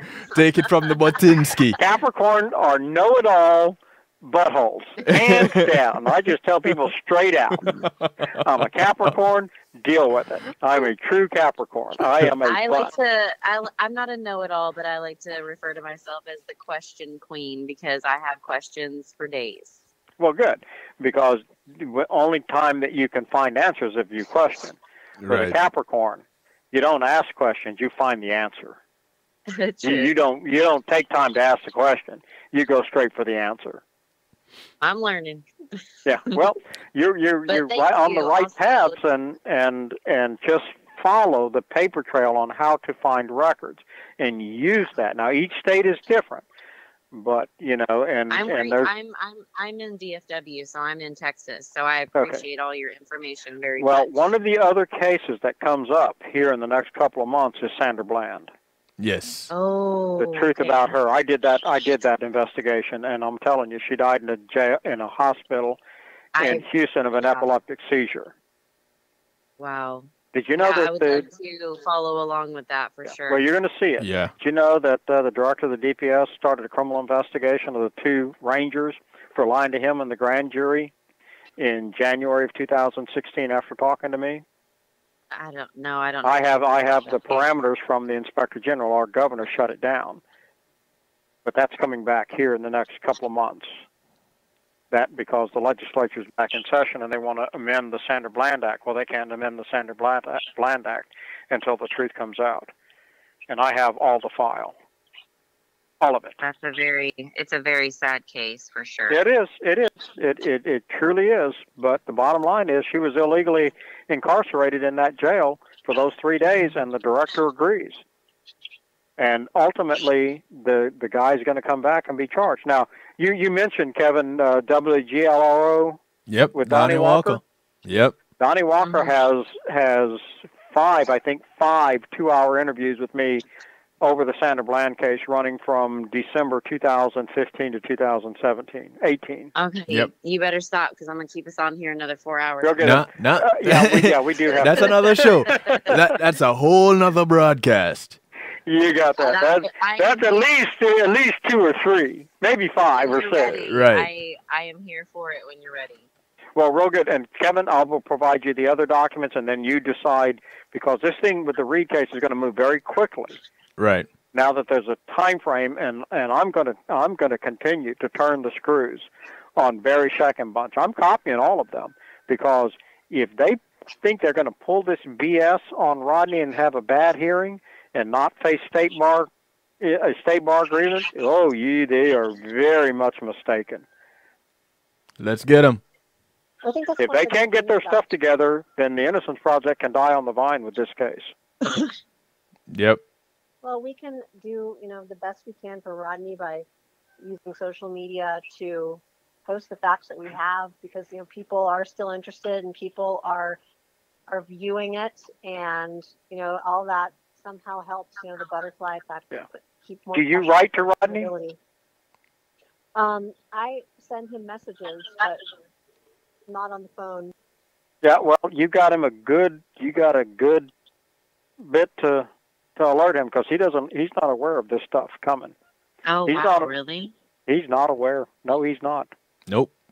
That's what upset me. I have not written him. Yes, I have. I've sent pictures and stuff, but dang, that makes me sad. I didn't know he was so out of the loop. No, the people who have been his spokespeople have been hiding all of what's going on, have been hiding them from him. So as you see these records and can write intelligently about them, write him. Okay. Because Rodney's a sharp guy. And I'm also dealing with a group of body language experts, world experts. They did a review of one of Rodney's interviews. Are you talking about the behavioral panel? Are you talking about the behavior panel? Yep. Mm-hmm. Okay, so I actually talked to them as well, and I asked them to please do one on Jimmy Fennell, and they asked me to send them any footage I have of him, but I have not been able to come up with. How long ago was that? This was like 2 weeks ago. Okay, I've been in touch with him for about 3 weeks. I sent him a better interview of Rodney. Explained who I was. So when I heard them start talking about maybe they should get involved with the Innocence Project, I almost gagged. Yeah. So I reached out to him. We've been in communication. I sent him another video, interview, a 2003 interview of Rodney, that to compare against the one they did in, when 2017, 18, 19, whenever that, I don't know when that piece was done that they're working off of. But the thing that disturbed me is Rodney's memory's beginning to fail. That's what disturbed me. He couldn't remember what he was doing the night that Stacy went missing. I made several comments on that post, because there was a point where Rodney kind of seemed confused, and he kind of right. And so I sent him. But they misinterpreted it, because the I understand. Yeah, they did. And then and I don't believe they know what they're doing. But you see, this gives me an opportunity I have the records. They have their opinions based on body language. I sent them a clean video. You're gonna get to see what I send them, because I'm gonna send the links to Kevin, and he's gonna send them to you. To y'all. Do you have any Jimmy Fennell footage? Not of any significance. There's just little clippets of here and there. And Jimmy, and it doesn't matter. They're not right about Rodney, so why should I believe they'd be right about Jimmy? You see. So what I'm doing is I've given them this. Let them break it down. When they're comfortable that their opinions of Rodney is right, then I'll drop the records on them. And they're going to have to reevaluate what they're doing and how they're doing it, because they're wrong. I think that's like their thing, though, is that they take these people that they don't have any type of bias towards whatsoever. Like, they don't know about the case, they don't know about this and that, and then go purely based on just the body language training that they have, because they've also done it with a few other people. Like one of my cases is the Carol Baskin, John Lewis case, and our team is the family spokespeople for that case, for the family, and they did one on Carol Baskin, and they had watched Tiger King, so I think they might have been a little biased, but they've done several others. So I like that they are. That's fine. No, I like what they're doing. But if I can help them. I do agree with you. And when I watched it, I went back to our chat and I did say, well, they're interpreting it wrong, and they don't know the circumstances of what he's talking about. And so I think that what I did is I don't comment on social media.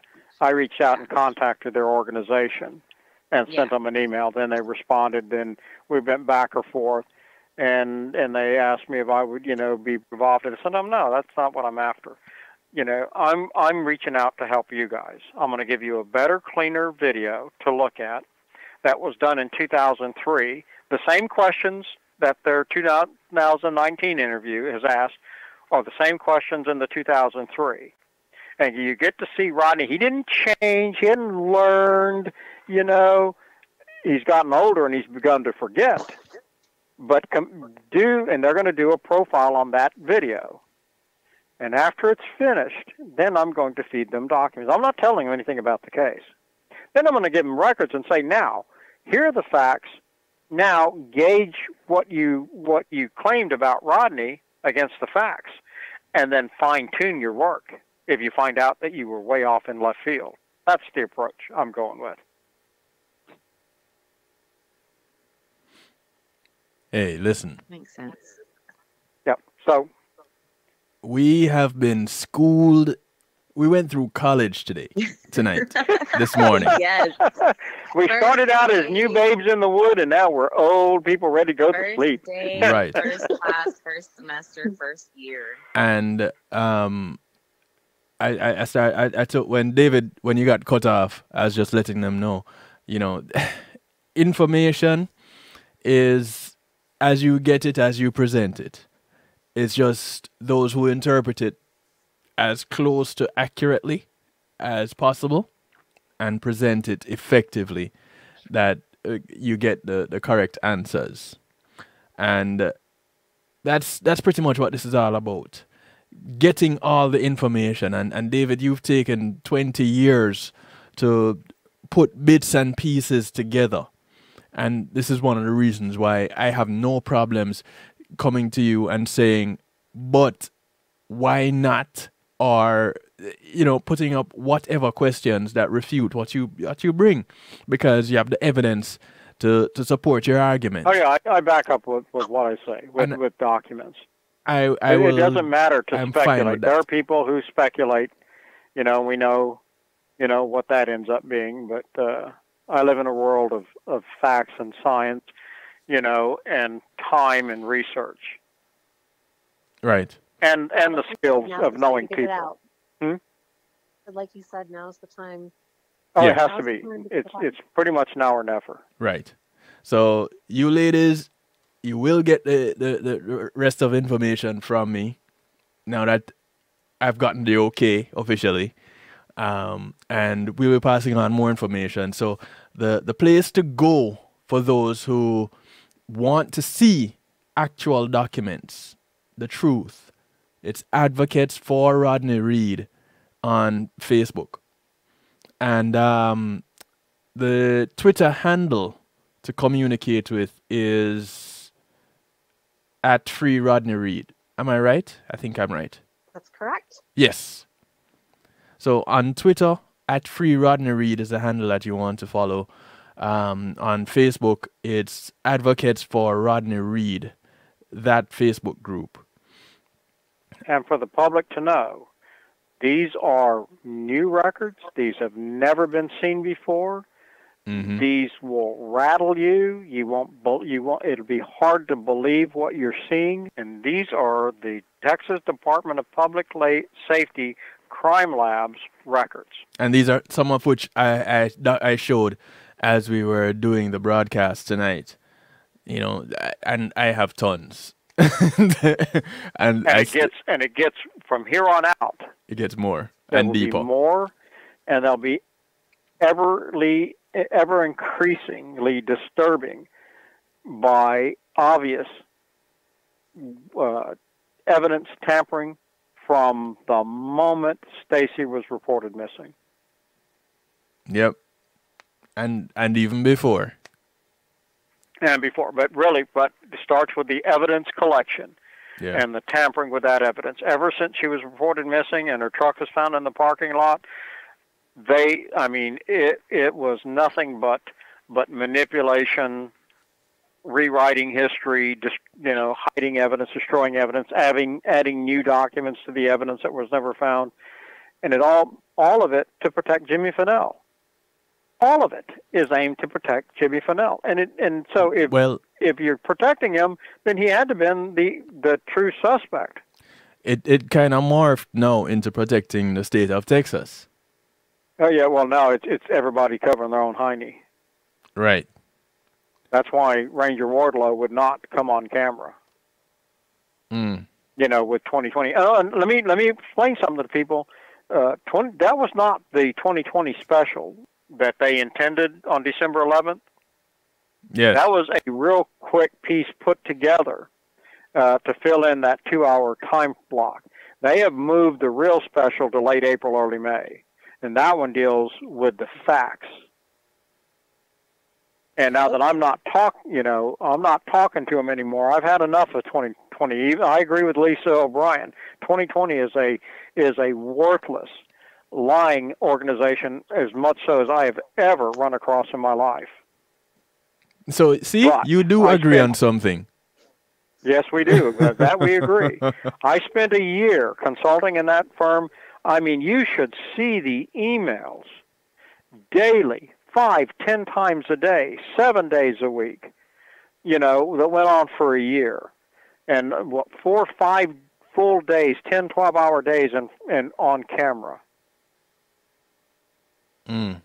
Brought in there's a new medical examiner that expands after time of death. That confirms everything I just told you about her body positioning and how they manipulated what the burns are. That covers all of those aspects. And all of that. What you found, you also found that in David Lawhon's file, correct? No, on the burns and stuff? Oh, no. I knew that within the first 6 months. That's why I put in the letter to the editor. You'll get a copy of the letter to the editor I wrote to the Smithville Times on August 23rd, 2001, where I point out that Stacy's been dead. And the tampering. The tampering with the crime scene video, digitally altering the colors of Stacy. My conversation with Bayardo and my time of death.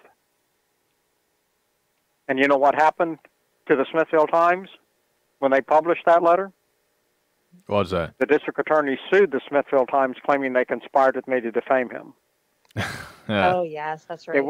He went all the way to the Texas Supreme Court. He lost every battle. Because I knew he was going to do it. I warned them. Do all the stuff in the opinion page. Yeah. Because it's hard to sue on opinions. And then anything that they wrote that was contrary to what I told them, I wrote a letter to the editor and said it was my fault and corrected the issue. I've done this for a long time. I know the pitfalls. When I started posting, I started thinking about wow, am I going to get in trouble here? I'm not really sure, legally what I can even be posting, but well, the easiest way is to put, in my opinion. That covers you. Well, yeah. I mean, what I posted, I didn't make anything up. Now, if you post facts and documents, and you know that the documents are from a factual source, then you're protected. But if you see bizarre stuff and you post it, not that anybody would ever sue you for it, but if you ever got,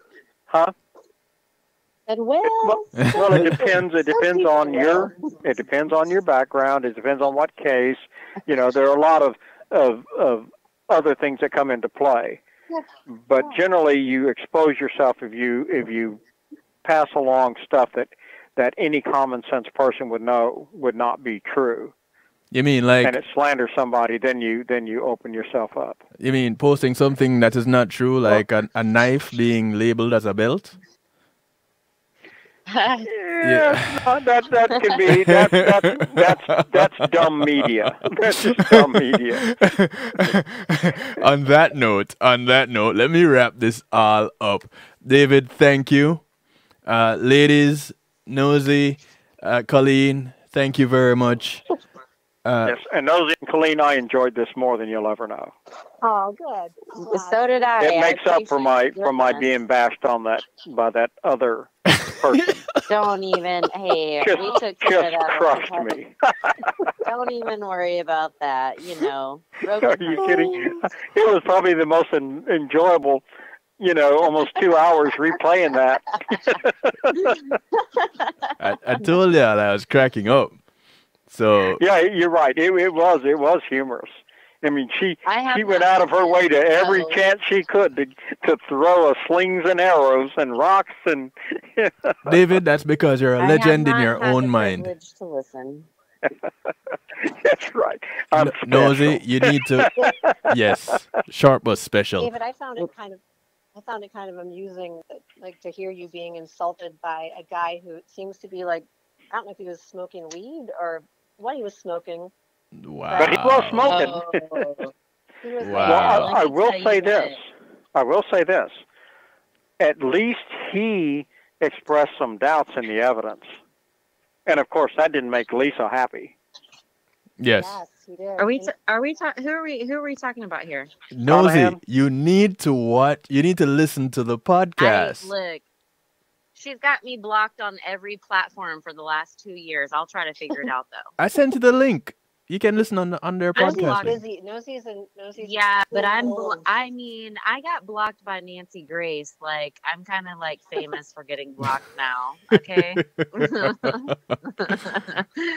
I got blocked by PETA, been blocked by Supreme Court justices. I've been blocked by the oh so awesome Carl Marino from whatever his stupid show is, ID Hunters or something like that. So yeah. Lisa's had me blocked for quite some time. Yeah, the podcast, there's no way to stop you from going to the public podcast. I'll send you the link. Okay, well, I'm gonna have to find 2 hours of my life I'm willing to give up, and I'll go check it out. Oh, to listen? No, I don't think it's even worth listening to. Yeah, I was told never ever again to send anything from that woman to a colleague of mine. And yeah, it's out. I mean, it's really. I mean, it was just. It really didn't make any sense at all. You know, it was just kind of she was trying to just tear down all ideas. Like she said that there's no way, that's unfeasible that Stacy could have been dating Rodney because neither of them owned cars. What she wants to say, but she can't say, is there's no way it's feasible because he was black. And that's my Rocky, that's my opinion.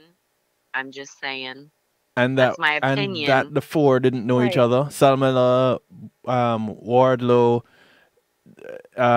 Fennell, and who am I leaving out? I think Board David got kicked off Board. again. Probably. Oh, right. It's ludicrous for us to even think that they would be involved in anything together. But we have, we could show documents over a decade of them being in cases together. Like all of them already know Rodney from different things. Like they all know each other. They've done things together. Like it's. But right. So now that we know. Go ahead. Sorry. I was just gonna say is that they kind of twist it to saying like these are cops from 3 different police agencies. Yes. Like how silly to think they would. I literally, whenever they bring that stuff up, and you know why Lisa, I can tell you, Lisa brings this up because she wasn't involved.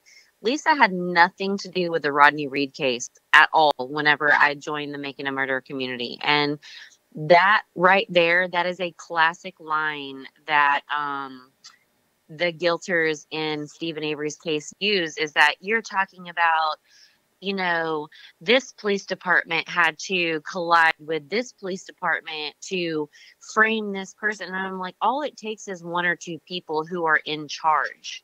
They tell you what to do and you do it. And that's that. You know what I mean? And so it's so much easier than people think. And what I don't understand is how these people don't look at all the cases of corruption. I mean, Lisa Tanner, I believe, I could be mistaken, so I could be wrong on this, but I believe she is friends with Kelly Siegler, who in 2009, or is that her name? Yeah, Kelly Siegler. She was in 2019. She was on the stand because she had also violated all kinds of, you know, prosecutorial misconduct and stuff like that caused someone to go to prison. And she ended up with her own show. Nancy Grace is another one too. And Lisa Tanner is another one. They are out there and they are doing it. Yep, that they are. And the ones that we can address, we address. You know, once we get the facts, we put them out there. It's for them to prove us wrong. So for anybody calling us, or me, or anybody I'm associated with, conspiracy theorists, hey, prove us wrong. Ladies, thank you very much. Thank you, Kevin. Thank you so much. This was fun. I enjoyed it. You know, it initially was supposed to be a whole lot shorter, but things work out the way they work out. They do, but it's so much information. That's what I mean by fun. Like, oh my God, I can't believe I just have all this information. So like now, right, I just want to go rip the transcripts apart and all the evidence and everything. And yep. So you know. When you go to the transcripts, again, take some evidence with you. Take some truth with you as you go through the court transcripts, because we're looking at, on the transcripts, we're looking at what was presented, not necessarily all that was there. So keep that in mind, keep an open mind, and we'll do this again real soon. You ladies have a great morning. We'll talk later. Same to you. Good night, y'all. All right, good night. Bye, guys. Bye. Ladies and gentlemen, there you have it. A marathon, a real, true-to-life marathon of a broadcast. And I do want to thank you all that hung around. It wasn't easy, but we made it. And this is where we call it a night. Y'all take care until we do it all again tomorrow with Healthy Love, right here on the Night Shift with DJ Kevin Stew, 10 p.m. Eastern. The truth don't need no debate, no way. Why you hype up yourself? How you know say a lie you a tell? The truth no call for no argument, no way. So why you a defend yourself when you know say a lie you a tell? You tell a lie till you confuse yourself. Run down money and you don't got no help. Put your heart where you can't reach it. You ready? I see people things. Tell me why you want. If it have a ulterior motive and it's no secret, me come here so fi speak it to everyone. Me come fi reveal it. No more, me now hold no secret. Tell you say the truth. Don't need no defense, no way. Why you want defend yourself when you know say a lie you a tell? Greetings and salutations, one and all. You're invited to tune in to the Night Shift with DJ Kevin Stew. It airs on Mondays with Community and Finance, Tuesdays with Healthy Love, and Wednesdays with Real Talk from 10 p.m. to midnight Eastern Time. Come spend some time interacting in the stew pot where we keep things bubbling and wind down in musical therapy. The Night Shift with DJ Kevin Stew is on kevinstew.com, where you're encouraged to have acceptance through enlightenment.